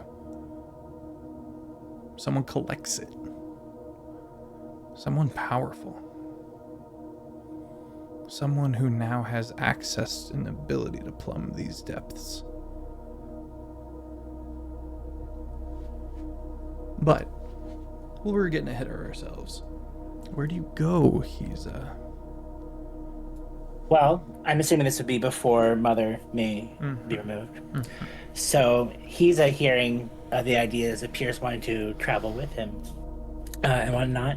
He gets a little bit excited, and actually a lot of excited. He's like, "Oh, well, I was back in the Fae, and then I ended here. But when I was over there, my sister was there, and my sibling was there, and maybe if we go, maybe you can meet Shiza and Deza." And he just starts going a little bit around. He's like, "She's wonderful. She loves music. She does all these beautiful things. She makes the trees dance. It's so pretty." And then Deza, crazy fuck. But I love them. But the thing that's wonderful about them is they make the best strawberry rhubarb pie. It's so good. You have strawberries in the Feywild? We do! Sometimes. Yeah. Depends on where you go. Quantum Depends on where you go, when it's in season. Yeah, exactly. Like one time I was trying to get honey and a snow bee came out of the honey, and I don't understand why. But, you know, the next time we want strawberries, it was pomegranates. That was a good pull. Yeah. Well done, you. But yeah, so we could go, and it'll be a family trip. Mom will be able to see them too. They'll probably be over all the issues in the mess. She didn't do it anyways. It was fucking him. But yeah. If you want to go, I can show you where I like to read. Okay. Yeah, that sounds like a plan. Yeah. What about you, Obi? And now, ask.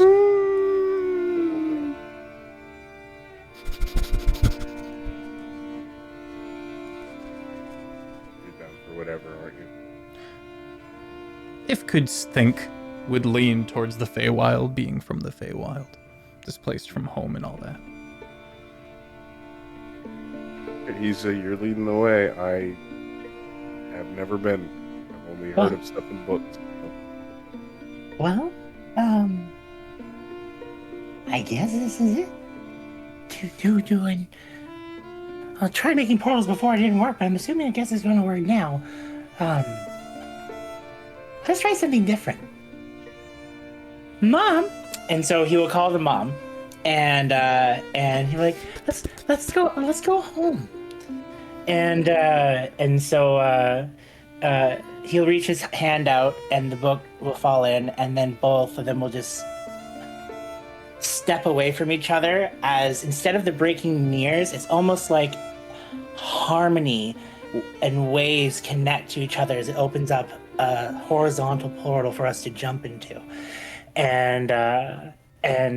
But inside you get this beautiful smell of warm honey, and for some reason when you smell it, you will remember thunderstorms at the same time, but also your birthday. And then he just smiles, and he just remembers just the joy inside, and he's like, well, and then he places it down on the ground, puts it all out for us to go in. He's like, well, I guess it's just a 1, 2, 3, and we go. Not yet. But so, well, Lady Kathleen steps over and goes, I thank you for your contributions. oh, well, If you ever visit the lands of Thorn, you will not need for anything. I've heard of that place. Indeed. I'll make sure to come say hi. Make sure you bring this one with you. Looks to Pierce. Pierce. It feels forever since we came to this land. I will miss you, and there is a place for you.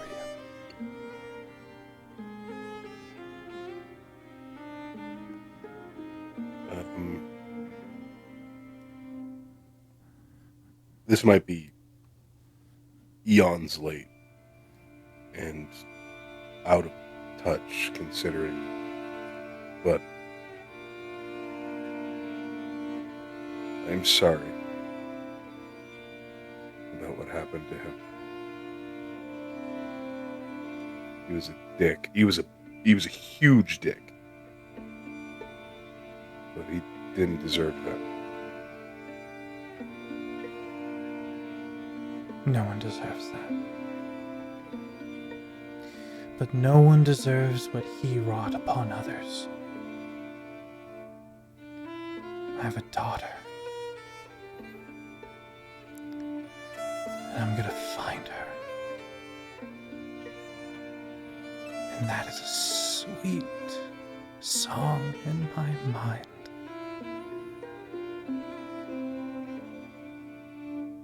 Thank you. She's gonna give you a hug. Pierce is not expecting to be hugged, least of all by a lady of high esteem. So it's a little odd.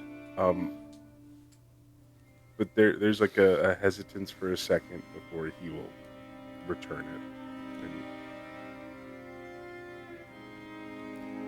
May you be a balm to your allies, and only a monster to your enemies.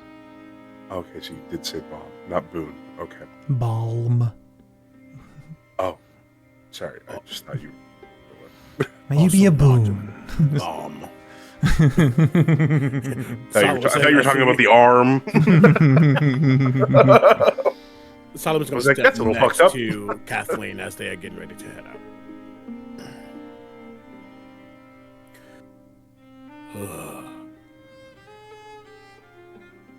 Truthfully, I don't know what to do with this second coming, other than what my lord dictates, but you all have a chance to live. You should do that. And Abby, you're still here, Solomon. I'm happy to continue my task. You kicked their butt.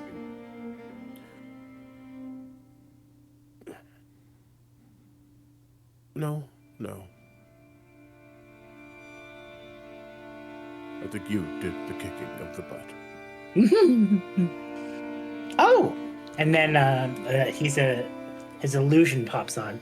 It's like, you're not going anywhere with one of these. And he pops into his wing and pulls out one of his feathers and pops over to give you a piece of him to take with you. He's going to take it and put it in the back of the book. Oh. It's going to be a pressed feather. You'll see that with this feather, if you ever held it up to light, but since it's pressed, gradually the feather itself in the light will shine the colors of Hisa Shisa Deza. So the book, if there's things, it will have prisms of their colors, which is the green, red, and blue. It's at this moment, a pale blur, so fast No one could comprehend. All you briefly hear before the blur happens to fall into your book goes, "I'm going too fast." And then distantly through the portal, "My name's Puff. I'm Puff." Far too fast. Faster than anything you saw Puff capable of. He fell through the portal? Yeah, so it was like... My name's Puff. So I had this whole thing planned out. He's gonna really quick pull one of the snake scales off of his armor. It's the only thing he can think of that will fit in the back of a book. Thank you. You showed me what it meant to be a good person. Thank you. Solomon knows what that meant. Solomon knows exactly what that meant. And he also knows that every millisecond, Puff is getting away.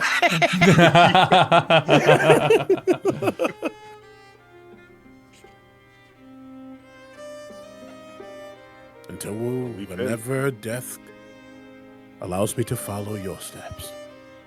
You realize, Solomon, you can almost guarantee that you'll be there to usher them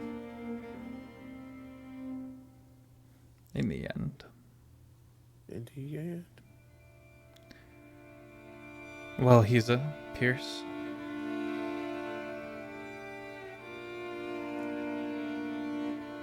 You do get, as you pass into the portal, you do get a brief, it feels brief on the other side, but there is a moment where you get to speak with Azalea in between places.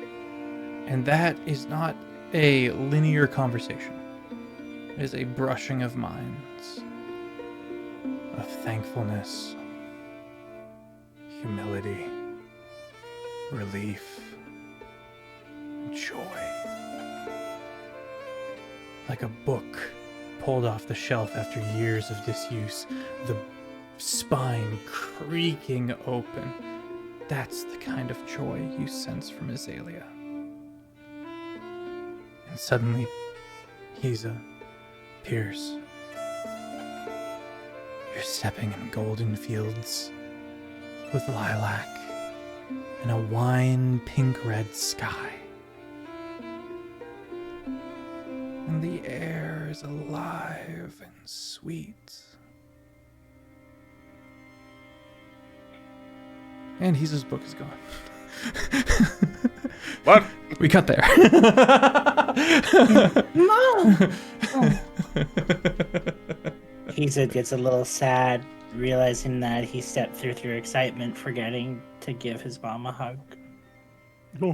I think it's safe to say I think it's safe to say you got that hug in. I couldn't do that to you here at the end. I couldn't. That hurts me too much. I just want to say, as they leave and there's a bit of quiet, I think he looks at Evie first.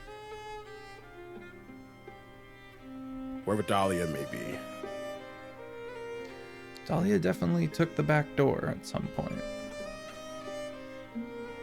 And has found their own way. Yep. But I think he pulls Evie in. He's adopting Evie. Sorry, it's just happening. But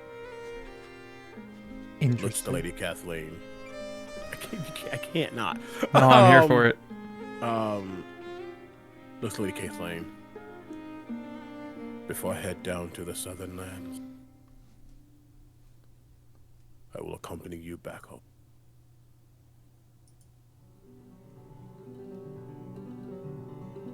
We will.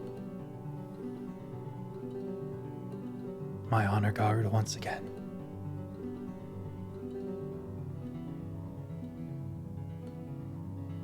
Thank you. So much. You don't have to thank me.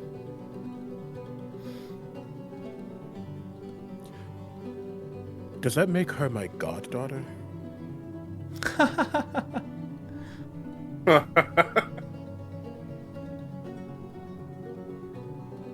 But I'm still a zombie. No, not well. Yes, but no. You'll find your way. We all will.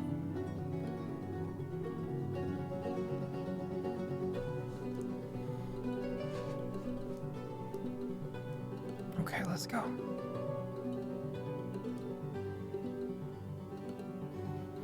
All right. He ruffles up Evie's little hair, and turns to the Archdruid. Unless I have a good connection to the Death Temple in Pardon, and you can just get there. I don't know how we're getting there yet. Is there a death temple in Pardon? There Yeah. it is. Where Khazri got his armor. Oh, in Pardon. In Pardon. Yeah. Yeah. It's not in Cairn, it's in Pardon. So there's this bald guy. I don't know if you remember this bald guy, but he's still there after everything that happened in Pardon. I believe he's one of two twins, if I remember correctly. And everything's finally calmed down now that the rancid thorns have been dealt with and proper thorns have come in to establish control. Lord Braylor, even, is, let's say, wandering these halls when... That's odd. There wasn't a scheduled teleportation. I've not been made known. And then Braylor goes, what's happening? And not lost on the severity of the monumentous arrival, the cleric of death stands up, goes, what? And faints. Lord Braylor pulls out with one hand the great sword, and he goes, to me. And Solomon, your first sighting is that of a dragon landing. And Lady Kathleen steps out, Task as well, many others. And Lady Kathleen looks to the dragon and says, when did we get dragons?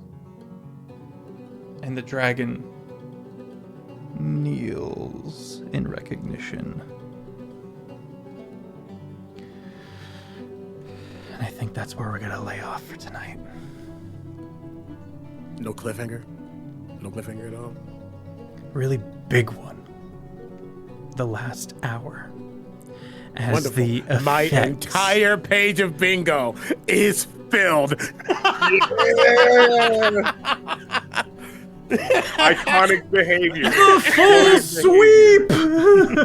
The full sweep! I needed the cliffhanger. Oh my god. Y'all.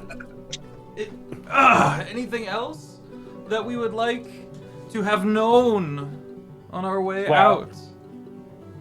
I know the one thing when it comes to Hiza is, as much as he may not have Mother right now, he's going to do what he can to find Mother.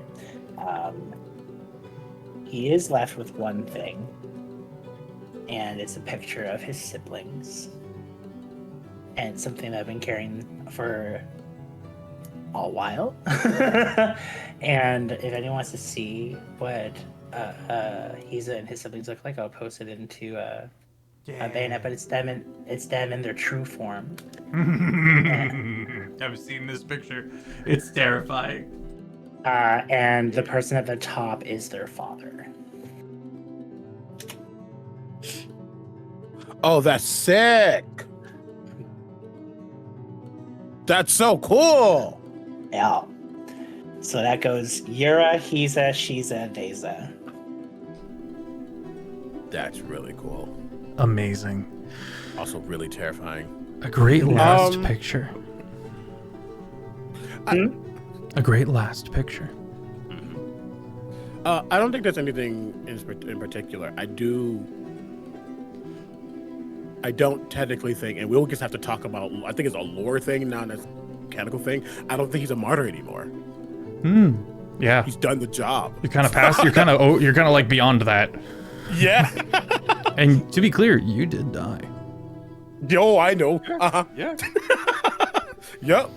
Yeah. What almost happened to you is what was happening to Pierce with the Deck of Many Things. But everything has been restored. Can't wait for the Fen to find their missing Meister. Oh my gosh. Wait, who? Chat, thank you so much for being here. Wait, who's the Finn? Whoa and Oed.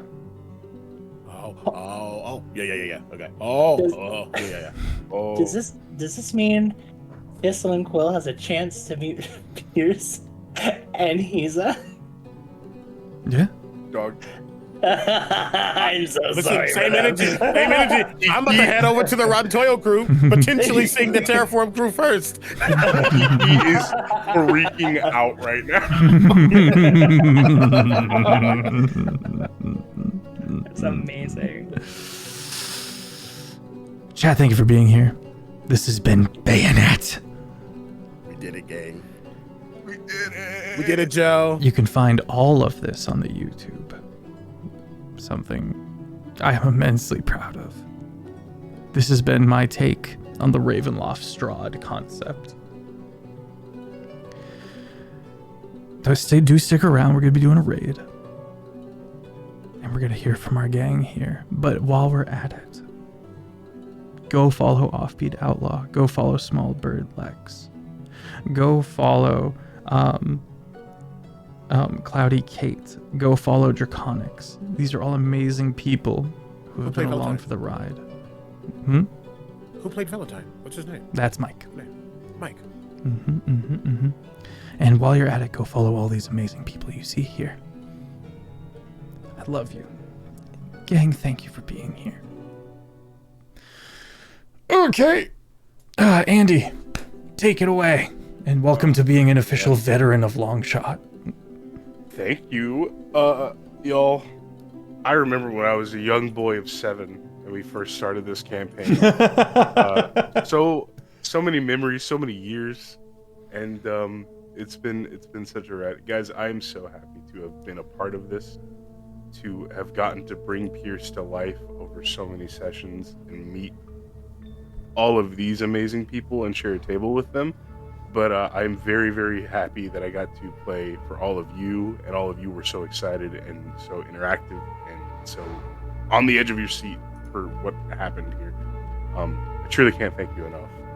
So I have been Pierce Ashwalker, aka Sir, the mutant blood hunter / assassin rogue, and he's finally gonna try to trust again, and it might pay off. So yeah, no, that's been me. I love all of you guys. I'm ValveMax010 everywhere else on the internet if you want to find more of me, mainly over on TikTok, where I would be if I had the drive to make TikToks right now. I'm working on getting back to it, but that's mainly where I'm at.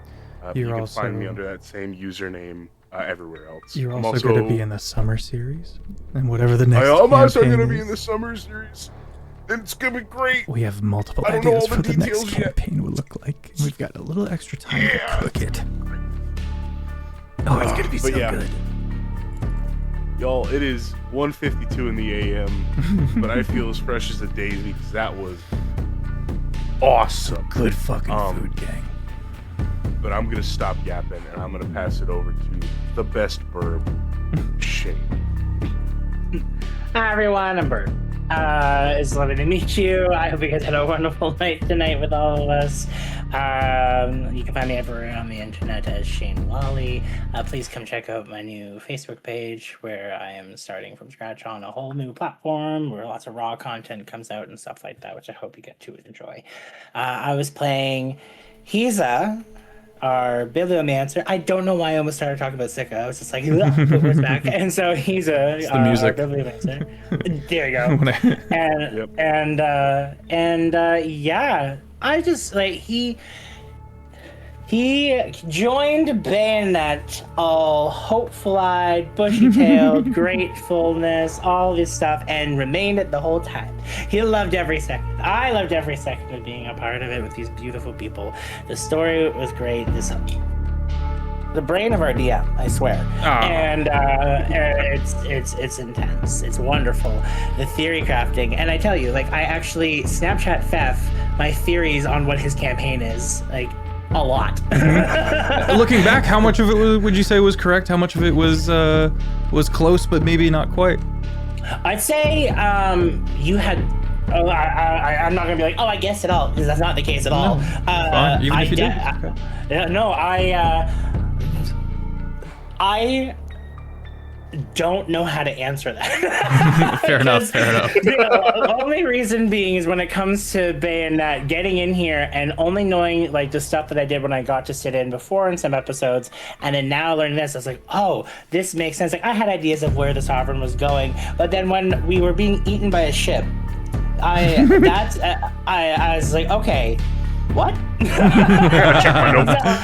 do you mean? What's happening? The BBG is coming to me? yeah. Like, I thought we were gonna find a teleporter that took us from in the dungeon aspect to him, and then we just gonna go boo boo boo. You're done. So that's pleasantly surprised getting to meet Kathleen, and after hearing all the stuff from Terraform. I can ramble, but I was pleasantly surprised by so many things that I was off in many ways, and I'm happy that I was. And so that's a beautiful part of having a DM such as Fef is keeps you guessing. But yes, to the players that are here, it's wonderful getting to be a part of you guys. I know I came on as a guest, and then I got to stay, and I'm so thankful for that. He's just out there in the world.